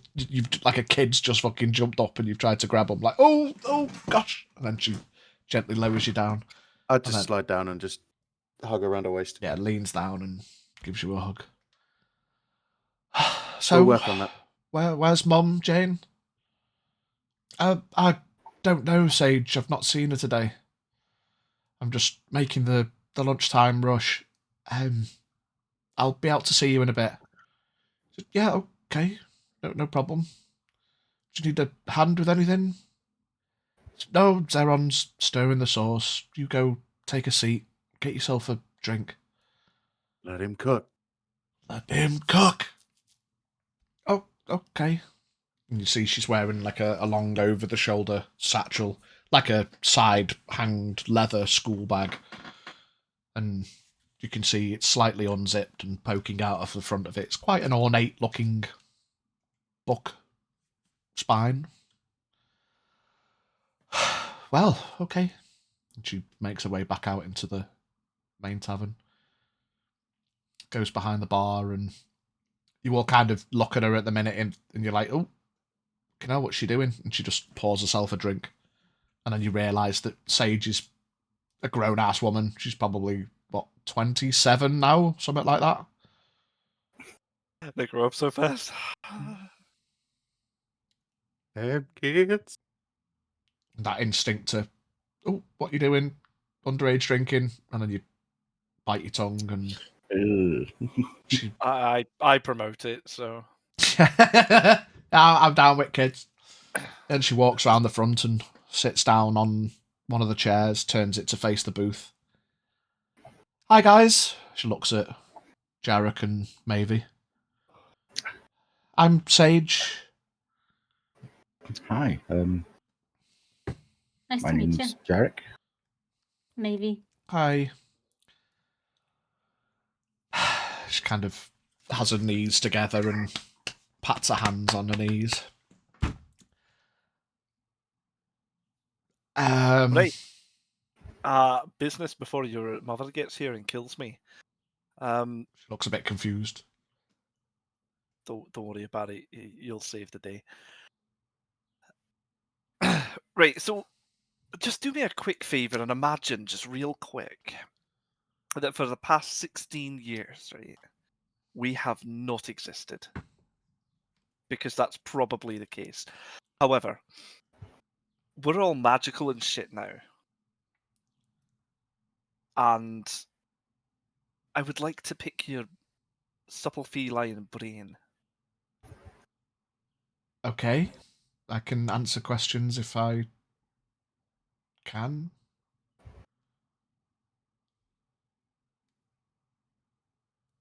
Parchment. Ink pen. Explain magic. Okay. I've just come out of my exams. Straight back in, I suppose. There are 16 elements, from what we can tell. Each of the elements have offshooting themes, flavours, colours, associations. Each element works in and amongst each other to generate power and force. And if the right elements are combined using verbal and somatic and sometimes material components, then magic can be manifest in varying ways. Many people have innate magic. We refer to them as sorcerers. Many people can be taught magic and learn it in principle, like myself. And we are known as wizards. And then people are gifted magic by other worldly beings. Witches and warlocks, generally. Then there are the divine, the clerics, as I'm sure you've interacted with, who are gifted magic by the pantheon of the gods. I mean, I could probably sit here and talk to you all day about the ins and outs, but I feel that's not really what you're thinking of, or is it? Yes, no, probably. I mean, I don't know where it comes from, why it exists, what enables people to do these things. Oh, it was just a ruby. Don't worry about it. Well, right, okay.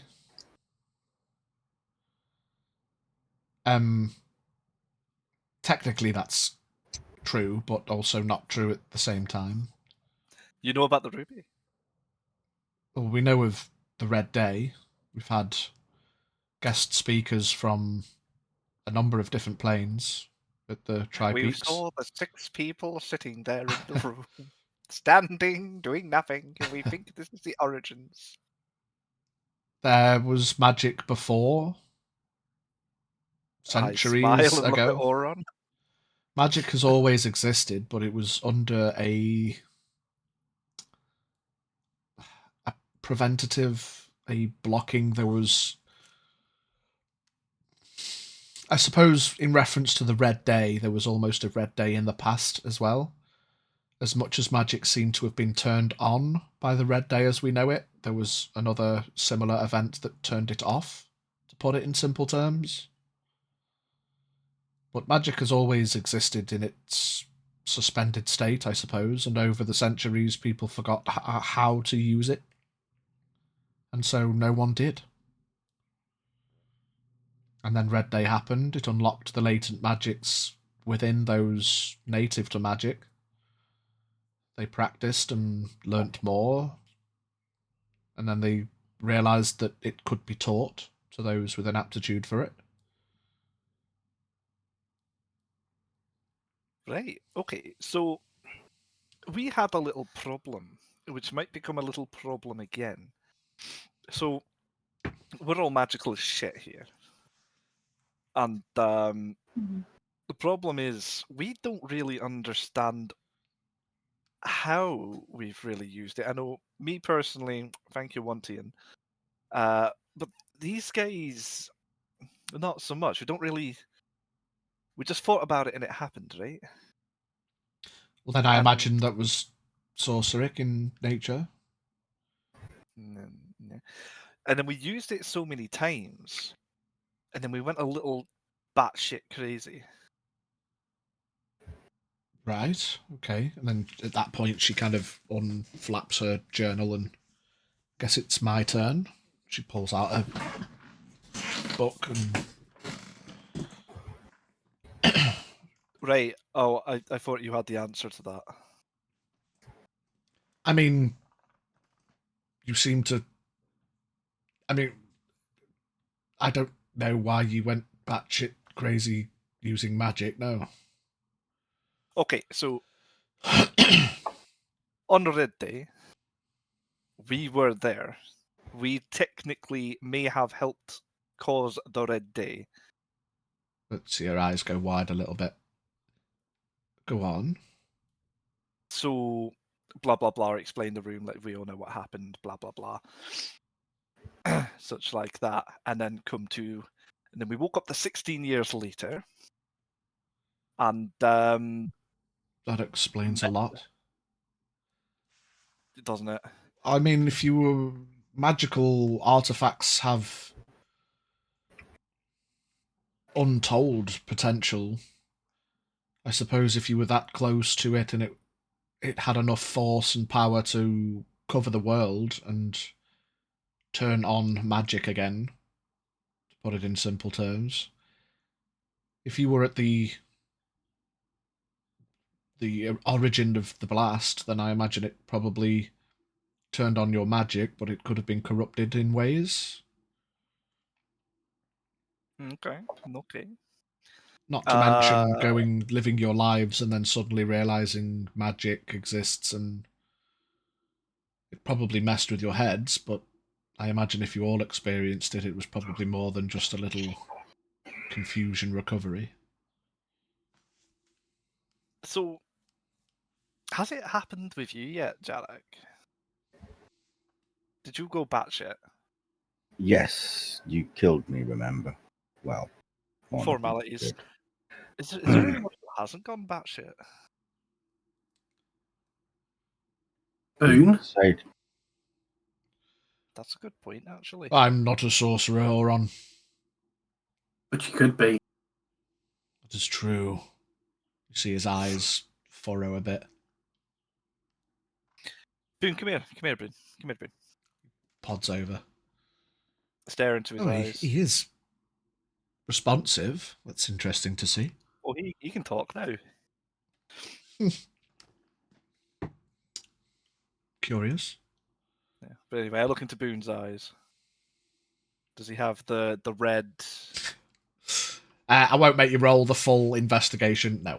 You don't see any of that familiar peripheral flick of red at the side of your eye or anything. Right, well, I'll go on to explain the redness and just, give Boone some pats and lovies. I imagine it probably afflicted those who already had the innate magic within them. However your magic manifested, it was technically already there. And I don't mean to offend the dear boy, but generally speaking, you don't find dogs having innate magics within them.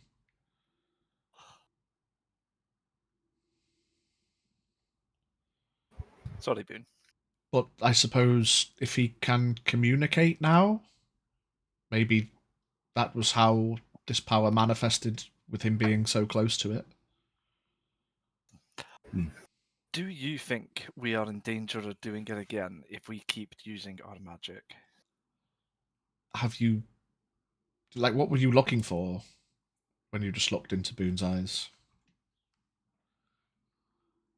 The red thing that I explained.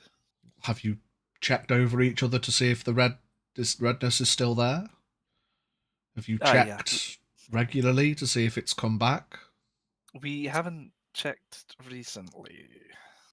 No. It's no time like the present, I suppose.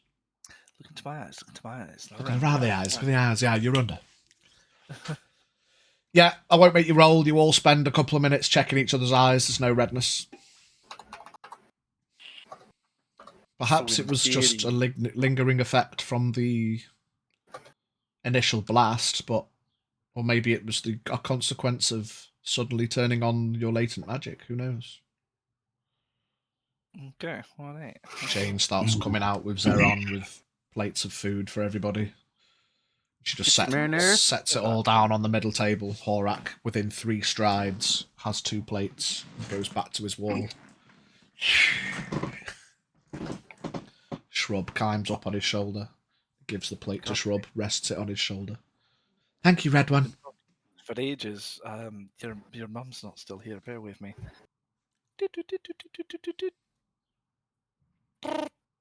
Big cat.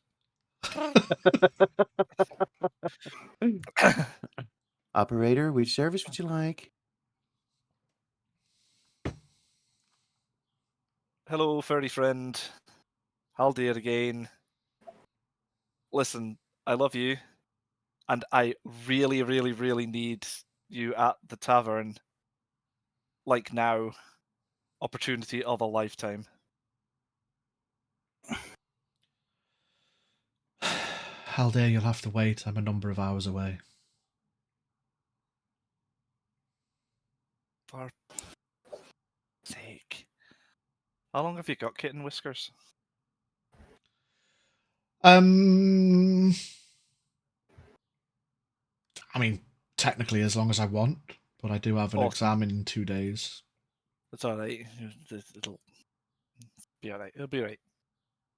Stay the night. see your mum. Oh, I can absolutely stay the night at least, yeah. Mega.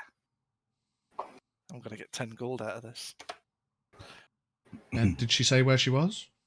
A couple of hours away. She looks a bit confused. Why would she have gone a couple of hours away? I can no longer ask. Oh. If you want to. Well, I didn't want to ruin the surprise, but... Yeah, I didn't. She sounded exasperated rather than a peril. She may be a little happier if she knows Sage is here. I mean, I could always try, make sure she's okay. We could just give it a few hours, I guess. We've got a lot of magic talk to talk about. I mean, you still could. I'm sure she'd love to hear from you. Yeah. I mean, you could send a message and not give away the fact that you're here, just in conversation. She kind of looks a little bit sheepish. I've not been the best at keeping contact, so... Or you could say that I contacted you before and I sounded really exasperated and oh no. I'm sorry, I don't know what you mean.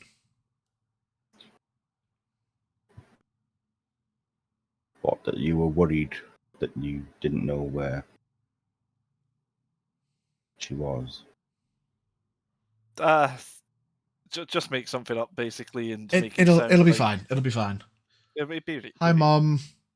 I'm in Fairbank Village. Surprise. I hope you're okay. Haldir said you were a few hours away. Where have you gone?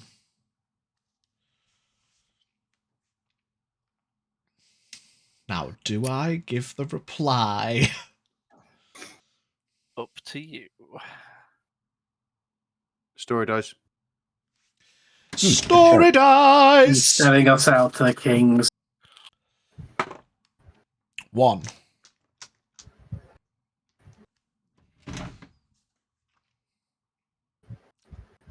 Okay. Yeah. She's said she's been to the manor. What? Oh. What? Nothing. Is she there now? She said she was on the way back. All right. Okay. Sage, do you know who resides there? Mr. Fairbank? Yes. Yes, he does. Yes. Sage, do you know anything about vampires? What? Yeah, I have some knowledge of the vampires, yeah. How would you go about killing one? That's a good point. Turn the page over. Depends whether they're a vampire spawn or a full vampire. Vampire spawn? No. No, let's go for the Lord. Let's start from the top and work our way down. He's not a spawn. Haldir, he can. He can do some crazy shit. Who are you talking about? Yeah. A guy that we have a contract on. I forgot about him. Aldir, don't lie. It's her mum. You shut the... What do you mean? What?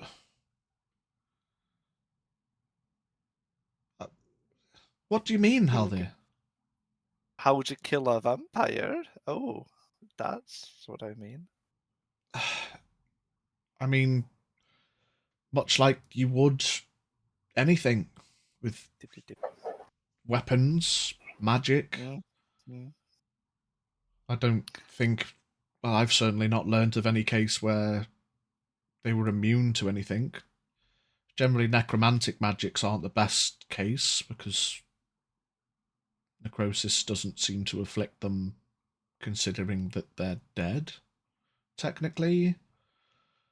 They don't like radiance from divine magics. I think once a vampire is destroyed, it, depending on whether it has a resting place, hallowed ground or consecrated ground, it would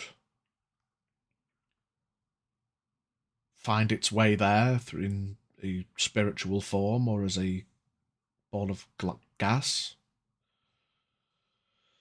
I suppose the only true way to get rid of a vampire lord would be to destroy their resting place and then kill them so that they have nowhere to go, and then eventually they will expire. You could put them into stasis by staking them through the heart. They would be paralyzed until the stake was removed, but that's, of course, only a temporary thing. But why are the questions all of a sudden? Be honest with me, please. Is that on? What do you want me to tell him? The truth, Tell perhaps? her the truth. It's not my place to go into mega detail. Kind of, you know.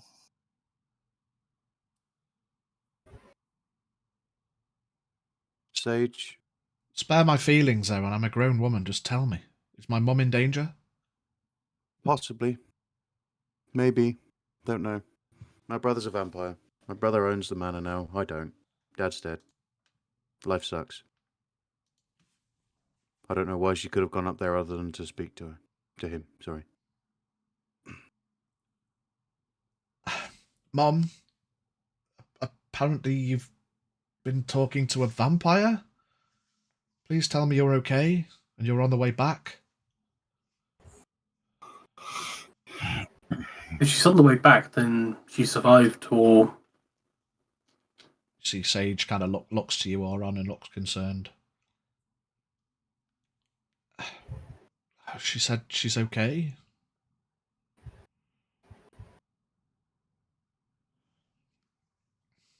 He did seem fairly reasonable. He did give us chances. Quite a lot of chances, in fact.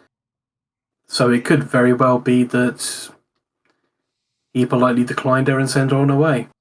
Why would she go up there in the first place? She saw what happened. We'll ask her that later in the night. We'll lead up to that after all the happies and pleasantries. And I don't get punched. You see, Sage goes behind the bar and pulls out a full bottle this time and pours herself a full glass. Chugs it, pours herself another glass, comes and sits back down.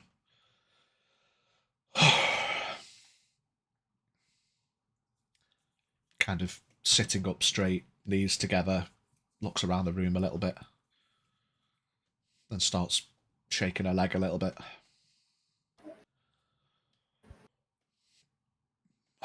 Do you want to meet her halfway? I could, but if she's on her way back anyway, if she's safe, that's the main thing. You could always go out to meet her. That way you see her in an hour, not two. I can't. Do you have horses or a cart? I'm not. We've got horses, yeah. I'd rather not have to walk if I didn't have to. Did your mum say if she was on a horse or? She didn't say. We know she can travel quite quickly though, so. We'll take another horse and me. But I can find one in the stables, I'm sure.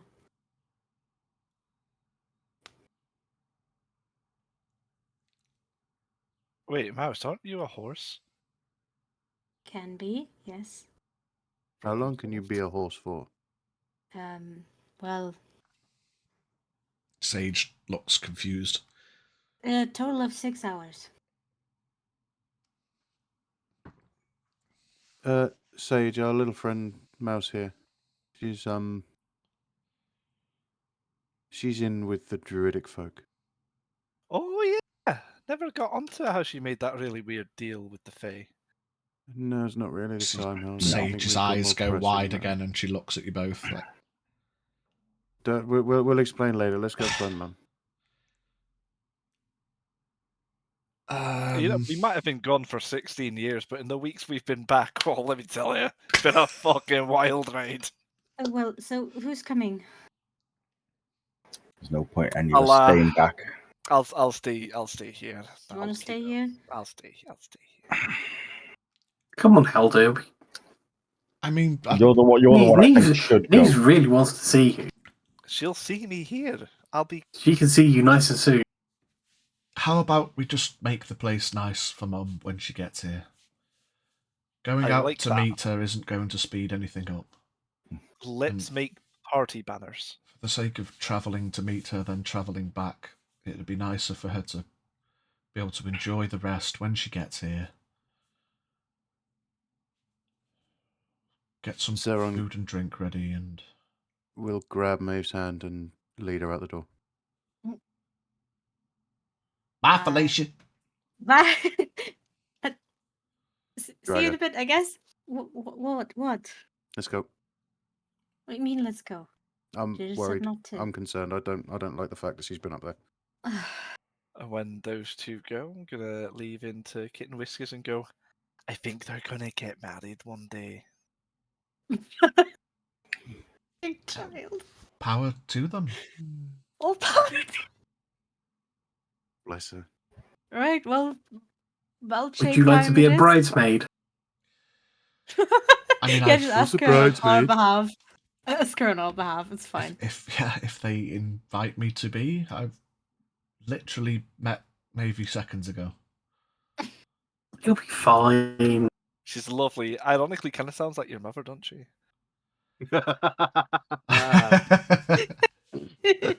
Confused me for a sec there. Sounds like your mother, just a couple of pitches higher. Well. Right, come on then, do the thing. Or are we going to the stables?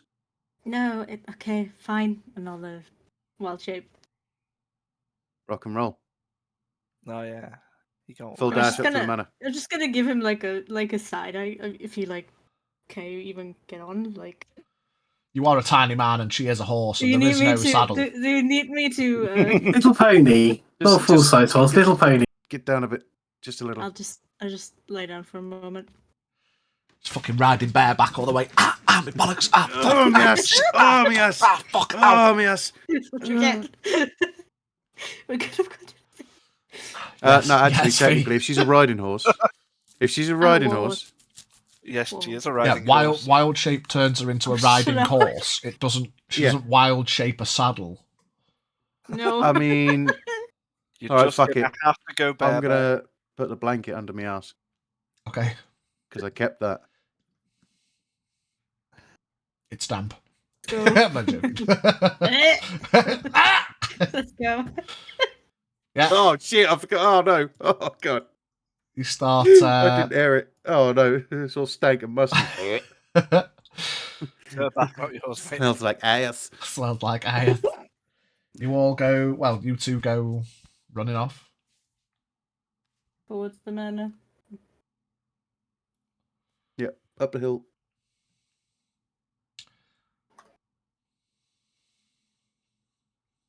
Cool. What's everyone else doing? Chilling. Sage chugs going to get party supplies. Yeah, Jane's kind of.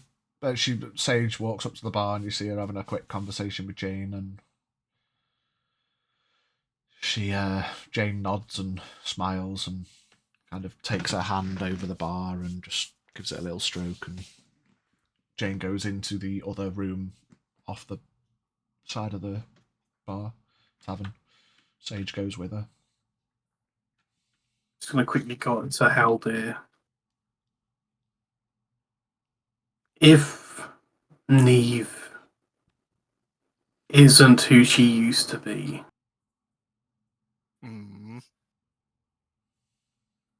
are you going to be okay?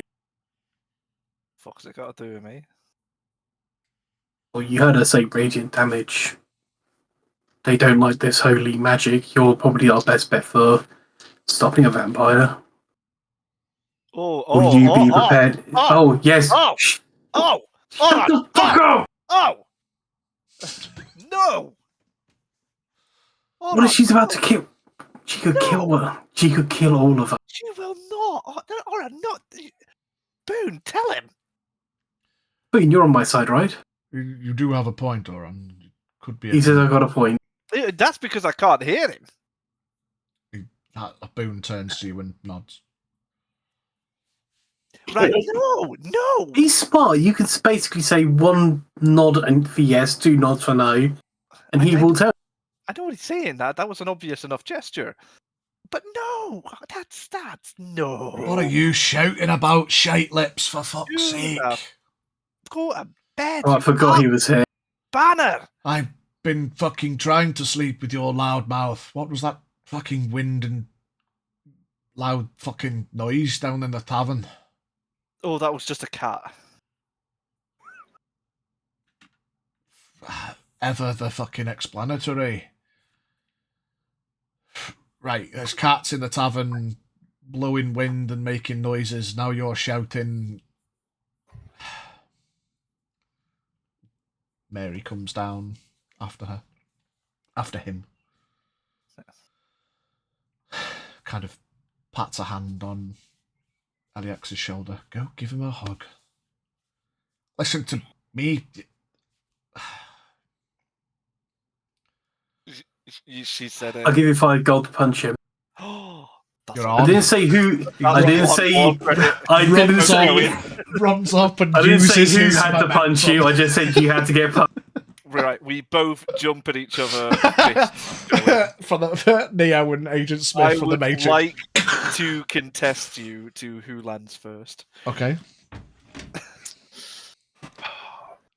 I was so tempted to cast Hold Person on Haldia then.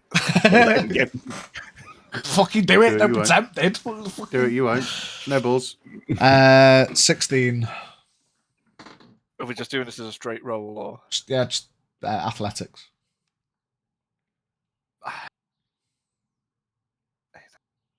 13? 13. He runs in and, anticipating the brotherly banter that it is, waits for you to come in reply, and he quickly ducks left and bang! Right in the fucking side. Oh! Take 2 points of bludgeoning damage. How the fuck are you the one that died?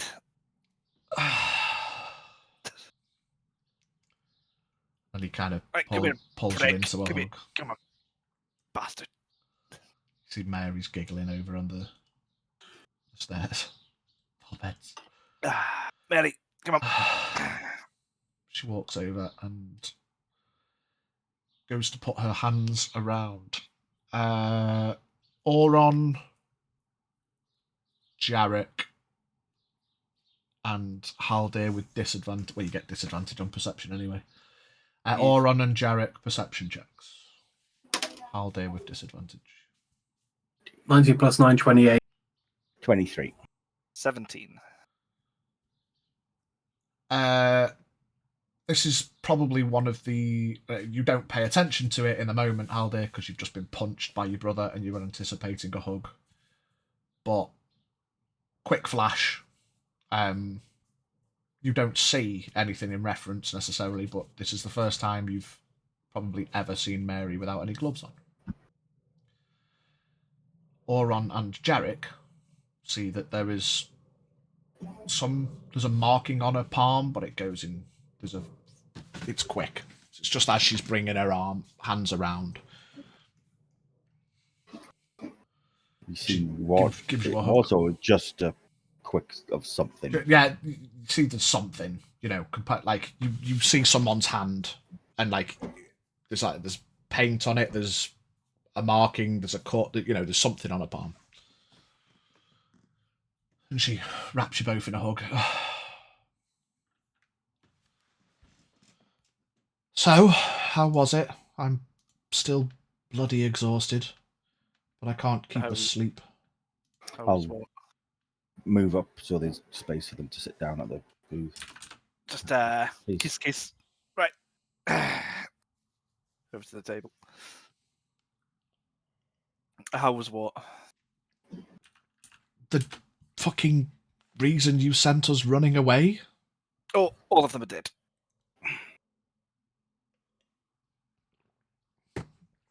Oh. great talk. How are the rest of you? All alive. It's been a few days, let's put it.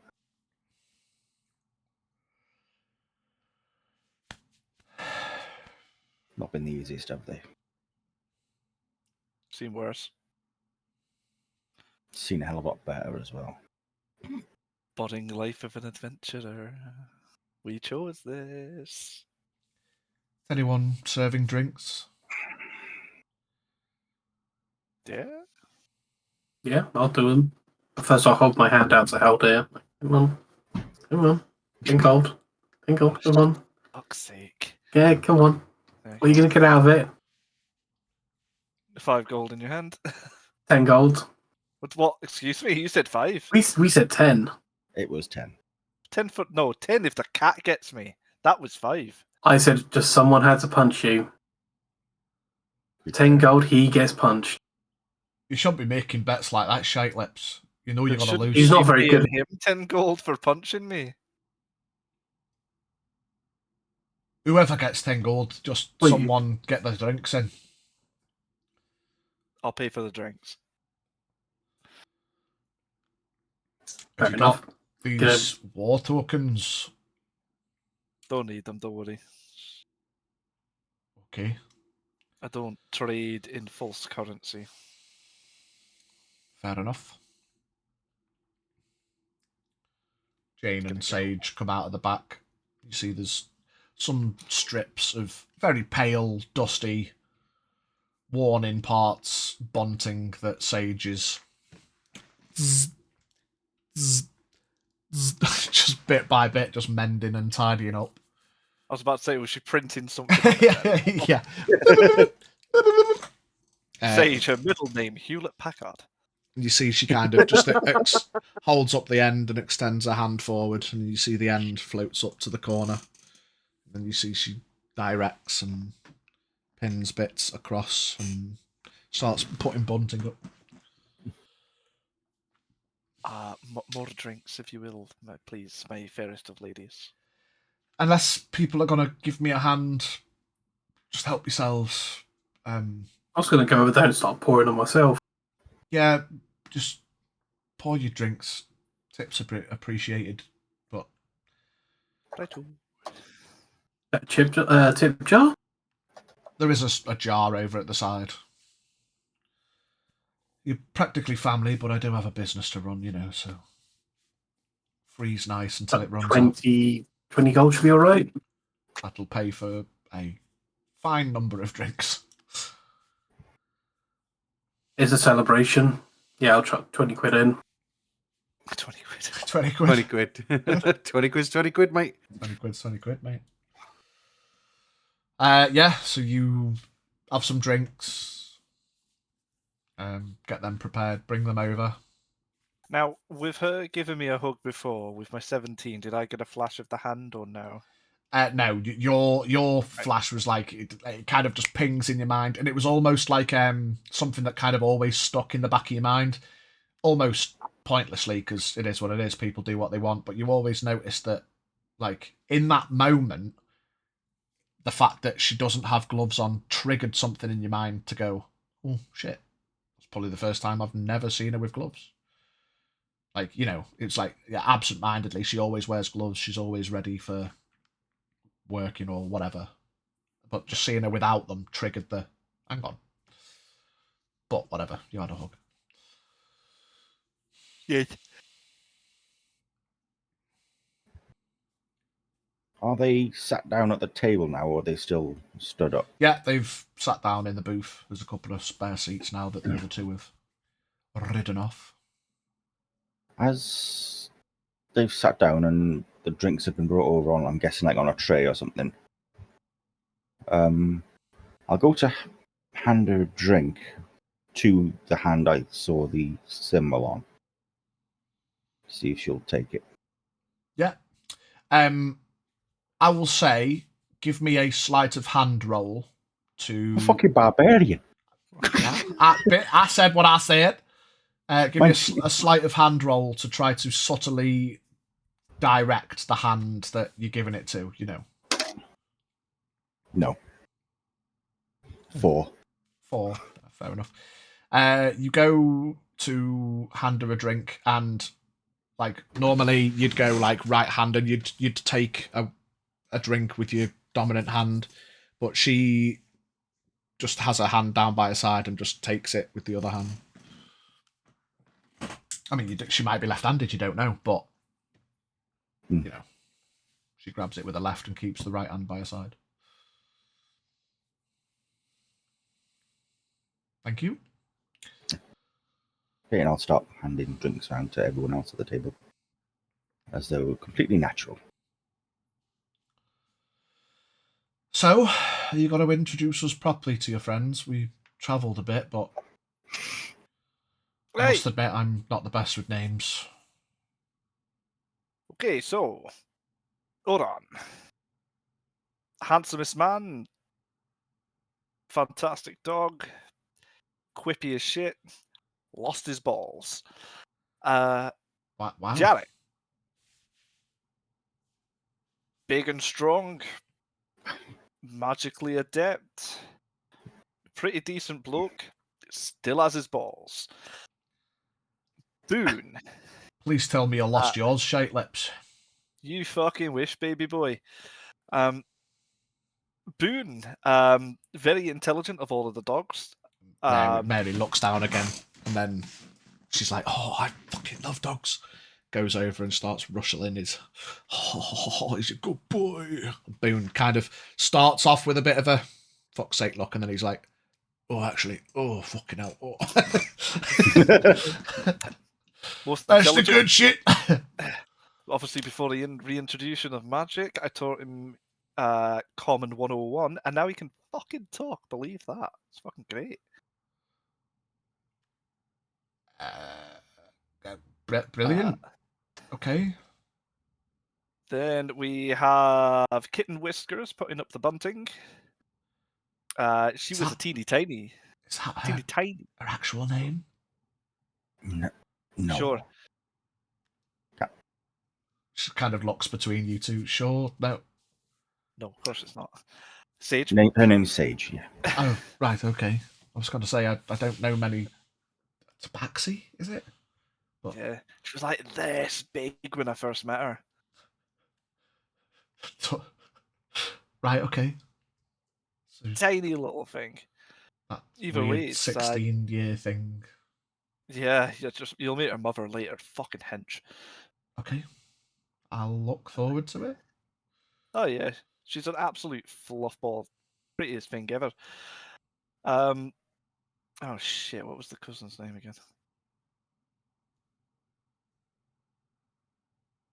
Jane. No, Jane. Yes, Jane. Jane Oren stares incredulous. I do remember. Look, I've had a day. Jane Fairbank, absolutely most beautiful barkeep of all. Tavern is fantastic lady person. She has been nice, yes. All of my love. Everybody merry everybody. Hi. And nice you've already heard the whimsical shit talk of my brother, Alexia. Pleasure. Right. And there we have it. The others will probably be back later and we can do more introductions.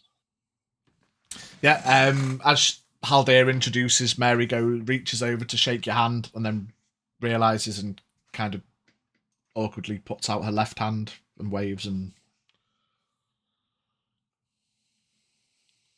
grabs a drink. Take it that was fairly obviously then. Yeah.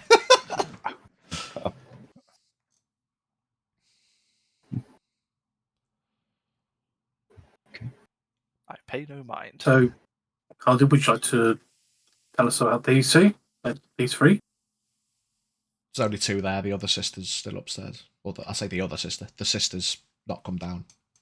Well, I don't know what you want to know. They're self-explanatory. He's a grumpy old shit who couldn't do much. Head of the household, farmer extraordinaire, leader of the land, doesn't get abandoned, doesn't leave his family, Doesn't disappear for 16 years with no contact, despite having magical powers that can contact. Kept everyone safe up until the point I died. Thanks for that, I suppose. We'll call it quits. Mary has been... what are you saying, big man? I suppose it runs in the family, to be fair. No, that's where you're different from. Oh, Shite Lips. That's how he gets his name. Talks shite all the fucking time. Mary is my sister's handmaiden, quite tasty with a weapon. Good at washing clothes and re-hoofing horses, and she just looks at him. Thanks, bollocks. I'm only playing. Let me reintroduce myself. Haldir, the reason we even had the farm to begin with, Cool, you saved the little girl and got some free land. What did you do? Oh, I was working for somebody else making tuppence. How have none of you fucking killed him yet? Oh, we've tried. Right, hold on. So you got the land. Yep. Then you fucked off and left it with your brother to take care of it, take all responsibility. He fucking did. It wasn't immediate, was it? I'm gonna leave and become an adventurer. Oh, I don't want to work. Oh. That's not necessarily. Does that sound like you? Was it? I was taking my sabbaticals. You know, when the fucking kings imprisoned me, I was actually taking fucking stock down for fucking trade. Did you forget that? You've been to prison? Shit. How dare. Mary looks. What the fuck? So this is how I met Oron, and I don't know what you mean. We never saw met you in prison. Borak. Who you completely didn't introduce. Sorry. I never knew he was in prison. Oron. Now is not the time. Well, you've got one up on me there, brother. Fucking God's sake. Been to prison, bag. disappeared. I have the pardon. It was wrongful imprisonment. To be fair, I've never heard this story either. Well, you can get your bag in a bit. It's with the girls' room. I don't want to risk waking your sister up. You know what she's like. Oh, fair shout. So you'll have to take my word for it. Oron probably still has his pardon, however. Haldir, you don't need to justify it. I don't give a shit.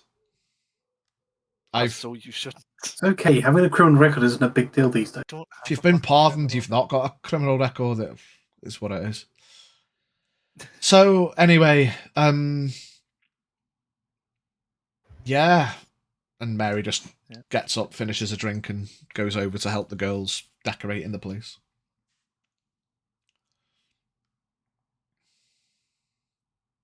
Aye. You see Sage go over to her and say something, and then she shrugs. Sage takes over, and you see Mary kind of stood there like, well. Be right back. The dog's kicking off. Oi, oi, oi! Mary walks back over and reaches out, takes another drink.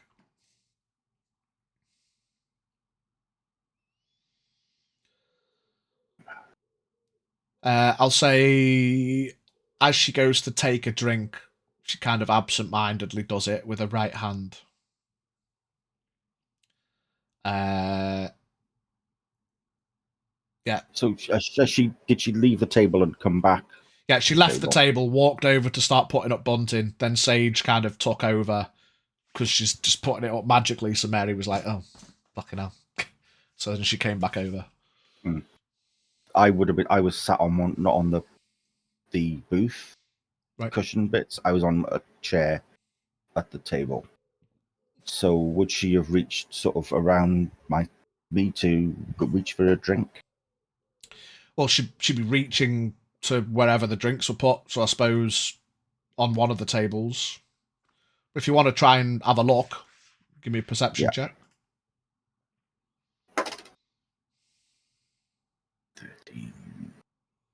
When you want. When you want. You now trying to pay attention. You cop a look at Trying to pay attention, but not obviously. What's on your hand? Yeah, she it's a birthmark. She reaches out and grabs the drink, and then you see she kind of looks down at her hand, and then just swaps hands and puts her hand on her hip. Like, you can tell she's like made a deal of it at this point. You can see on her palm there is a scarred skull.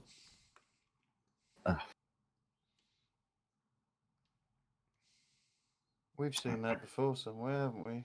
I haven't. Yeah, Jarek doesn't. Yeah.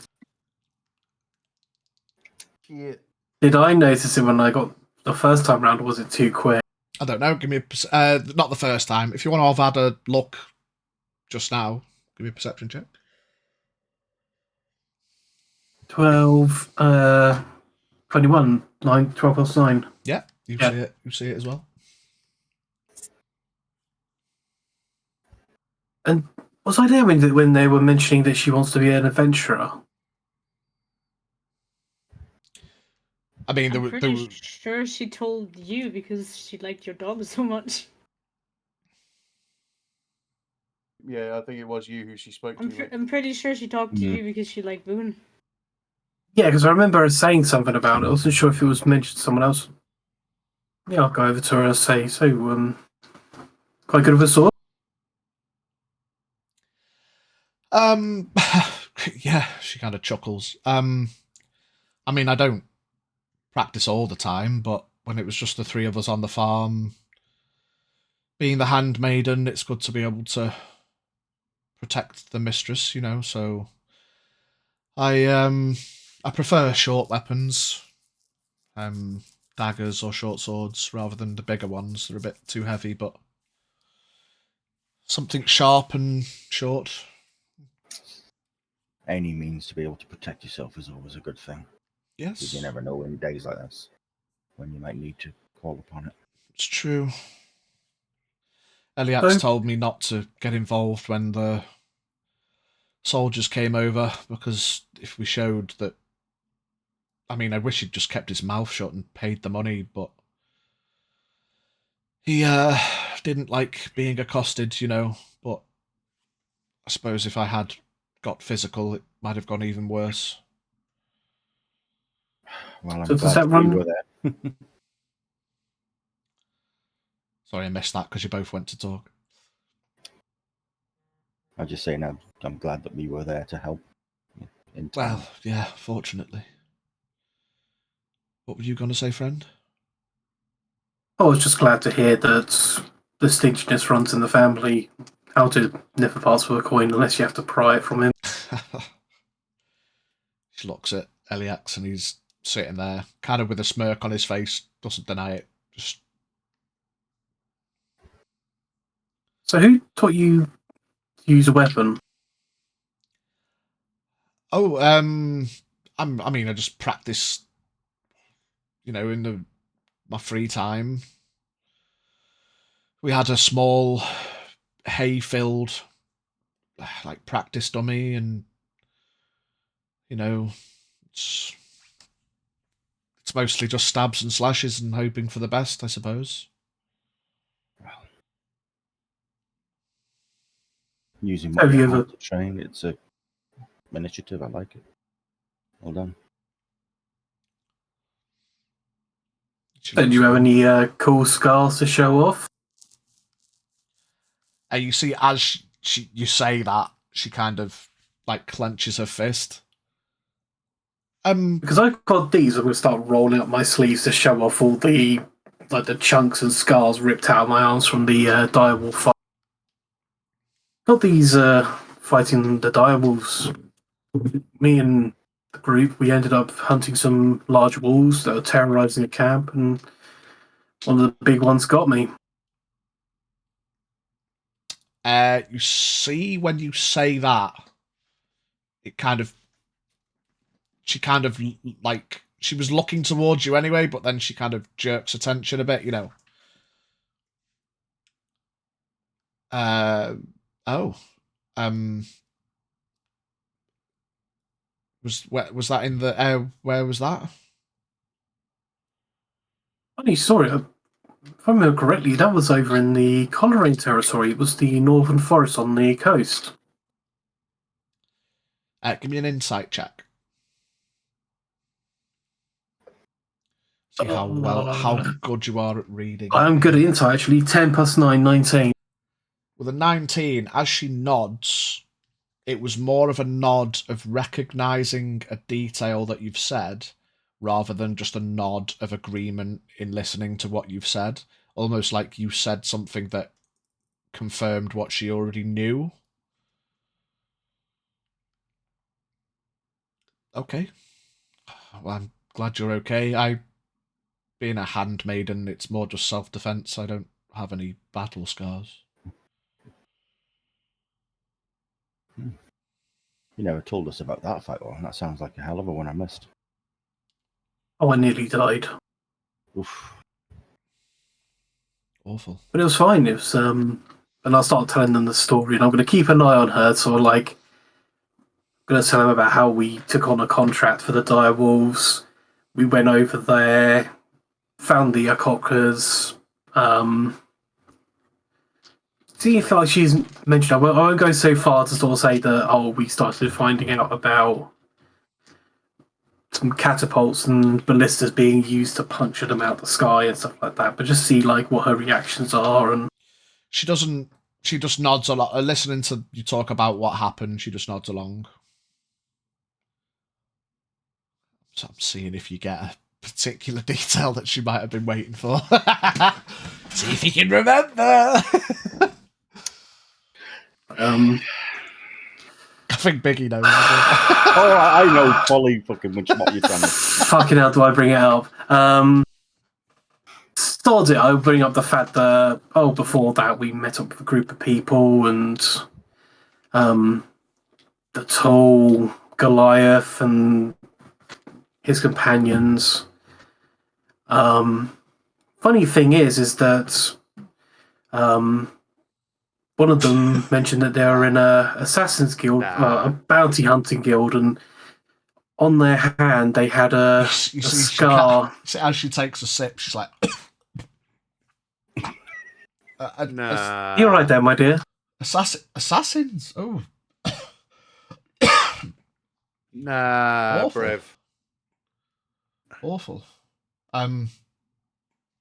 So you were cavorting with assassins? No, we just bumped into them, and one of them mentioned that, we saw a skull on a hand, and we inquired about it, and she clenches her fist tighter. Just turning her fist into a dime. I think sister's awake, Eliax, and she turns to leave. Starts making her way upstairs. God damn, Warren, that's a hell of a story, that. Kept that one quiet. Very impressive. How they didn't do a single thing. It was crazy. I'm going to only have to agree with you because I was listening. Did you have your headset on the whole thing? No. Oh, shit. Okay. Okay, quick summary. I mean, Halday wasn't. You don't have to summarise. Halday wasn't there. Fuck it. He said he walked off somewhere. Yeah, Dad. You went for a shite. Yeah. Went for a shite. Halday comes back. Oh, the wine goes right through me. Oh, that's a shame because I was going to give him nudge Jarek and nudge Halday and go, boys pissed, let's go. Just been for a shite. Now you need a piss, Halday. Yeah, bladder of a small child. Come on, Halday. I guess I need a piss as well. Yeah, that's been a problem lately. Shite lip, shite bladder, shite face. I don't know what's wrong with him. Just shite in general. It's just doesn't shite. stop. Look, listen, it's just the wine. Be It's quicker just, to it's list just the what's wine. right. I'm gonna give a look to war on this better be fucking worth it. So, where do you go? Does the tavern have toilets, or do we just go out into the streets and go to town. Yeah, there'd be an outhouse Literally. round the back. Right, take it around there. Okay, Jarek. Story I told you. There. You know what? I'm fucking trying to remember exactly what happened. Haldir. Yeah. Do you know much about Mary's past? Of like how long she's been serving with you? Mary, gosh, since she was just tiny, absolutely beautiful, fantastic girl, lady now. And does she wander off on extended periods, like weeks, months? Pidge? Not extended periods of weeks or months, but there has been the odd day or two where she's been late. Well, she's not a slave or anything. Yeah, girls go out. Did you ever notice any weird scars, any weird birthmarks? No. Jarek, what did you see? Well, I saw the mark on her hand. She's got a mark on her hand. Yeah, well, remember again, Haldir, that you've never seen her without gloves on until 5 minutes ago. Never actually seen her hands until now, eh? That's a good point, yeah. And as Auron was telling the story, would I have put 2 and 2 together? Seeing the mark on her hand and mentioning it in the story. Yeah, up until the point where did you mention the did you mention the scar on the hand? I don't think you got that far, did you? You mentioned the assassins, but mentioning the assassins was said that but they had a scar on their hand in the shape of a skull. Mm. So fill me in on what story this. Because they had the hand signal, didn't they? Yeah. Jutsu. Give me a history check, Haldir.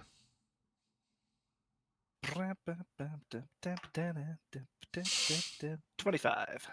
25. As Auron's talking about it, you remember way back when you were up by Coleraine Forest and you found the Goliath and the elf, and she had a skull scar on her hand, and you found out she was an assassin who was then found hung from a pole with no hand. Boy, I sure hope that Mary hasn't been reading my notes. Oh dear. That you left in the bag.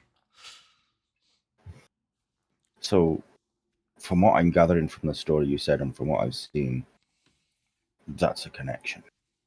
It's the same. Be a hell of a coincidence if it is.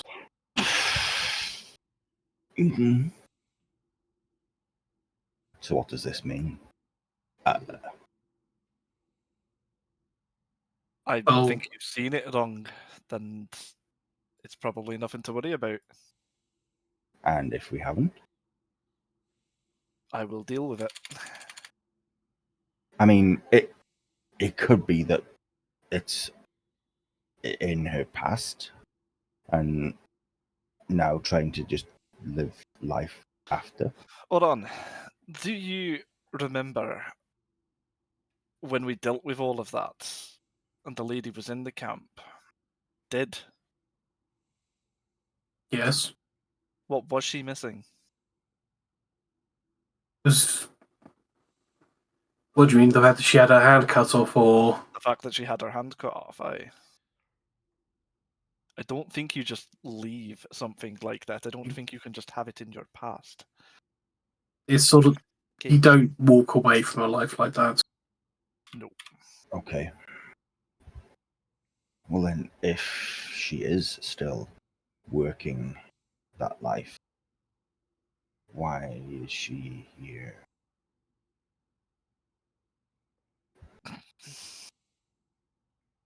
And again, why is she a handmaiden?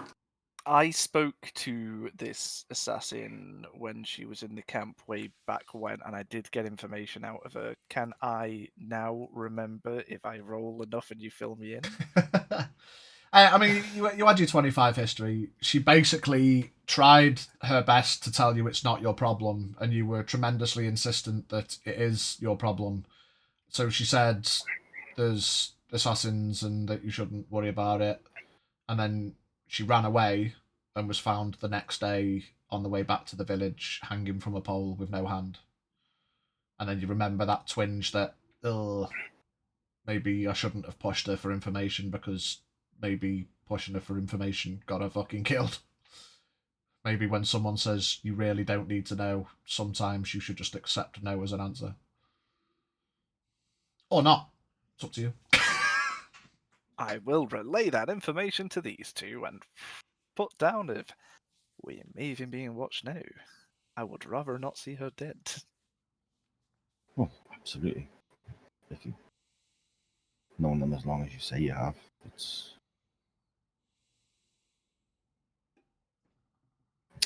let's only take information if it's given freely.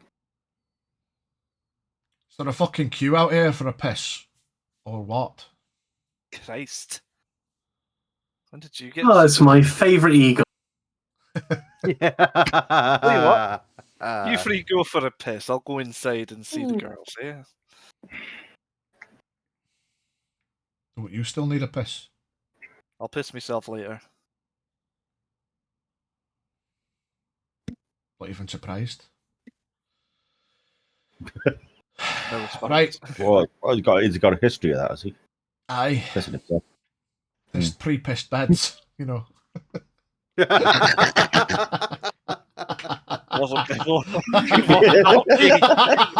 me. It was 3 pissed on. It's what he always says, but no one else had been in there. Right. God, I bought it that way. Aye, that's what they all say.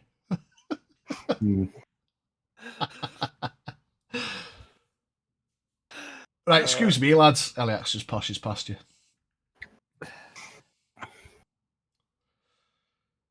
I'm going to follow Haldir, sneak-like, just to listen into what gets said.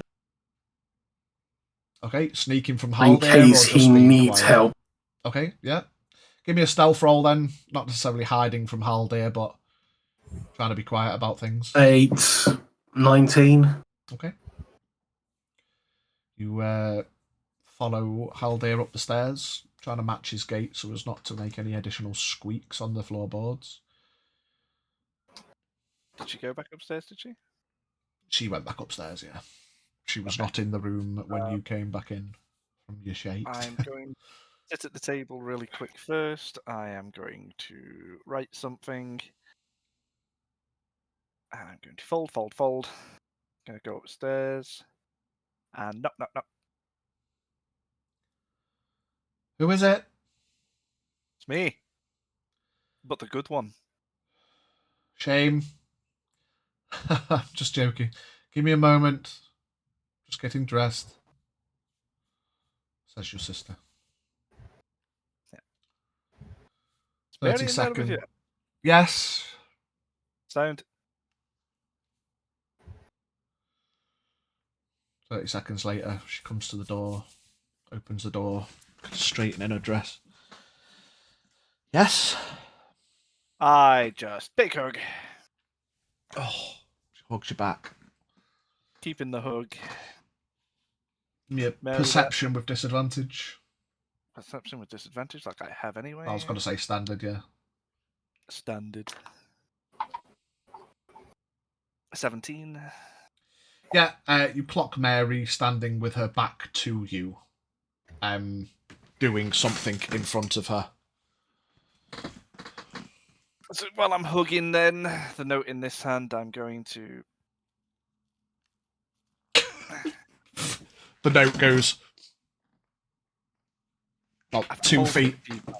Come on now. Have you made a paper Little aeroplane? paper airplane. Yeah, is the difference between for distance and just mid-hug going with some paper. It ain't going fucking nowhere, bruv.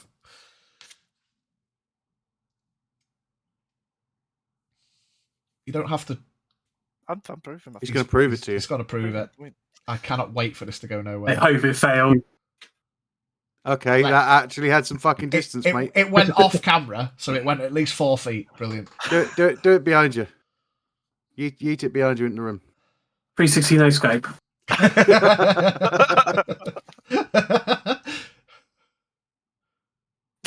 Yeah, 4 That was a feet. bit pathetic, that one. Brilliant. 4 That is feet. not 4 feet. That is not 4 feet. Anyway, yeah, cool. Brilliant. She's still facing away from you, so...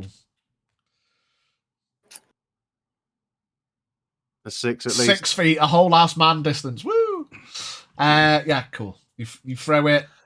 It's fine. How big are these fucking rooms? Like 15 by 15 at least. Space to get a bed in and everything. I get what you're trying to do. Anyway, yeah, she turns around and looks towards you. You can see now that she has just finished putting her gloves on. Good. Hug. She looks at the floor, confused, and bends down, picks the note up, shrugs. Just a picture of the black hand. We know. You're next. You're next. She's not observant, cannot read lips.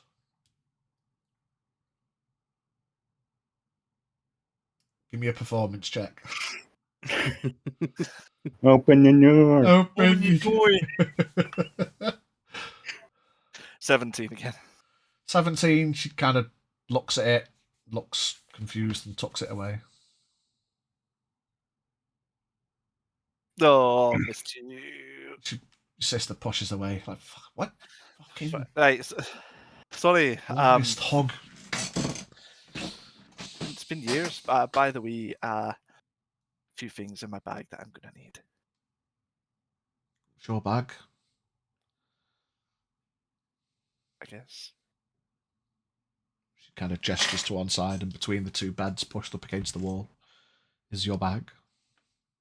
Weapons and the like sticking out of it. Great sword attached through the straps at the back. Should I even take the dagger? Might not need it, Beth. Have you got weapons? Your sister says, well, we didn't think we'd need them. We just rode on through the nights. Have you got weapons? I haven't, no. Mary Right, says I always carry my dagger, yes. Fucking hell. I'll throw my sister the Marston dagger. Right, you're a lady though. Strap it to your leg or something. She jumps backwards so as to not try to catch a fucking dagger in midair. Whoa! That your sister is not fighting. She's not an adventurer. You've just thrown a dagger at her. She's just fucking hell. I'll just sorry. Picks it up. What am I going to do with this? Strap it to your leg. Mary, show her how to use it. I'd sooner cut some fruit. Cut some fucking fruit then. But if anybody grabs you, and what are you going to do? Fucking kiss him to death? And she just turns to Mary. Mary'll stab him. And if Mary is somewhat occupied? Then she's the shit handmaiden? Fuck's sake, just keep a dagger on you at least. Okay. She's fucking ace. She just holds it. We'll find a strap. We'll get it, like you see, put it somewhere. Yeah, strap it to your leg with fucking what? Fucking leather straps and a fucking something to Find me a tasty garter and I'll put it on, brother.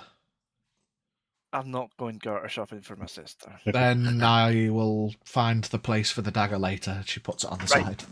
Okay, you see how I keep mine? Swing that. Like it's in the boot.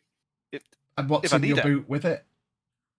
A sheath. A That's what I'm sheath. saying. Yeah, I still don't have one of those, brother. We'll get you one. I'm saying we'll get you something. So for now, it can stay there. We'll get you one, right? Okay, I'll look forward to having a boot dagger to stab myself with. Oh, good lord. So that's yours now.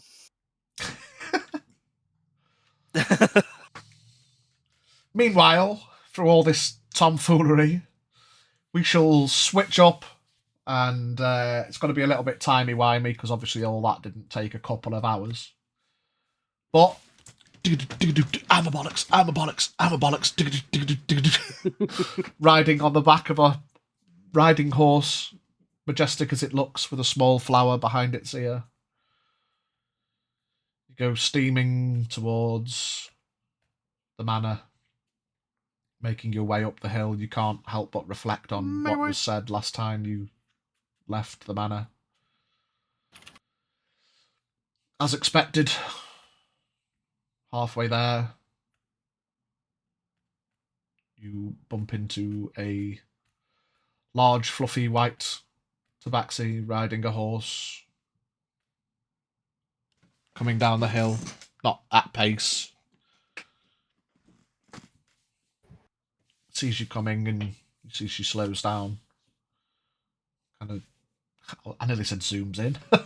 Focuses her eyes. It just zooms in. Yeah. Huh? Scroll.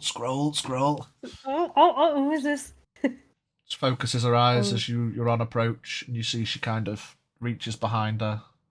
Yeah, I'll slow down on approach as well. She notices who it is, not expecting the purple robe. Yeah, I was going to say, does figure. she? Yeah, that's why she waited for you to get close. Brings a hand forward, off the big fuck off great axe on her back. Jump off the horse and approach on foot, probably about 50 feet away from her. Yep. She stays on horseback for the minute, gets a little bit closer, and then hops off. Thought you wanted to see me in the tavern. I am not paying attention to what she said. I want to fully 100% investigate every fucking bit of bear fur that I can see for any puncture wounds. I mean, chance of seeing puncture wounds through fur are slim anyway, but you can give me an investigate. That's why I'm trying to investigate, please. Yeah, go on.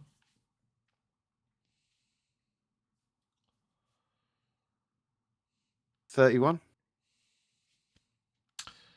I mean, as I say, doesn't matter how good your eyes are, you can't necessarily see wounds. You can't see any blood from distance, apart from remnants, the odd patch where fur hasn't regrown because of general scarring and being a badass fighting crazy angry woman. But in the moment, 40 feet away or so with a 31 investigation, you don't see any vampire bite wounds. Oh no, I'm talking like I'm fucking up close to her. Oh right, okay. Investigating her, like looking around her like body. a monkey. Yeah, yeah, legit. What are you doing? Did you Get see off. him?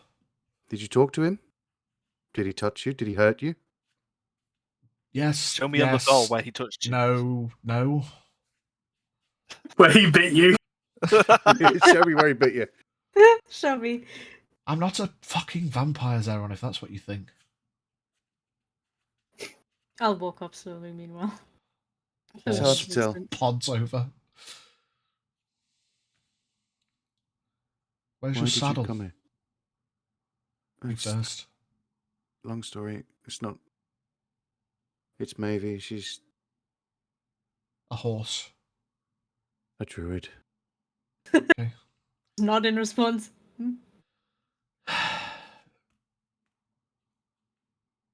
Magical folk. Blessed by a fae. She can turn herself into an animal. Cool.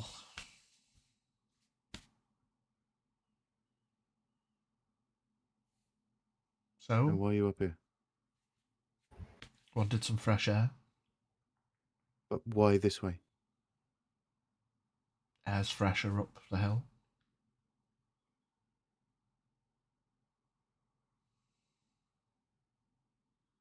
I can smell your bullshit. She laughs and picks you up. I'm not bullshitting, Zeron. I'm fucking bored. Bored of everything. Bored of everyone. Wanted to see if he would hold true to his promise. Please, out of character, please remind me what this promise was, because I can't fucking remember. If anyone comes back, I'll fucking kill you. Oh, okay. Well, I mean, it's good to see that he didn't hold his promise. Why did you... Wait a second. Did you seriously go up there in the hopes that he would? I'm bored. I'm alone. Fuck's sake. I'm tired.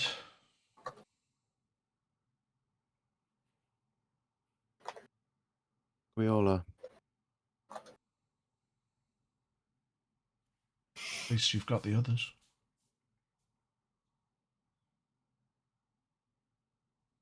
There's nothing to stop you coming.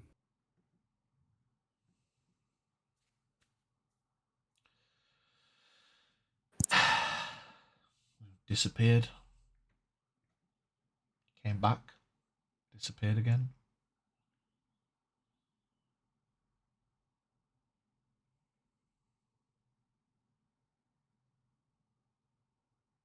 But anyway, he's fucking bored and boring and drunk.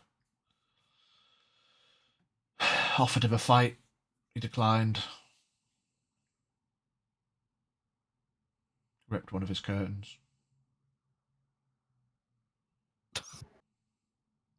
Knocked over a vase. Oh, you're fucking hard, aren't you? Fucking bored, Zeron. Do you want to fight me instead, Sarah? Yeah. Wrecked his curtains. Oh, you're hard. 1v1 me right now, bro. Sounds hard. 1v1 me right now, Yeah. bro. Left a hairball in his foyer. Give me 2 seconds, You're gang. bored. 2 seconds. Discord's being fucky.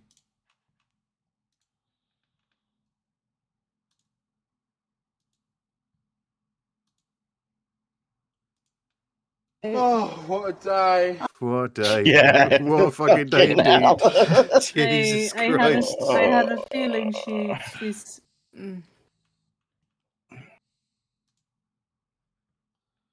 Brings back memories. Oh. He's got deperation. Oh, for fuck's sake, T. Teaspoon, I don't know if you saw or if you've heard, you've leveled up. Now level 18, so if you want to sort that in the background. Max health, obviously, whatever you're going to take. I know exactly what you need, a cat. Anyway, whatever. Why did you come up the hill? Haldir said that you were waiting for me in the tavern. Yeah, we were, but then you fucking told him that you were up here, didn't you? I've told Sage, but... So I guess she's at the tavern? What the fuck ever. Yes, she is. Okay, Waiting let's for go you. then. She puts you down and gets back on the horse. I doubt again. I can get on. Oh, fuck it, I'll walk. I'll see you there then. Fucks off. Full dash.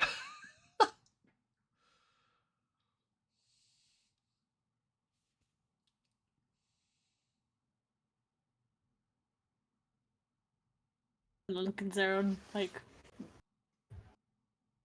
As best a horse can. Yeah. Looks at me. The horse looks at him. like, what now? I suppose you probably could just pick him up in your mouth and just Yeah, back fucking yeet him over my shoulder, yeah.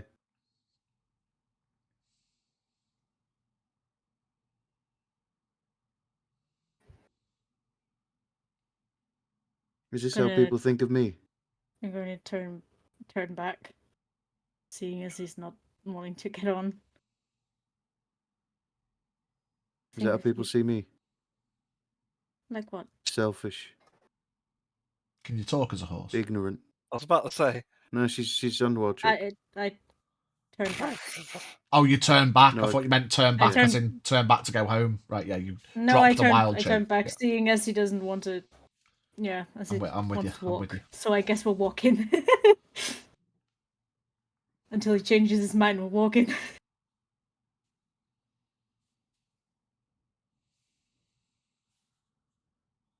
Is that what people think of me? Careless. I think quite a few people do, yes. Mm.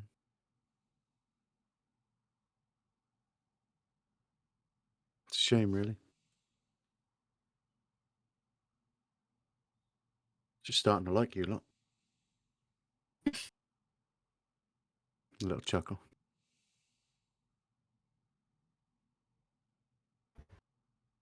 Oh well. I mean, I guess through your actions you don't really show very openly that you care or how you feel about things unless you're pissed. It's hard. It's hard to show emotion and feelings when things are as shit as they are.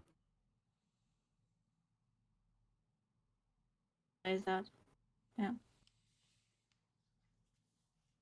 But I don't know. Maybe it's time. Maybe it's time for change. Change is good. Maybe it's time to turn over a new leaf. Wipe the slate clean.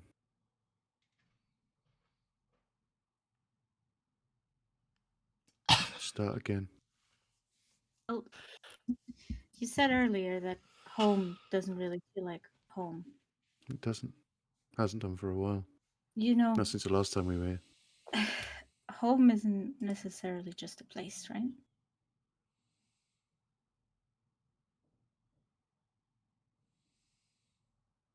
What do you think home is? For most of my life, home has been traveling with Jarek. Sort of my found family, I suppose. Found brother, I should say. I never really had a home. Well, a place, I suppose.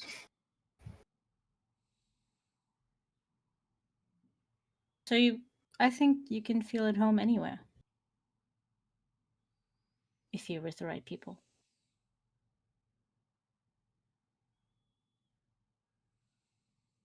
I don't know how to feel home. I've always had it. I've always had it all. Never had to worry about anything. But I guess. But from what I've gathered, your family never really felt like family either.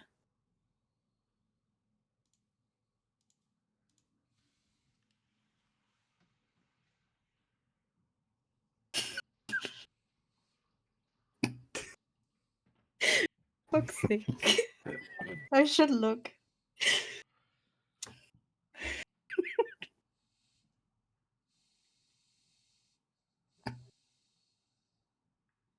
But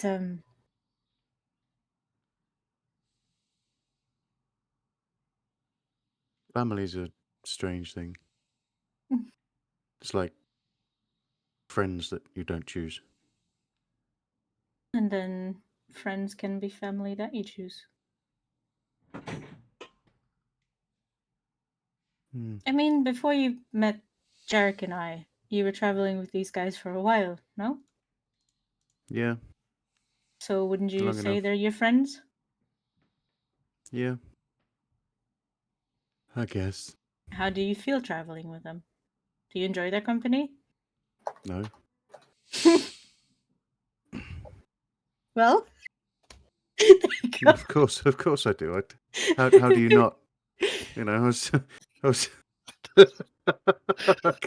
I can't sit here with me fucking singing along, mate. Please. For the love of God.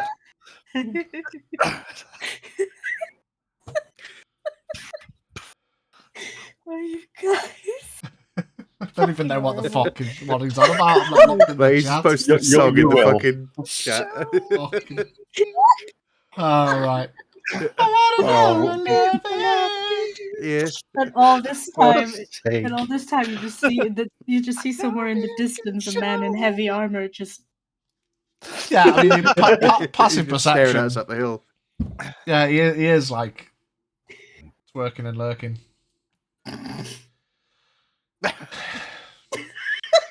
He's just there. He's just there. The expunger, quote unquote. He's just there. He's just there. He's just fucking there. Yeah, well, I guess a bunch of fucking reprobates in the tavern. Closest thing I've got to family now, so. Not really a bad thing. I mean, have you met them? Yes. No, like, really met them? Well, I know that Haldir talks a lot of shit. Orak usually keeps to himself. Oran is more of an observer. Silent watcher. Yeah, creepy Uncle Oran.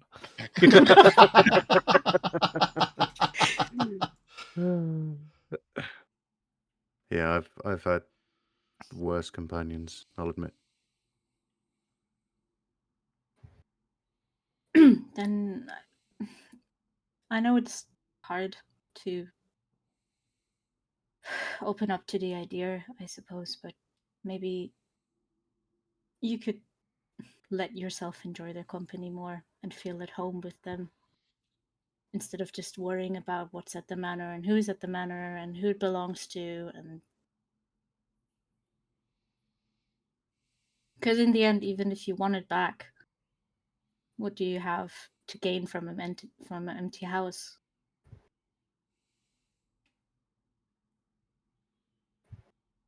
Somewhere to live, which I don't currently have.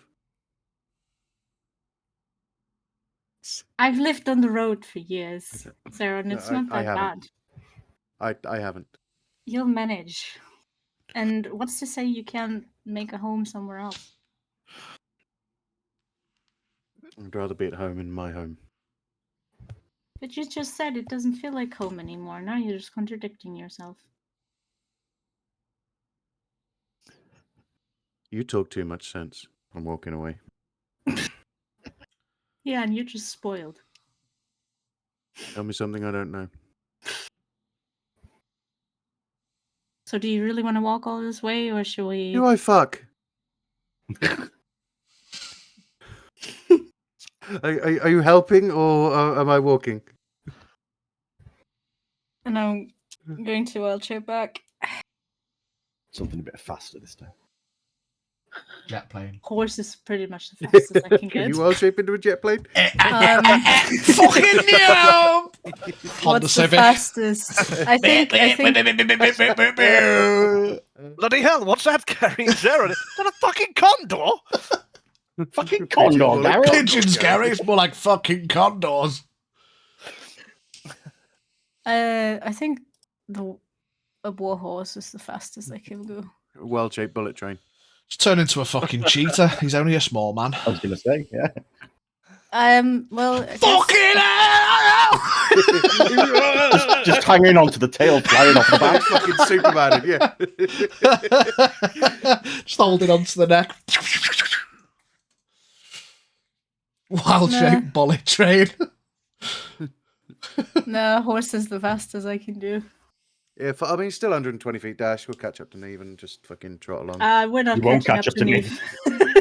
We won't catch up to Neve. We'll just stay at a steady pace behind her.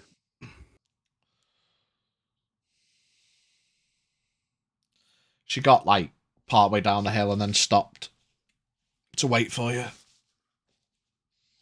And then at full dash, given Neve's faster travel, you'll get back in Navy. about an hour.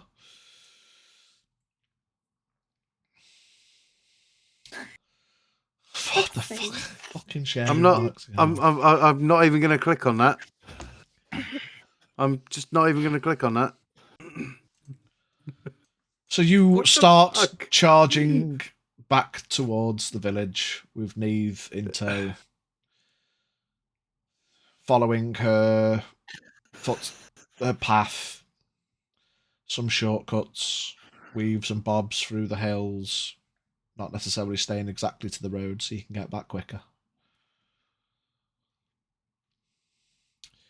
She'll flick back to the tavern, where everybody will have had a couple of drinks. Everybody's finished decorating the place. I say everybody's. Sage just finished putting the bunting up with a mage hand.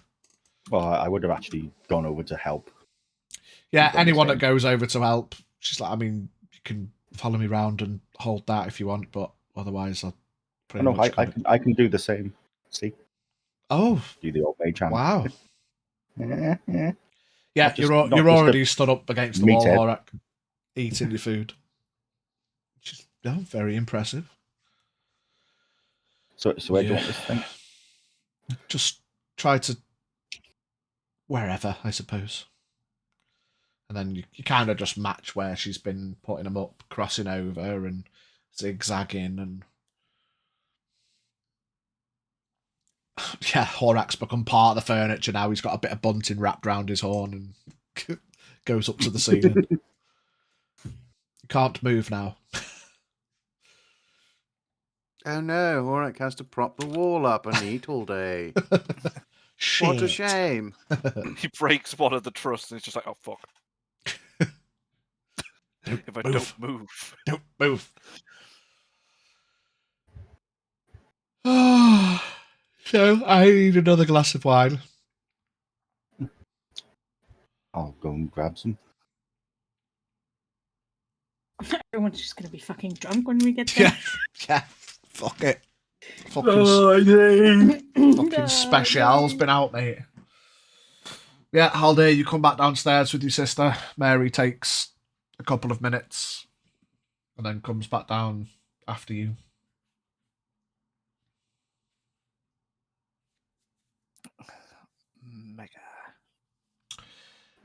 For those who were paying, I say those, Jarek and Oron paying loose attention, you see now as Mary comes back down, you kind of look towards her, given the conversation that you'd had. And she does now have gloves on. I'll just look to Oron and just a knowing nod. Also gone and got a bottle of wine and topped up Sage's glass. Poured one for himself. Good job. Cheers. Yeah. Ting. Now that I have my bag with me, I'm going to get out a piece of parchment and usher Sage over really quick. And I'm just sit down and just be like, okay, so this is what happened on the date. I wrote it all down. There's this guy called Ulysses, right? It wasn't called Ulysses at the time, however, blah, blah, blah, blah, blah, story. I'll just hold up the bottle. Top up. Please. Oh, that one's empty now. Oh my god. You give her the story. She copies a couple of things down, important notes. Ulysses, blah, blah, blah. People to look out for, Larissa, King, and any mentions of the Kings, and Shalitha, other people of note. As you do, she says, we had one of the guest speakers that we had was someone called Larissa, but I don't know if it's the same one, but she was at the Tri-Peaks for a couple of days. All right. Okay. Interesting.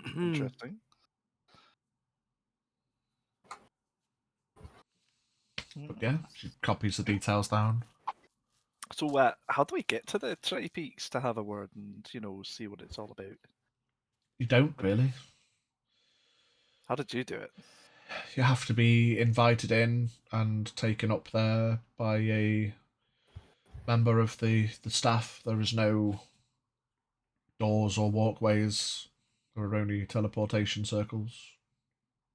How do we get the invite if you put a good word in? I mean, depends why you'd want to go. We don't really do tours. It's only really students and teachers there. I mean, the teachers would probably have decent knowledges and maybe know things that are good for lookups in with, maybe.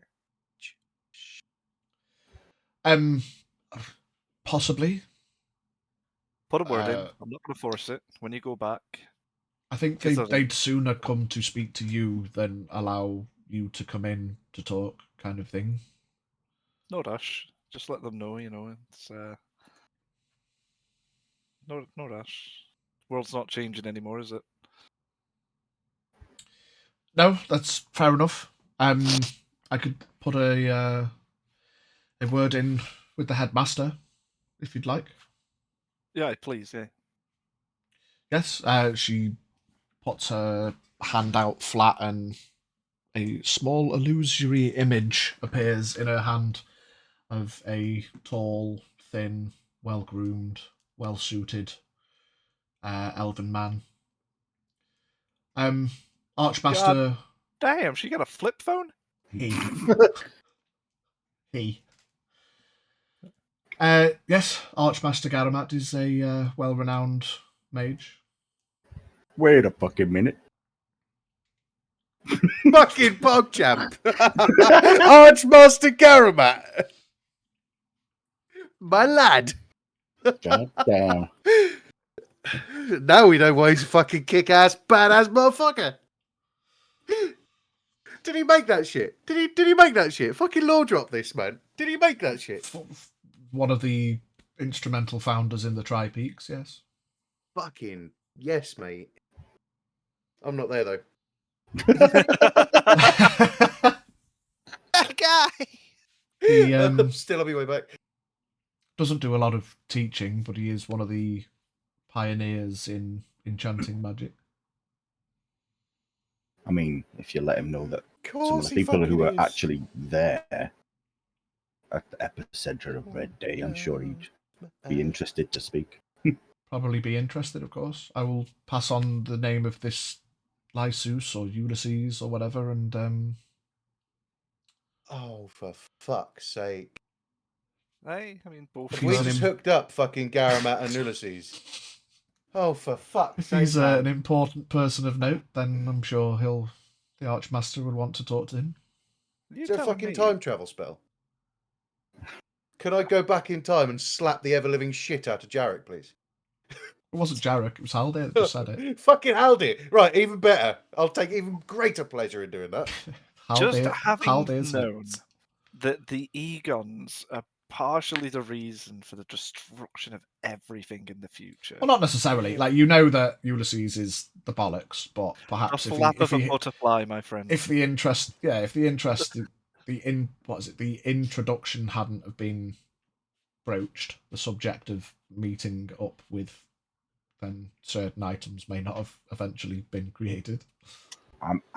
If only we decided not to go to the fucking mine. I mean, if I'd have known that, I'd have left the cunt in the bottom of the volcano in a mountain, you know? Taking his necklace and fucked off. Last part. Fucking Haldir, man. Ah. Anyway, sorry, I'm not there. But yes, despite positive or negative connotations, everyone has the potential for good and or evil, potential for power. And it's not necessarily the power that corrupts, it's always down to the person. You know, there are necromancers who aren't inherently evil. Necromantic magics and practices are, whilst mostly frowned upon, the best offense is usually a good defense, and vice versa in certain circumstances.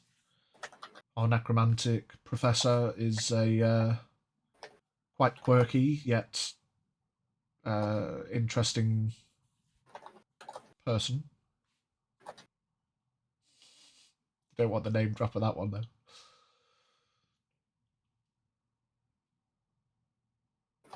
Sorry, I'm fucking vibing out some tunes, mate. What's the name drop? Not giving it. I am so intrigued. Tell me more about these people.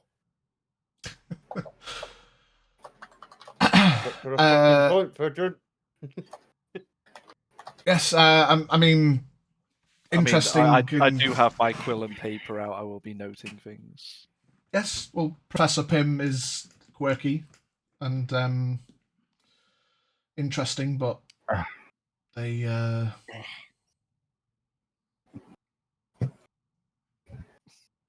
have merit, you know.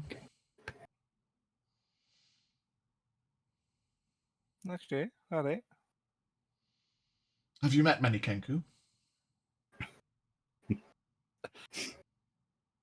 Yes. Absolutely haven't. Not yet. Was I not there upon the majority destruction of the Kenku? No, they're the Arakocra. Oh, that's true. Wow. Yes, I apologise. One bird person, two bird people, so they're all the same. Wow. Haldir. They've all got the same feathers.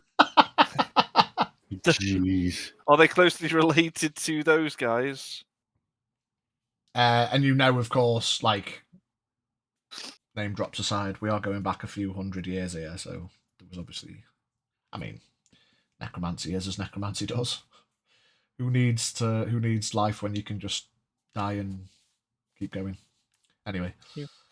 Yeah, she regales you with a couple of other teachers. No one else has got an important name drop, so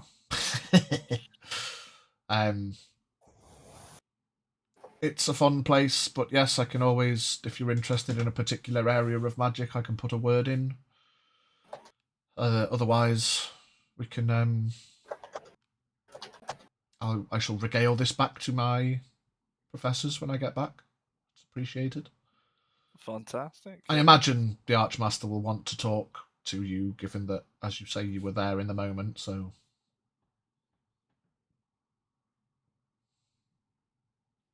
Well, it's good to know.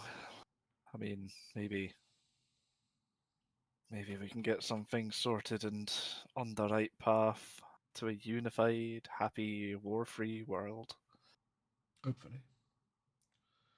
Which is all the Egons ever want, and all they will ever want, and not create further problems for anyone or anything. The door opens to the tavern. And there stands, with a deep breath, or a exhausted sigh, a large tabaxi. And you both turn around quick, and Sage looks up. Surprise! Turns to look at everyone awkwardly. Yay! Yay! Neve just kind of tries to hide a small tear filling in her eye, and then just shakes her head and rolls her eyes. Walks over to Sage and pulls her into a big hug.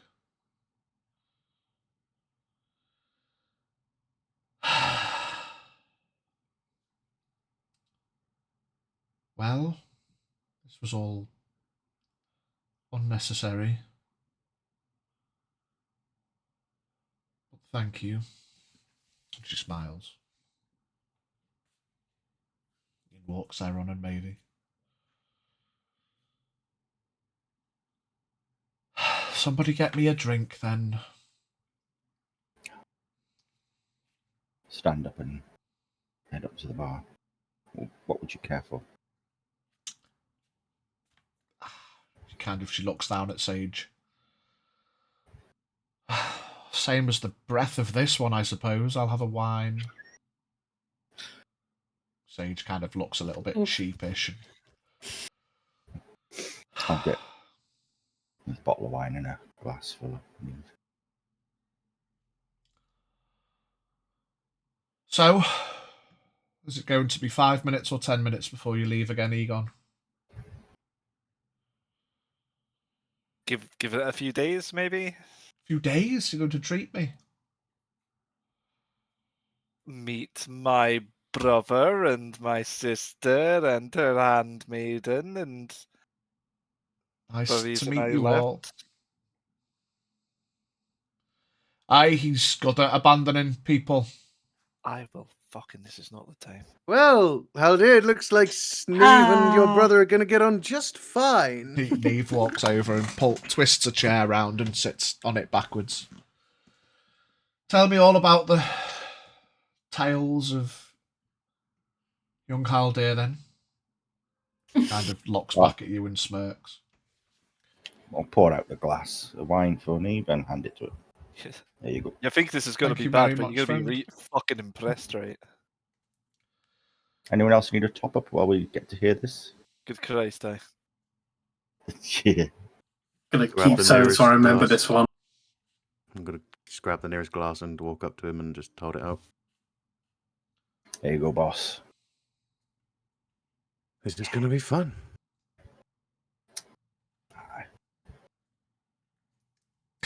Anyone else need a top up? Eliax looks at the group of people gathering all around him. It's not that much of an interesting tale. How many fucks do you think I gave about the wee shite? While this is going on, I'm going to step outside. Well, if you're not going to tell one, I can always tell a few. I tell us how amazing you were, Haldir. Not about me. Oh, go on. Oh, remember that time when we were growing up a wee bit further north, and we had to leave, and you were really upset, and you kept crying for days, and you wanted your blankie, and you couldn't find it. Eliax just looks at you. You trying to embarrass me in front of your friends, wee brother? Not yet. You have to try harder than that.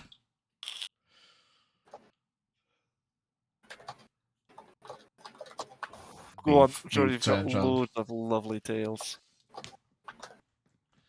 So anyway, embarrassing stories aside, it's nice to see everyone. I guess this was your doing. Kind of looks up towards Sage. Maybe. Well, thank you. Anything for my favourite cat?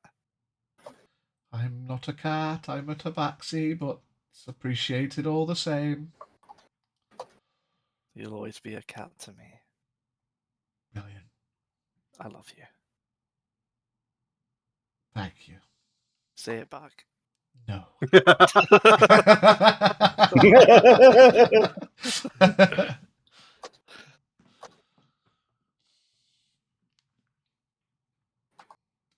So you don't have to tell me everything that's happened over the last 16 years, because I've heard that it's not really a lot, but... we can tell you everything from the past few weeks. That is our 16 years. So I've heard. What's the next steps? What's the plans? Where are you living? Where are you going? What are you doing? We're going to end the war.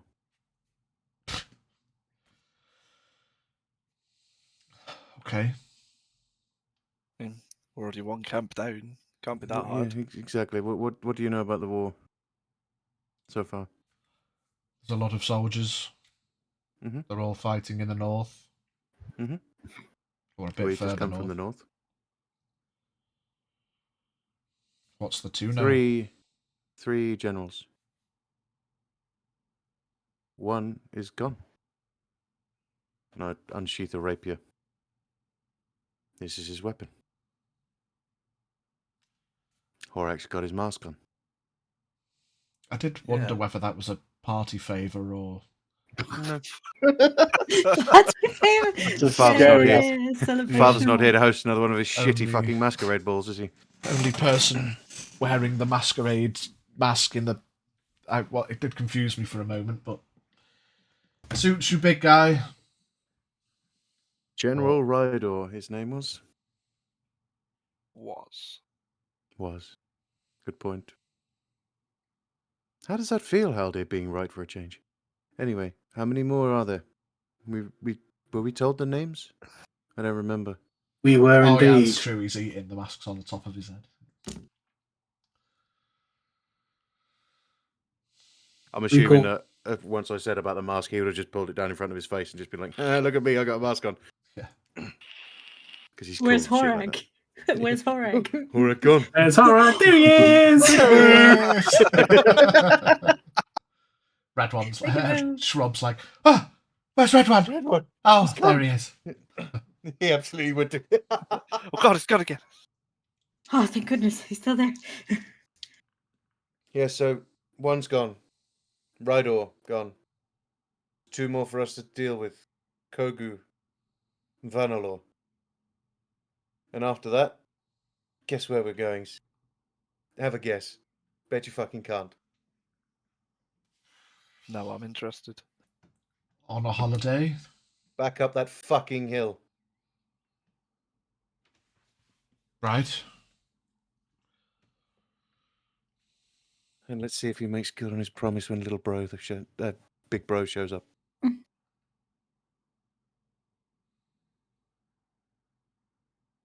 Okay. So, I'm complaining you were bored? Nothing to do? Is that still the case?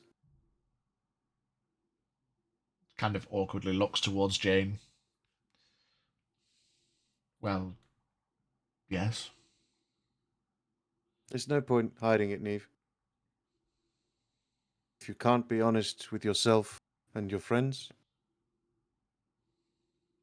I've been being honest with myself for 16 years, though, and that's the trouble. Well, 16 years and 3 weeks, 2 days, if we must count. She looks towards Sage again. What's your excuse? I'm sorry, Mum. I can't really get out much because of my learning. I'm not worried about your teachings, Sage. All you had to do was write me a letter. Once a month, once a year. I know. I don't have an excuse, I just got lost in the thrill of it all. Well, now I know you can communicate from any range. You've got no excuse once a day unless you need those magics. Okay, Mum. Fair enough. Right, now that's settled.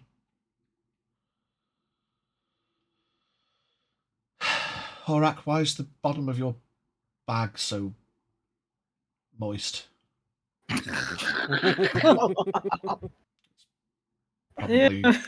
Probably all of the thumbs. I don't want to know. Oh, Horak's got a friend. Oh? Shrub. Yes. Neve kind of jerks back. What the how... Horak, why have you got a kobold in a backpack?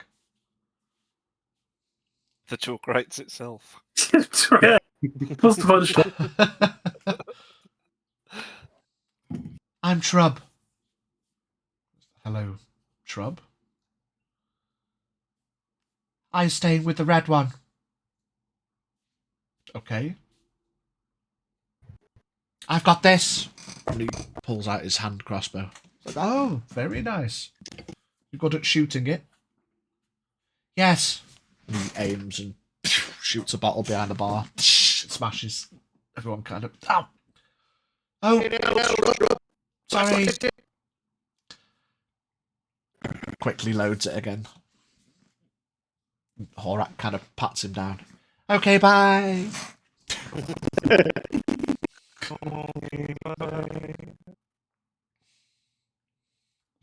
Well, where the bloody hell did you get a kobold from? Well, long story. As we're sitting there drinking and gassing and whatever, just regale her the tale of us going to the swamp and Horak's brother, all the kobolds, Shrub's the only one that was left, the hag, the gas, the ritual. And then just because we're turning over a new leaf, I'll start regaling forward from that. Drinks are flowing, and we're going north. We picked up them two ne'er-do-wells on the way north. Got to De Montfort, watched them do some party tricks for Ulysses. Went down into the mine, shit me pants over some spiders. Got fucked by a spider. went to sleep for 16 years. Woke up. Sorry, got fucked up by a spider. Not fucked by a spider. Yeah, that was after the 16 That years. Probably should It's have. too late, Yeah. unfortunately. They think you've been defiled by a spider. Should have worded it different. Yeah. Then went on a little jolly, and here we are.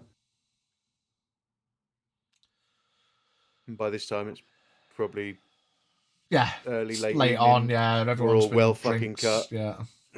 And then right at the end, I'll just go, just think that could have happened to you. She punches you in the face. Hey, all right, gets 10 gold. Yeah. I take the 10 gold that I prepared earlier out of my pocket and hand it to Oram. Fantastic. I will take whatever I can get. 5 bludgeoning damage. Yeah, click my nose back into place. I just go, I missed you so much. Kind of pulls you into a bit of a loose headlock and she's kind of swaying a little bit. Gives you a noogie. Drunk. Yeah. Missed you all as well. So, as much as it was a pain, and we just couldn't leave, we just couldn't get in touch with you. We were just stuck underground, locked in some kind of sleep thing by magic, and who'd have thought it? Haldir was right again. It's happening quite often, isn't it? Twice. I counted. Well, you're welcome to So- stay at the house if you've got nowhere else to sleep. Jane says, yeah, you're not all staying here. There's not enough space. Eve kind of gets up, straightens herself up, sways a bit, catches herself on Haldir's head. Oh. Stands up again. Imagine that fucking great paw on top of your head, man. Jesus Christ. Ah, the paws were soft as I remember. Yeah. Soft but heavy. A big fucking tiger's paw on the head. Okay, so we go and help each other home then. I mean, what sort of time is it now? It's probably about midnight. We've all stayed up late. I just wanted to point out again that I was outside. You've been out the whole time? Yeah. Oh, shit. It's been hours. It's been hours. Are you It's still in been horse hours. form or something? Are you stuck? No, I'm not stuck. Didn't want to waste Just put my your while. hand through the window. Guys, shape's broken. I can't go back. Just put my head through the window and neigh at everyone. Just gotta make every spell count. whose horse is that? Whose horse is What that? horse is that? No, I didn't just maybe went off to have a conversation. God Hopefully. damn you in your socks. Okay, yeah. So whilst the drinks are flowing, everyone's regaling Neve with the conversations. Yeah, you head outside. I'll just need them on the way, it's fine. I mean, if you wanted to have left earlier, while they're all... You don't have to do it now while they're going home. They're all drinking inside. You head out. Yep. I'll just have a quick glance around for where our expunger boy is. Spongy sat on top of the guild house. I'll just head around a corner and just very quietly just ask, Aniro, are you there? Whenever you need me.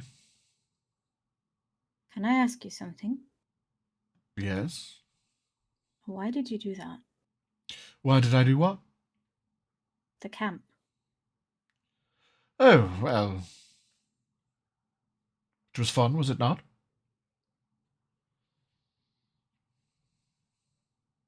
I don't know if taking that many lives is fun. Oh. Granted, well, it... I hate to admit it, but it helped us greatly. But, as you can imagine, the expunger wants a word with you. Oh, does he? Maybe you should talk to him. You hear a deep inhale of anticipation, and all of the air around you kind of blows past you a bit, cooling in the night air. That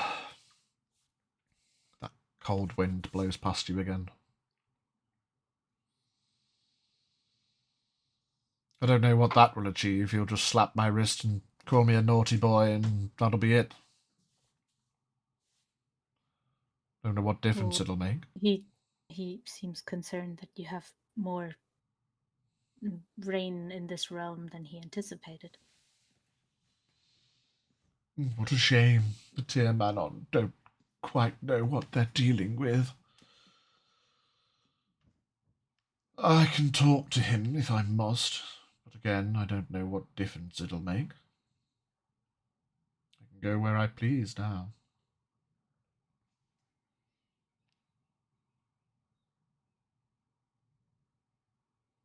Well, as long as you keep your wrath to those who deserve it, I suppose.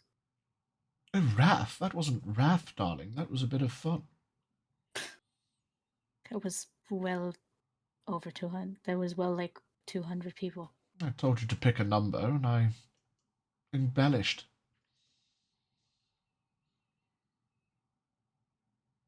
So you're gonna ask me every time? I don't have to. Do you want me to give you permission to kill people? Like, I had no idea you were gonna do that. Were you sad I didn't bring you with me? If you wanted to, I could have brought you along. For what? For me to watch you slaughter them?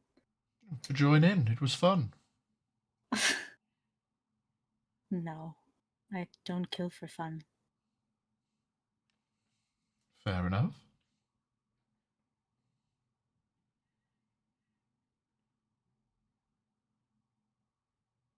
He's right over there in the guild house. Oh, okay, fine. You feel a cold breeze blow past you. Do you want me to come with? No response. I'll just head around the corner again and have a look at the guild house. You can see the expungers now halfway across the street. You hear the expunger roar an almighty, "Be gone, thought!" I am also going to have to love you all and leave you all. Yeah, we're going to wrap up in a minute anyway, mate. Nibosh. Yeah, okay, I'll give it 5.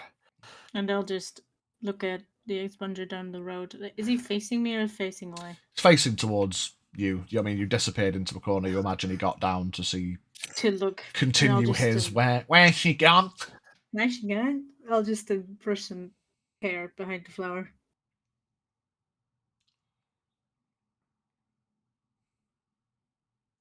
Passive's really high.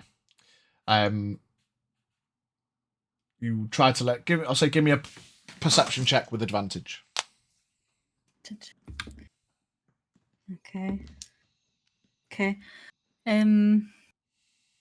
33. 33. Okay.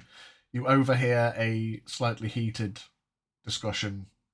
It looks a little bit funny at first because it just looks like the expunger's talking to himself in the middle of the street. You see he pulls a symbol out from down his neck behind his armour. It's on a bit of cordage wrapped around his fingers, and there's a symbol on his hand. He holds it forward. You cannot willfully destroy life on this plane, Veritas. You know you're not supposed to be here. The pact was one thing, but the wanton destruction is a step too far. Oh, you are so frightfully boring. What's a little bit of loss of life? Who fucking cares? It's not the loss of life, Onero. It's the fact that you're not to meddle with mortal affairs. Oh, you are all so drab.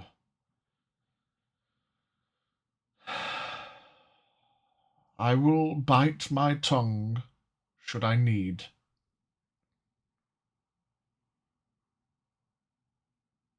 see to it that you do. I'm here to ensure that Mouse doesn't fall to your ways. What do you mean, my ways? Don't be so boring. I'm a delight.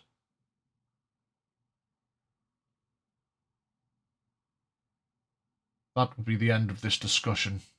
If I learn of your presence here again, for more than mere conversation with Mouse, you shall face the wrath of the Tirmanon. Oh no. And then you see a small visible dust cloud appear as you see a flash of light come from the expunger's symbol. And then he tucks it away.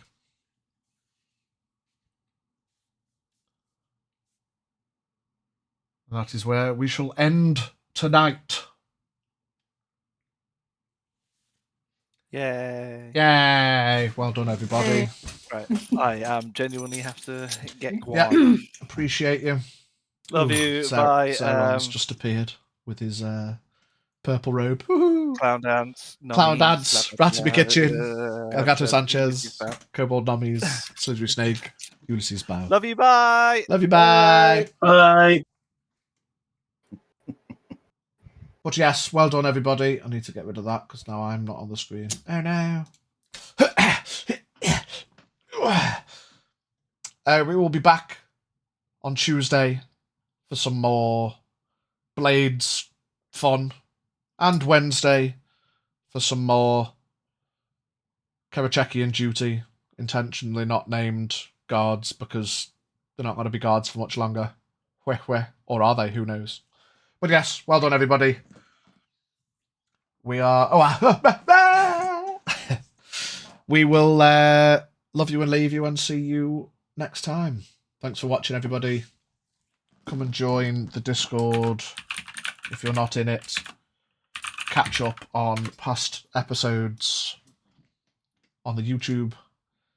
Laugh at Chaldeer. Giga Chaldeer. And we'll see you next week. Not next week. No, we're not here next week because the homies are getting together to see Teaspoon move in. So we're going to see each other. So we're not here on the 22nd. We'll be back the following week. Much love, everybody. People in person. Woo. Oh my God. Touching grass face to face. Bye, everyone. Yeah. Bye.